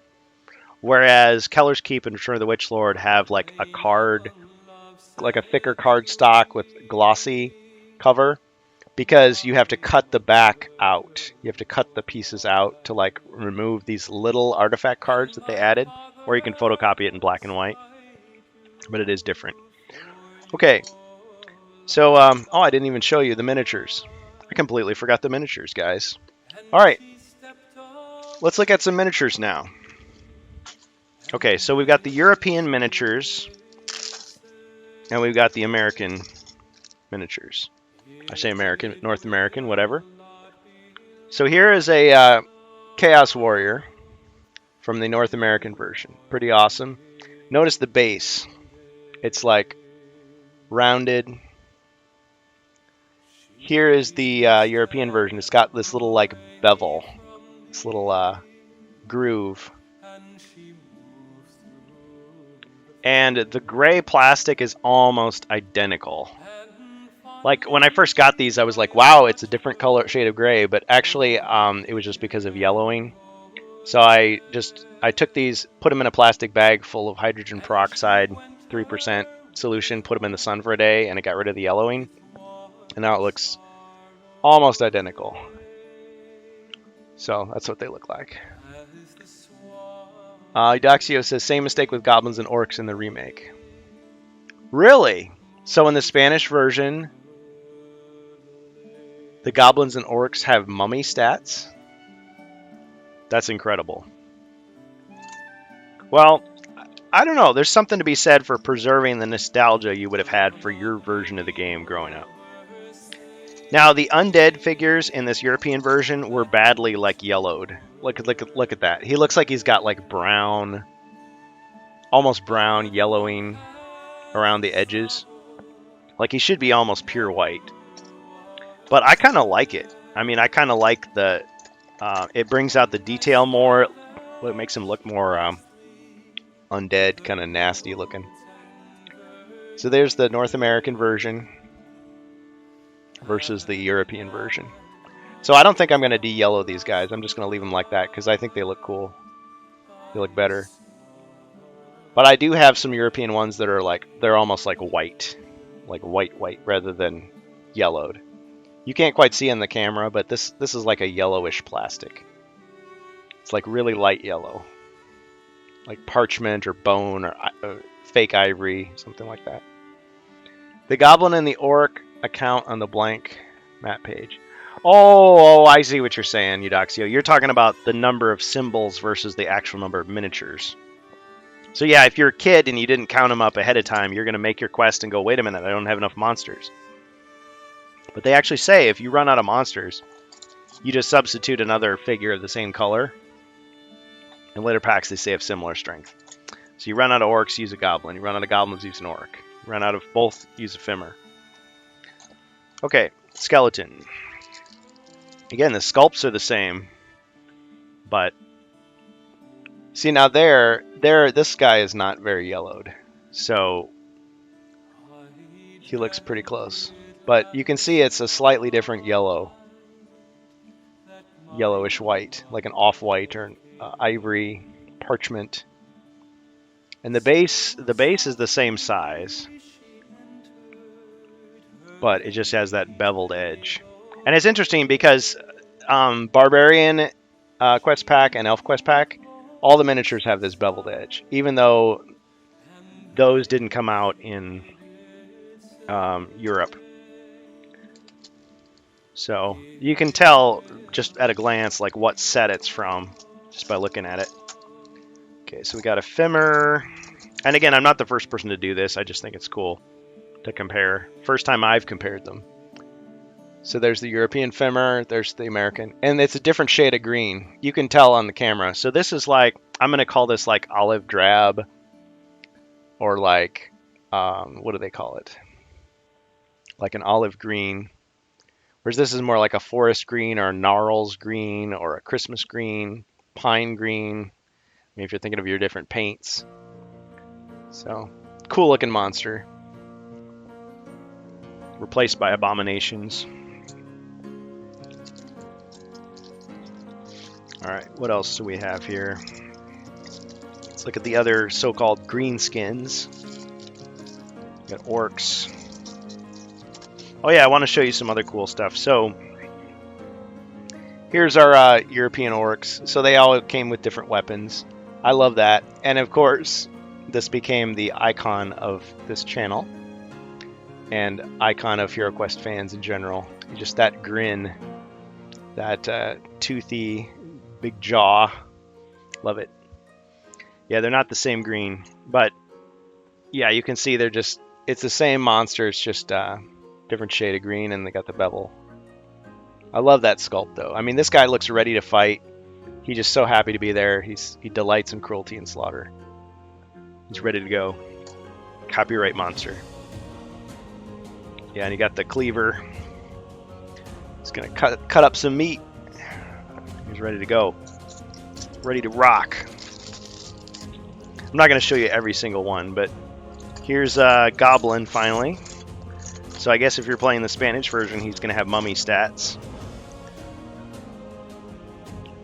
You got your different goblins there. But again, this is the one I was used to. So seeing this, it just looks, even though it's such a subtle difference. It's like, wow. Yeah, so then you've got, of course, goblins with little hatchets. And you've got them with... scimitars, pirate or cutlass type swords. Where is it? Somewhere in here. Oh yeah, you got the flail, or as I call it, the Morning Star. They always called those Morning Stars, I think. Here you go. It's a little pirate sword, pirate goblin. I like the goblins too.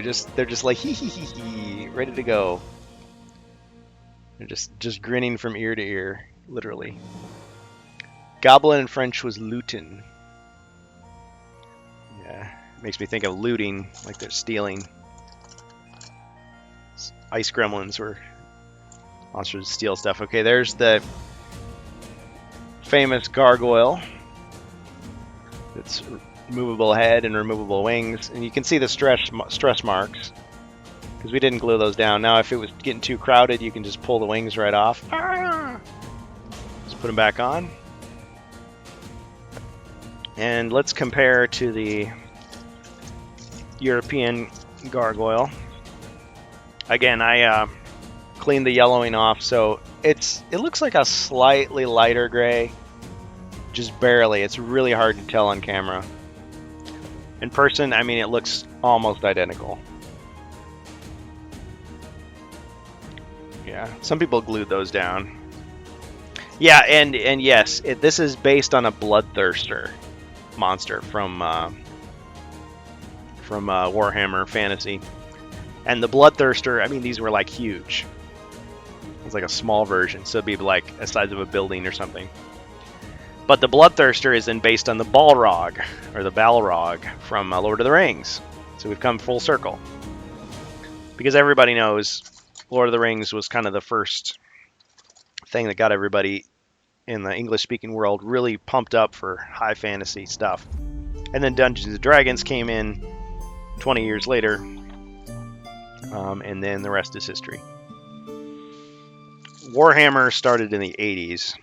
Yeah, Dungeons & Dragons was in the 70s, Warhammer was in the 80s, HeroQuest in the 90s, or 89.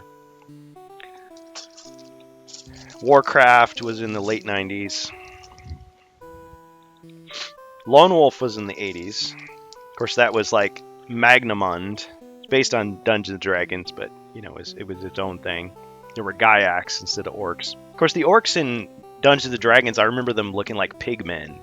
There's like tusks and snouts. I guess the big fangs are always kind of a thing. See something on Discord. Yeah, I'll have to check the Discord. Guys, I know it's gone long, but I really appreciate you hanging out with us. Let me show you a few more things. Again, it's like show and tell at school. Like, show and tell! Look at all my new toys. But the real fun is, of course, is playing with these with other people. With other HeroQuest fans. I forget now who it was. Was it CKSM? Somebody posted a picture where they were all gathered around the table with all these goofy expressions, and they all had like fans, like a fan, like that you fan yourself with in your hand, and it's like, I get it. So kudos. There's the dwarf. So you can see they are a different shade of red. This is a lighter red for the European version, darker red. Almost like a bloody, like ketchup, like day-old ketchup. It's a rich red. It's like they really made sure it was smooth. And some of these have like a groove that kind of sticks out. So I think the build quality is just a little bit better on the North American versions. But I always love that. Some people don't like the fact that he's not like combat ready. He's just kind of resting. But I mean, that's the White Dwarf pose from the White Dwarf magazine. I love it because he's just like chill. He's just like, yeah, I'm just gonna take a minute here. Or he's like, yeah, you know, you come at me, I'll be ready in a second. Like, it's just his style. A relaxed dwarf.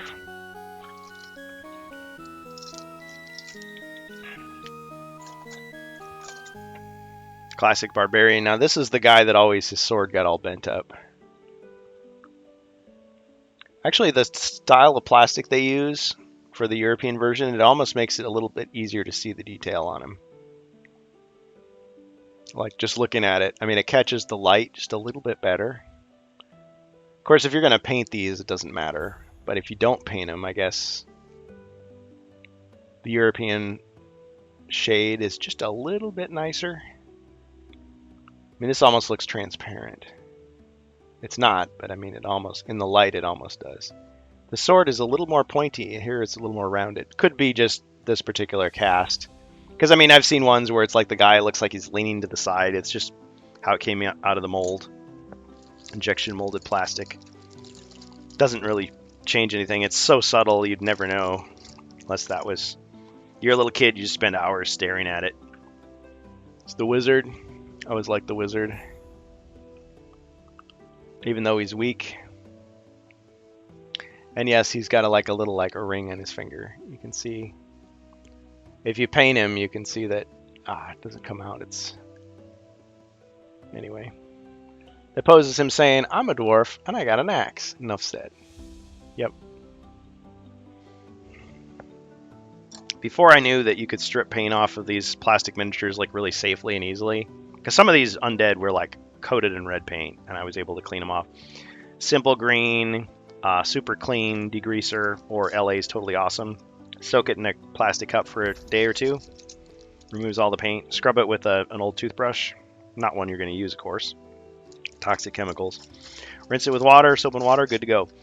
Before I knew about that, like I got a set where someone had painted like silver enamel paint, like on like the armor bits, like little metal bits on it. And so I just painted it over with red. But now I could just strip all that off and have it perfect. I kind of like these, just the original color. and I'd rather just paint like 3D printed ones. But some people go out of their way to like, I'm gonna paint everything. This was like the boss orc. You're supposed to use him with that notched sword, or large sword as they call it. So this would be like Grak or Ulag, Orc War Boss. There's only one of him. But I mean, if you got the Keller's Keep, they gave you the same number of greenskins. So you got another notched orc. Notched sword orc. Now if you got Return of the Witch Lord, you get double the number again of undead. So you only had 2 mummies, you get like 4 extra mummies. That type of thing. So because you had a lot of undead monsters. I think out of the 2, I think I liked Return of the Witch Lord better. But anyway, let's look at, oh yeah, the Sorcerer's Table. There's the candlesticks intact. Of course, look how beat to heck they are. And there's the cardboard. When you take it off, look, it's the exact same. So you could take this and you could put it on the European one just like that easily enough. I think it looks awesome. I think it looks better. But you notice that they've got those big tabs, so it could stand on its own, but this will make it taller. So I'd say print that out, put it on some cardstock, cut it out. You know, use just a glue stick or whatever. Oops, I did it backwards. It's the other way, isn't it? The drawers go underneath. Right? Clean tooth, some ugly orc and goblin. I have a lot already. Yeah, that cleaning solution is so cheap and so easy. You can use, I mean, people pointed out, yes, you can use rubbing alcohol. Like 70 or 90 or 100%.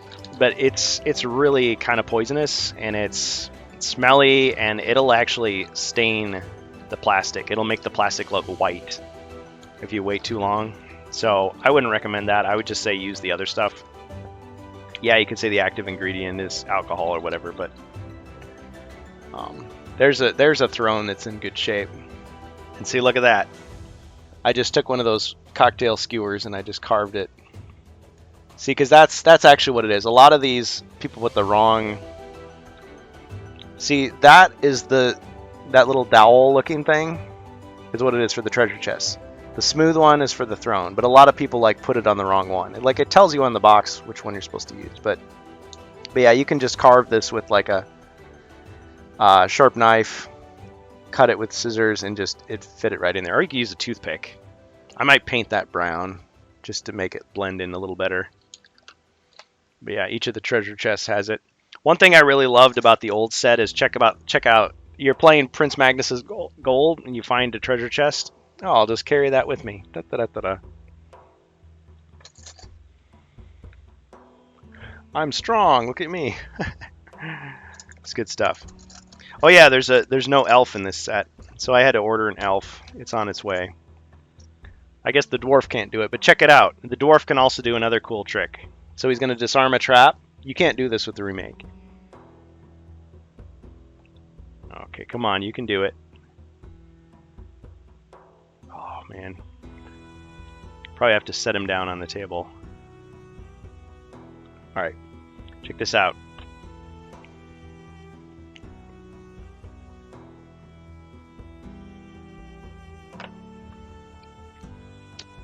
You know it can be done. There we go. Ta-da! So you can balance right on top of it. I know, it's like stupid HeroQuest tricks. Well, anyway. But the shape of the base, the way it is, and the shape of the furniture, you can actually balance on it to disarm it. Whereas in the new version, you just have to like hold him on there. He wouldn't really... I mean, it's true if you have a toolkit or something. I don't think anybody else can balance as well as he can, but he's just so small with a low center of gravity. There's the classic doors. Yeah, the Frozen Horror has way too many open doors. Like, you'll have to just start like reusing them because you'll run out in some of the quests. There's what it's supposed to look like. Yeah. Weapons rack. Yeah, there really aren't any other differences. I mean, it's all just cosmetic Well, it's not even cosmetic. Like, they look the same. There's the elf. This is the European elf. Or troll, if you're playing the Spanish version. That is not a pointy sword at all. It's safe for kids under 14. Also got a mercenary with half toothpick painted red as sword. I did not do too. Yeah. When I bought my set, the barbarian was fully painted. I'll probably strip the paint off and then just paint a 3D printed one. But then they painted his sword all the way up to here. So the original red showing looked like it was like bloodied. I thought that was a really nice touch. I was like, good idea. And I could just imagine them like painting it and they're like, yeah, I'll just leave that part. Looks like blood. Okay, here is the special section. So I've now shown you the North American version and the European version so you can compare all the differences. And now I want to show you the exclusive European stuff that was the real reason I bought the set that I bought. Because I wanted these expansions, because he was offering them at such a deal I couldn't believe. And I even told him, like, I felt guilty. I was like, no man, I don't want you to cheat yourself. Like, if you want to sell it, you can sell this for a lot more. I pointed out to him, like, people are selling it for a lot more online. He was like, okay. He still wanted to sell it to me. It's like, I even waited and like, okay, well, cool. Like, I feel really privileged to be offered, you know, such an awesome offer. So, and I even offered to give him credit, but he didn't want his name on the stream, and I can respect that. So, just thanks, man. Thank you. Anyway, here is the here are the miniatures, and I had 3D prints of these a long time ago, so I didn't really need them, but it's so awesome to have the originals. So these are the Wizards of Morcar. So there's the High Mage. And I know it looks almost black, but these are actually really dark blue, like midnight blue. So he's a cool looking miniature. This guy is probably like $20 or $50 if you try to buy him online. Just by himself. There's the Orc Shaman. I kind of don't like how he looks. I think he looks like a jester. Looks like a fool. Which I guess he is a fool if he thought he could mess with the heroes and gave himself over to chaos. The Necromancer, he kind of, I don't know, he looks kind of like an Aztec priest or like a Egyptian, I don't know. But he's got all these bones on him. It's hard to see the detail just because it's so dark. But got a lot of detail to paint. Of course, on the back it's just flat. The headdress is flat. Anyway, that's the Necromancer. The Tomb of the Necromancer. There's the Storm Master. He almost looks like he could be a good guy. And actually, the Wizard Quest pack that was never released reused these miniatures. And I think this might have been... Actually, no. They had this as a good guy. This was a good guy. This, I think, was a bad guy, but it could have been a good guy. But yeah, this one's, he's still evil. And this, they were like twins that had the same miniature sculpt. I have to ask to 3D print this in the Ogre. York is the one I don't have. Yeah, I mean, they look cool, but it's like, why would you need... Well, I guess... Oh, I forgot to show it. In the original game, you have, I call him the Witch Lord. You have this guy, okay, the Chaos Warlock, which he looks pretty awesome. Dread Sorcerer, they call him later in the remake, and this looks the same as, there's the North American version. See, pretty much the same thing. That big, like, circular headdress thing, just like the Chaos Warriors have, to me was like, that was their symbol. All of them would have that. Even though, like, in Warhammer, like, different Chaos Warriors have different helmets. Supposedly, like, which Chaos God they're following, or I don't know what it means, but that's what I've been told. Anyway, whoops, I'm mixing them together. You can always tell by the base. But yeah, so instead of just one guy like this, then, oh, you've got 4 of them. So you could have like all these different bad guys.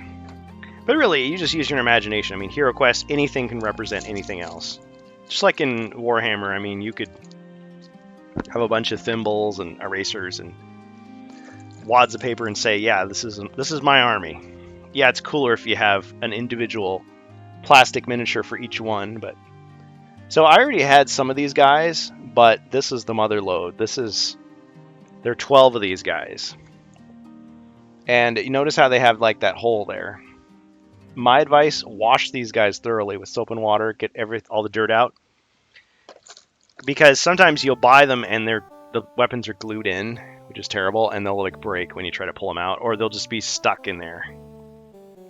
So there's your weapon. There's supposed to be 24 of these weapons, but a few of them are missing. Thankfully I had spares. So you just put the little tab, you gently push it in, not super hard. There's the swordsman. And then you gently remove it. You can see the stress marks on there where other people have like pulled on it too hard. And you've got the halberd, and you just... It doesn't go in there as nicely as... Like, comparing it to Space Crusade, it's about equivalent to Space Crusade. Space Crusade is just a little bit better for the Space Marines. It's really good for the Dreadnought, because it actually clips on. It's like a little clip. And then second best, I would say, are like the Eldar Attack. Those weapons go in really nicely. And so I think if Space Crusade had continued, that would have been the way to do it. Because some of these, I mean, you risk damaging the figure just because you press too hard. Plus, you're a little kid. You got smaller hands, but still impatient to play the game. Because you're supposed to just swap out the weapons a lot. Like, you get a mercenary, and then you just put in the weapon that you want. There's the crossbowman. See, so it's always the same guy. And yes, they are barefoot. Or they're wearing those, like, toe socks. They're wearing, like, little moccasins that look like they have toes in them. So, and they all look like they're wearing plate mail with a chain. So, I just think of these guys as, like, regular soldiers. And actually, if you watch Amalgamash's video on the Hero Quest Master Edition or Hero Quest Advanced Quest, in that one, you get all these red guys, but instead of being mercenaries like good guys, they're bad guys. They're called Dark Warriors, and they're all evil. There's the Scout. It's got the sword and shield. So yeah, there's 3D printed ones. They actually sell 3D STL files where it's this and this, and you can put them together. I don't know how well it works, but a lot of them are just like solid. It's just one piece, not like the anime. I know I haven't seen it, but I know I'm supposed to. But anyway, so you got 12 of these guys, 24 weapons. So I would think if Wizards of Morkar was ever remade, since with the remake they've just been making these like individual sculpts with the weapon integral to the character rather than like stuck on. Even they could very easily make interchangeable weapons. They would probably actually have 24 guys in the pack, which would be awesome. And probably half of them would be female. Yeah, actually, we've already seen that. In the remake, the halberders and the scouts are female.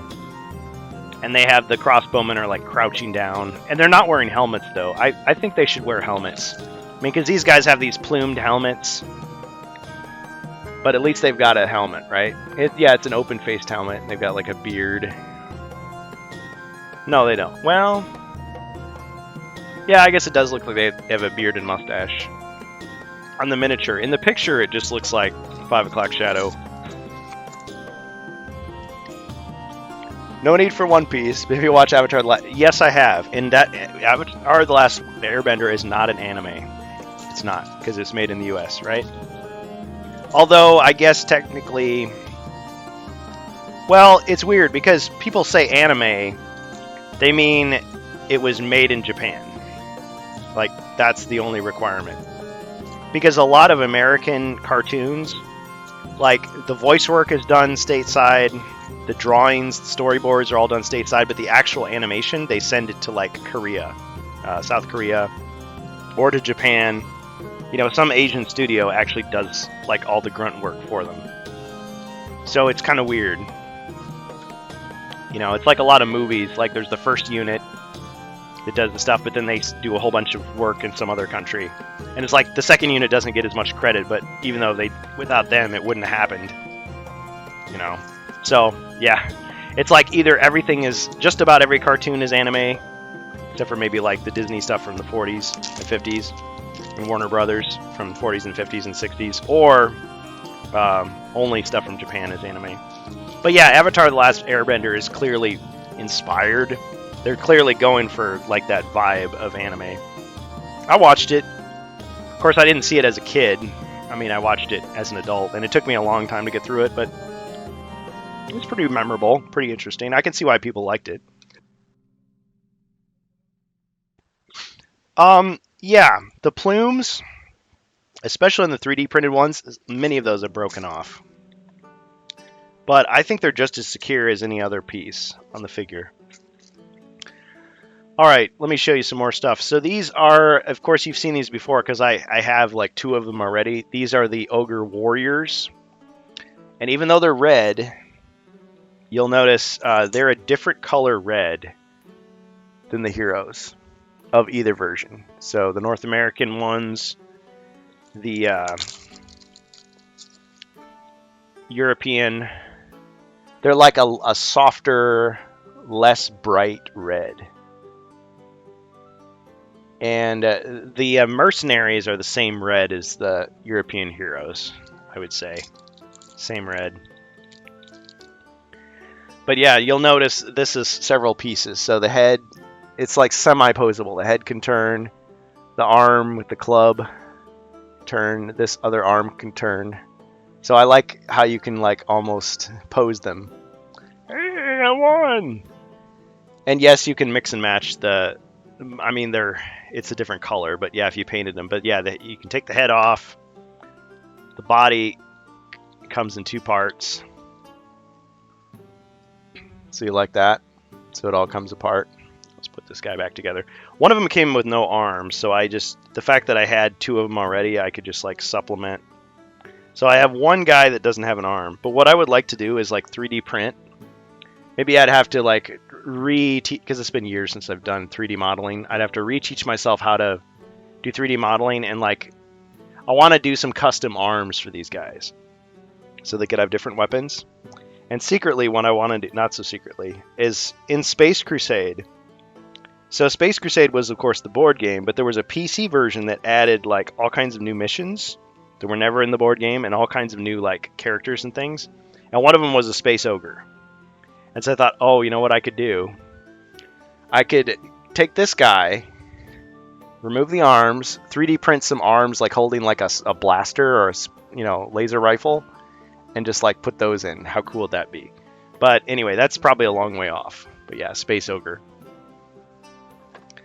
So now the North American ElfQuest pack has ogres that are exactly like this, but they're blue. But they're actually a different color blue than these guys. It's like a softer kind of gray, almost purple. And those are the 10 body point ogres that everybody like hates / loves. But anyway, against the Ogre Horde has 4 of these guys. And then you've got, see if I can remember which is which. This is the Ogre Champion. So he's got a different arm. Now I have seen red versions of these guys. And of course, there's black versions of everything. Those are the prototype beta, not prototypes, the beta versions. Because there's the metal sculptures, there's the big 4-ups and 3-ups, the big white plastic ones, and then there's the actual models that are black. So yeah, he's got an axe. And this is a dark midnight blue. It's the same as the Wizards of Morkar, I would say. Same color, same shade. This is the Ogre... So that's the Ogre Champion. This is the Ogre Chieftain. So we've got like the spike dagger thing. Punch dagger gauntlet. He's got like a gauntlet with a dagger coming out the end. And then the last one is the Ogre Lord. And he's got just a simple like skull cap on his head. But then he's got like this mace, spiked mace. And he's got the... But I mean, you could switch the arms around. So you've got the... I guess that's all the different variants of arms that you've got. But yeah, these guys are a much darker blue than the ElfQuest pack ogres. But notice all these figures have these beveled edges. These bases are actually bigger. People always talk about, oh, it won't fit on the square. Well, guess what? That base is bigger than the standard. So the ogre bases are slightly larger. The board squares are slightly smaller than the piece squares. They're the same size as the tile. So just little small subtle things when you're collecting or creating your own fan-made stuff that you notice and think about. The remake has a much bigger board, but the furniture really didn't change size. It's, in some cases, the furniture is smaller, but the figure bases are bigger. And actually those round bases that you see on the remake pieces are more like the prototypes, which originally had round bases that nobody ever saw except in the commercial and on the back of the box. And those round bases are the same size as the Games Workshop 1992-95 round bases that have the slots in them. So you can buy reprints of those round Games Workshop bases very easily.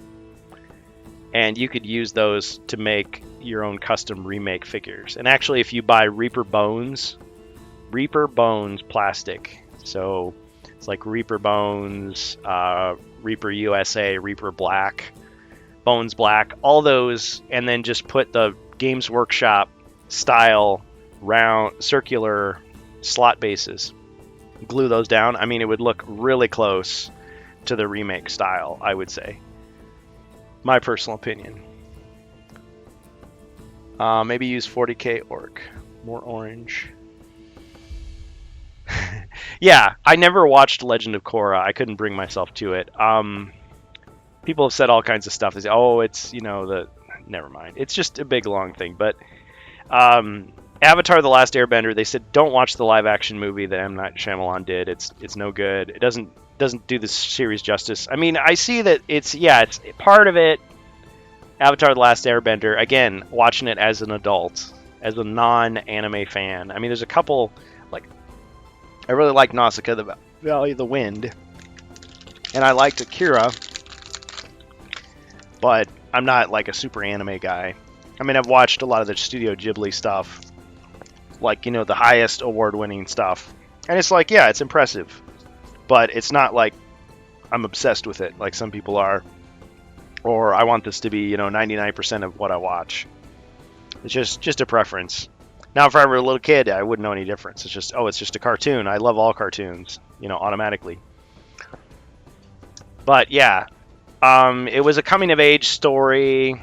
It's like a young adult drama. It's a mixture between comedy, fantasy, and hard-edged war story. So it was interesting. I mean, there's definitely stuff in there that would scare some little kids, and there's budding romance, noticing the opposite sex, all that stuff, and they deal with some mature themes, but for the most part, yeah, you can, if you're 12, 13, you can enjoy it. But yeah, from what I heard, Legend of Korra, some people like that better. It's more serious, but it sounds like it's just more diluted, and I feel like I took enough time with the show. I've had my fill. I don't need any more. I'm satisfied.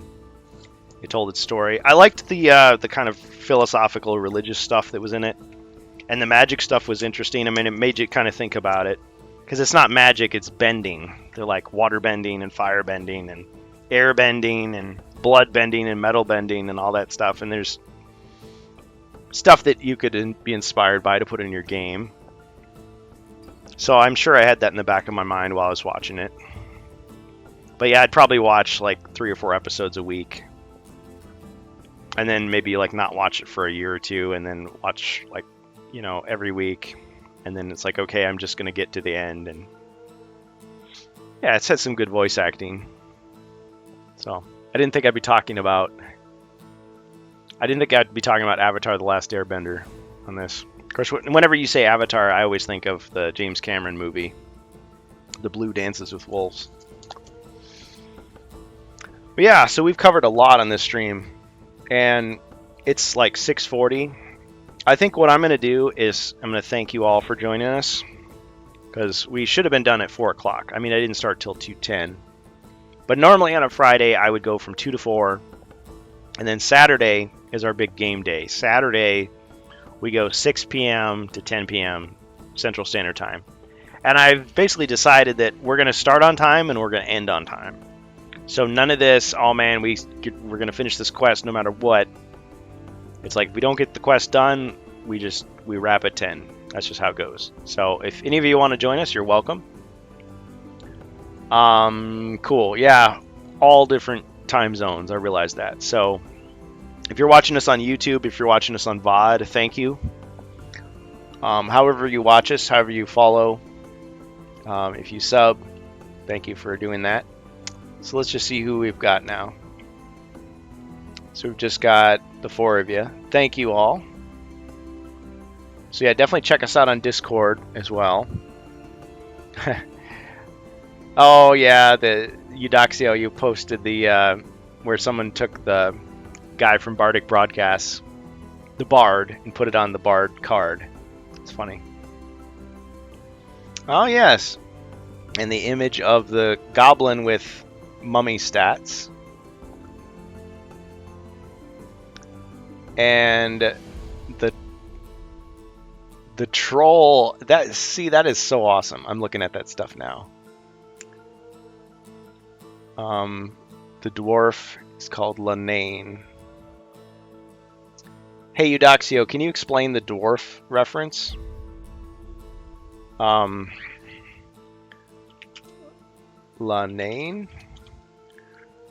I'm not sure I get it.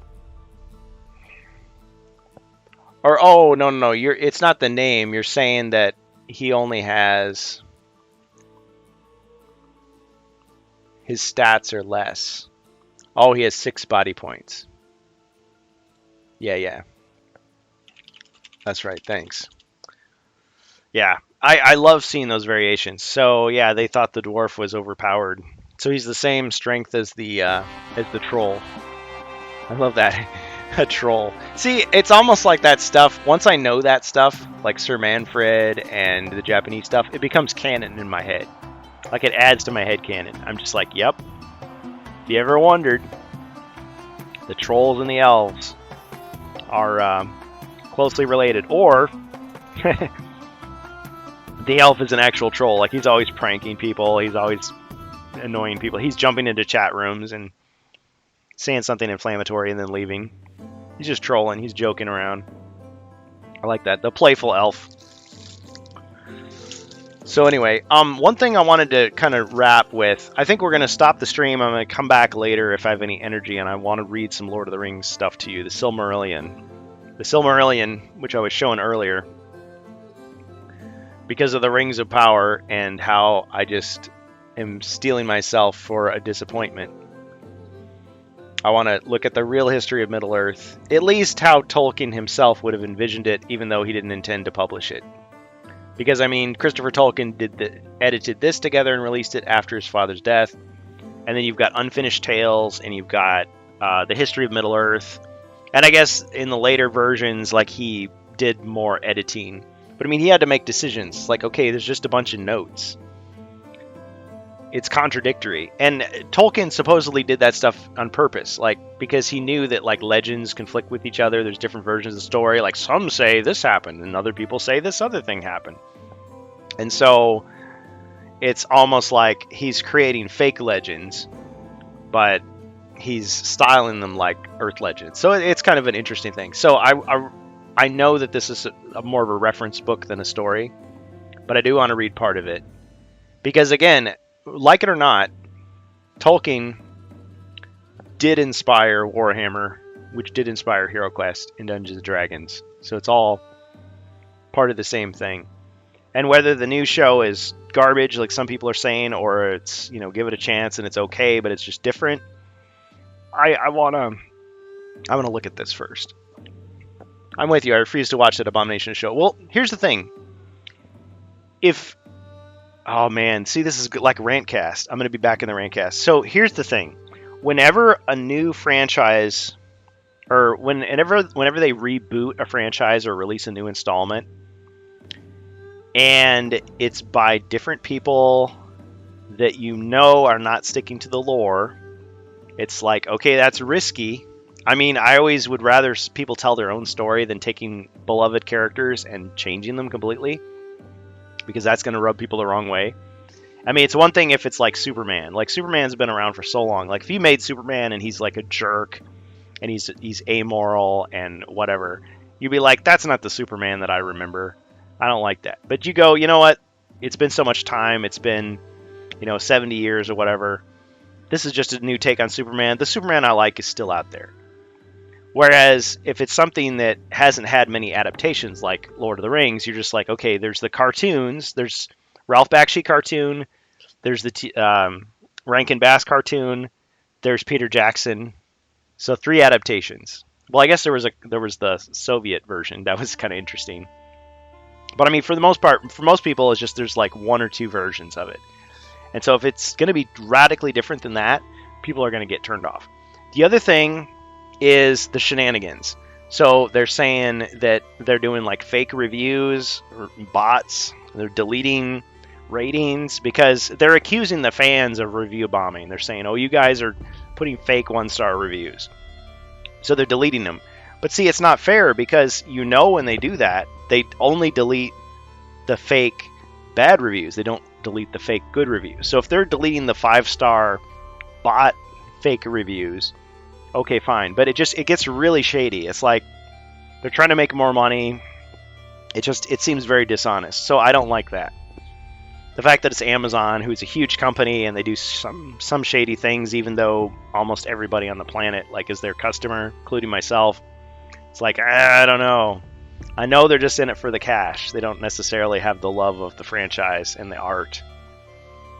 Just like when Disney buys something, you're like, or Microsoft, or, Sony, that it's very difficult to get people who really love the art, who are fans. I mean, yes, the good adaptations, they hire people who love the lore, who have attention to detail, who care.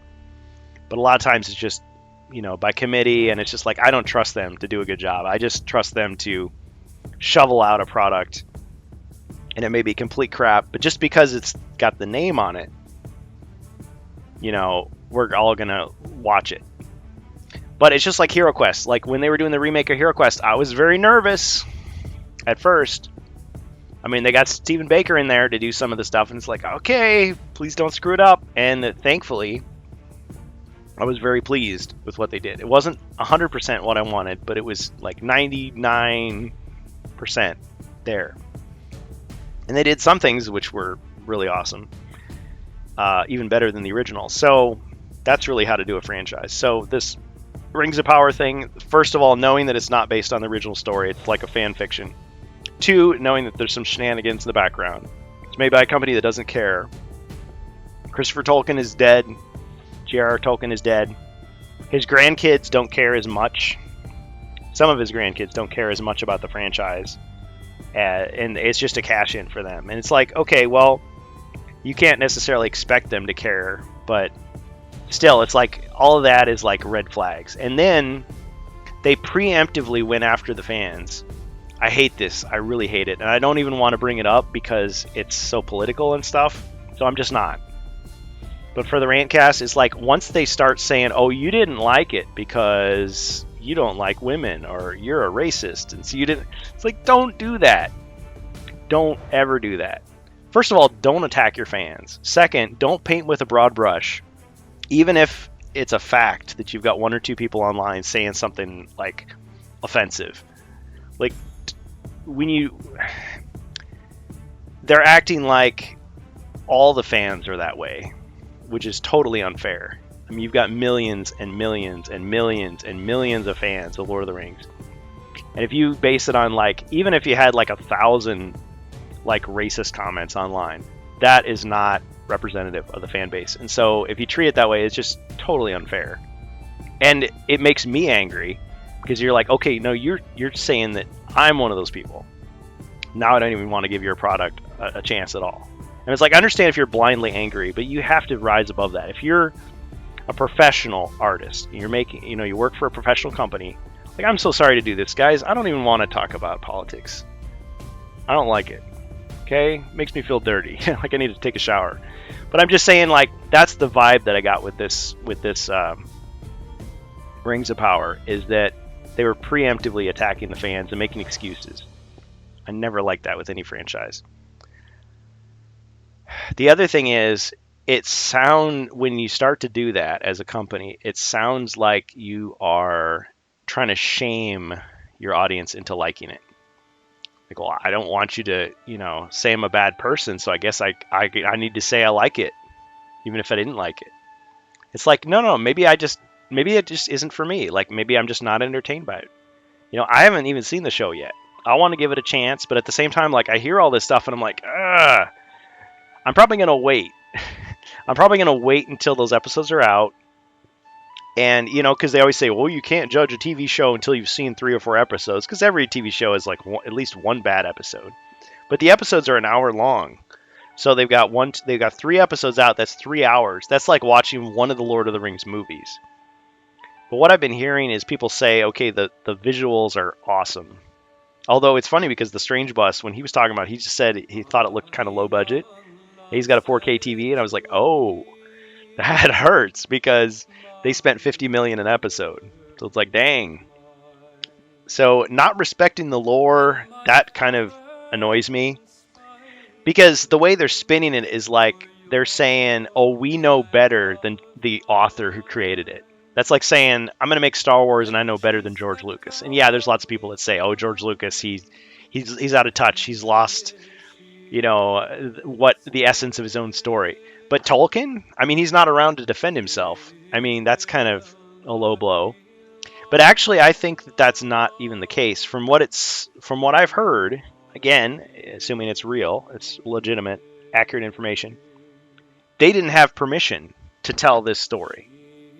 All they have is names, places, dates, and concepts. So if it bears any resemblance to this stuff at all, it's just a coincidence. So the fact that they're like going to make it different and then say, yeah, and we meant to.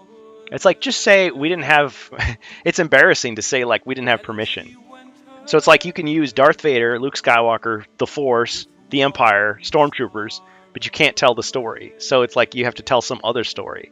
So now Darth Vader has a different personality, and he's on a different planet, and it's in a different time period, and the Force works differently than it did. It'd be so weird. But that's the idea that I'm getting. But I guess if they could just, like, the fact that they're just making it up, I mean, they would just end up recreating, it's like Star Wars syndrome, as Strange Bus was saying. It's like, I don't want to just repeat everything he said, but it's just like, you're just going to retell the same story again. So, oh man, they're going to find the ring again, and they're going to have to destroy it again, and they're going to have to fight Sauron again, and they're going to have to get a fellowship again, and the elves and the dwarves are going to fight with each other until they work together again, and man is going to let everybody down, and then the king comes back, and it's great. It's like you just told the same story again. Game of Thrones are not accurate to the book. Yeah. Well, that's the other thing I was afraid of when I first heard about this Rings of Power.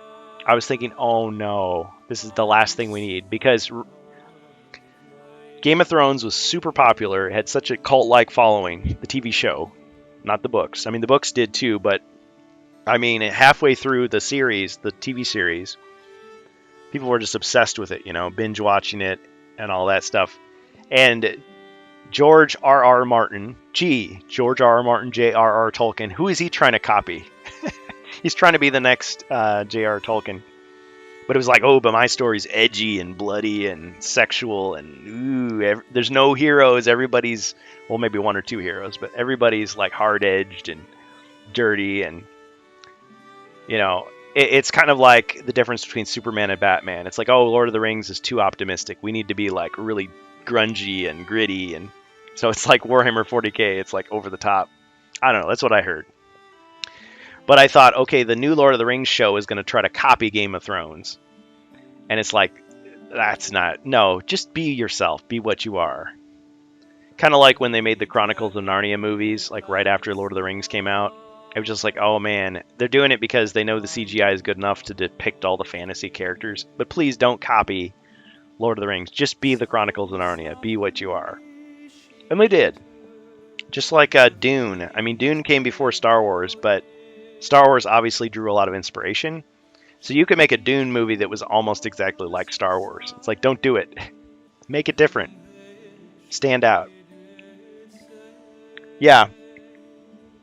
Yeah. So anyway, guys, I apologize. I don't want to drag politics into this.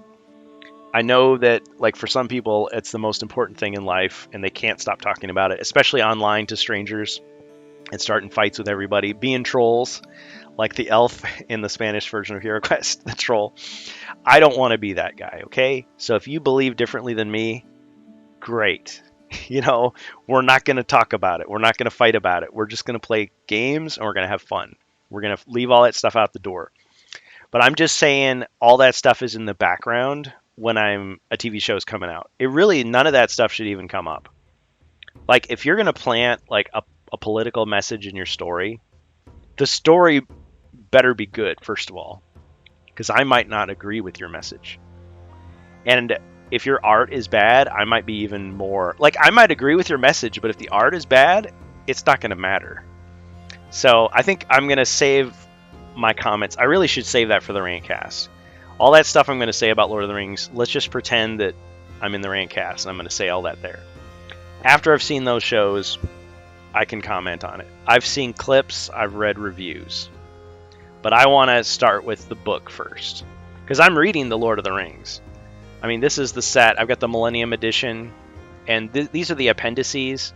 This mostly just talks about, like, what happened after the Return of the King. But I mean, it gives the history as well. This is like thousands of years before the Fellowship of the Ring and the Hobbit. So, but it's more like a reference book. So I want to read through this, get some thoughts, and then when I watch the 3 episodes or whatever, I can talk about it. But yeah, I hate to spend money on it. I hate to, but you know, it's that thing. It's like, well, you can't comment on it unless you've seen it. Like, I'm not going to leave a 1-star review or a 5-star review. I'm going to try to judge it for itself. But anyway, I have a lot of misgivings from other people. So I guess I just have to face the fact that it's not going to be what Tolkien wrote. But the question is it in the spirit of what he wrote? I don't know. I guess that's up to the viewer. The Return to the Shire. Hey, Strange Bus. Strange Bus, I just want to say thank you for doing the Rantcast without me. You had some really good episodes. I really enjoyed. I listened to the VODs afterwards. They were awesome. But I really miss being on your show. And I really want to do some Rantcast stuff. Because as you can see, I started to get into it. It's like, no! Don't do it. Hold back. Don't say it. And I'm sorry. Talking too much. Yeah, I was starting to get into Rantcast mode. It's like, no, it's not fair. It's not fair to me. It's not fair to viewers. Because that's what the Rantcast is for. We got to bounce off each other. Because I'll say stuff and you'll be like, no, wait a minute. You'll challenge me. You'll say stuff and I'll like play off of it, and that's so much better than just talking to yourself. Yeah, so pre-Rantcast stuff. So let me tell you something. And kudos to Amalgamash. He's got some really good videos. Check him out. He's been playing the isometric Hero Quest, and he's been going through like every adventure. For all I know, by the time I do my next video, he'll have completed the game. And that's dedication. But it really goes to show that those game system quests are really short compared to the Frozen Horror ones. But yeah.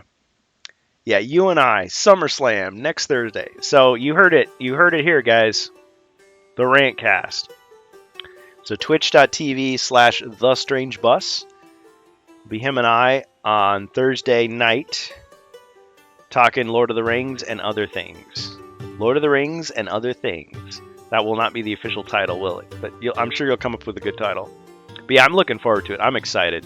I mean, I had a little vacation. There was a lot of things I had to get done. A lot of family I had to see. But friends, yeah, let's see. I got my car fixed. A friend of mine got married. I hang out with my niece, nephew, brother, sister, parents. Tried to get my computer fixed. Couldn't get it done. Did a bunch of chores and errands. Oh, I almost forgot. Check this out. Okay, Strange Bus. I've been showing him your Hero Quest set. So I had an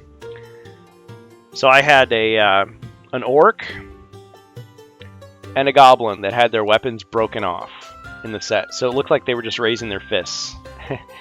And so I thought, well, how am I going to repair those? Well, I could buy new ones. So I'm giving you new ones. You're going to get these guys. But check it out, what I did with the broken ones. I made weapons. Check it out. So I made, you can see it's not perfect. I made a cleaver for him. I took like a tape dispenser, the plastic, and I like cut it out and glued it on there and I painted it. This is Gnarls Green. And this, see, that is a cocktail skewer that I cut to size and glued and painted. So you can see it's not 100%, but I love it. I had such a good time making these. Yeah. So I'm going to keep these homebrew ones, and I'm going to give you these. So, but I've got some cool variants. I guess I could probably add some green stuff to like make it not look like just a big flat piece of metal. He's got. Yeah, I made the hole just by like drilling into it with an X-Acto knife. So, yeah, man. So this is the European Hero Quest that I got, and this is going to be yours right here. This one I actually bought when I was in school. I gave it to a friend, and he's been hanging on to it ever since. It's like barely been played with. The only thing it's missing is the elf. I'm still waiting for the elf, and there's a couple of like little bits that are in the mail still coming. So anyway, oh, and check this out. Lord of the Rings Conquest. I heard it wasn't that good, but I still got it. I got it for a really cheap price. So, Xbox 360. Check that out. I think I'll fall asleep. See you soon. Thanks, David. All right, yeah. Everybody, thanks for checking us out. Great to be back. I'm so excited. Obviously, I was too excited because I lost my voice a few times.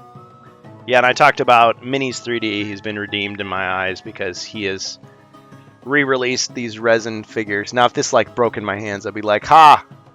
You know, he failed. But yeah, it's better resin.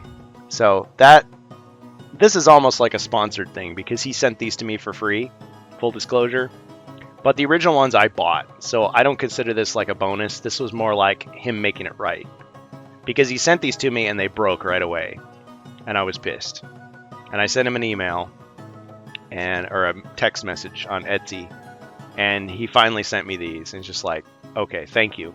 Thank you for making up for it. Customer service. So yeah, quick plug for him. Minis 3D on Etsy. Again, I paid good money for those, but the broken ones that he replaced, he sent for free. Pablo. Yep. Yeah. Well, hey, man.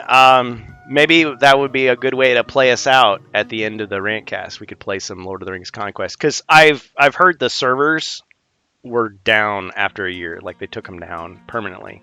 It's EA Sports, of course. Jerks. But yeah, they took down the servers, but you can still play it split screen. So anyway, but yeah, it's one of the few games where you can play as the bad guys. So I thought, oh, that sounds kind of cool. But I guess it's pretty much like Battlefront. Star Wars Battlefront, like the old Battlefronts, which is a takeoff of Battlefield 1942. But I was thinking, you don't have any vehicles. I mean, I guess you've got horses and, I don't know, catapults. Maybe riding on the back of trolls. I don't know. Those flying... Can you ride those flying monsters? Yeah, I could fire this up tonight, actually. But I don't have my... Oh! I got to show you. So... I feel like I'm a brand new Twitch streamer again. Okay, so I've got this thing. This is my game capture card. I don't know if you're all you experienced people, you can tell me this is a total piece of crap. Like I shouldn't have wasted my money on it. But I'm gonna try this not tonight, but one of these times, I'm gonna hook this up to my computer and try to stream like Xbox 360, PS2, Dreamcast, something. Obviously, I'll need some adapters for it, but got time tonight? We could do something on it. Oh man, no. I've got like a second stream planned, and I don't even know if I'm gonna get through it. But yeah, I appreciate the effort. See, the problem is I'm trying to do too much. I come back after 3 weeks, and I'm trying to do like double streams. You know how it is, man. You got to budget your energy.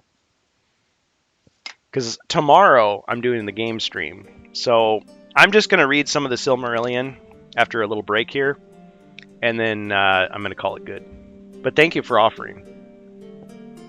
Yeah, because you're the tech guy. You're the tech wizard. I'm just the tech barbarian over here. All right. Okay, so that was like the longest farewell ever. Thank you to Freelancer117, Eudoxia1, David on Up Aunt. I was gonna say Up on Point, but it's Up on Solar 1927. All roads lead to the alien. Oh man, are you a bot or are you real? And Alicidra. Yeah. So anybody who's a bot, sorry, I thought you were real.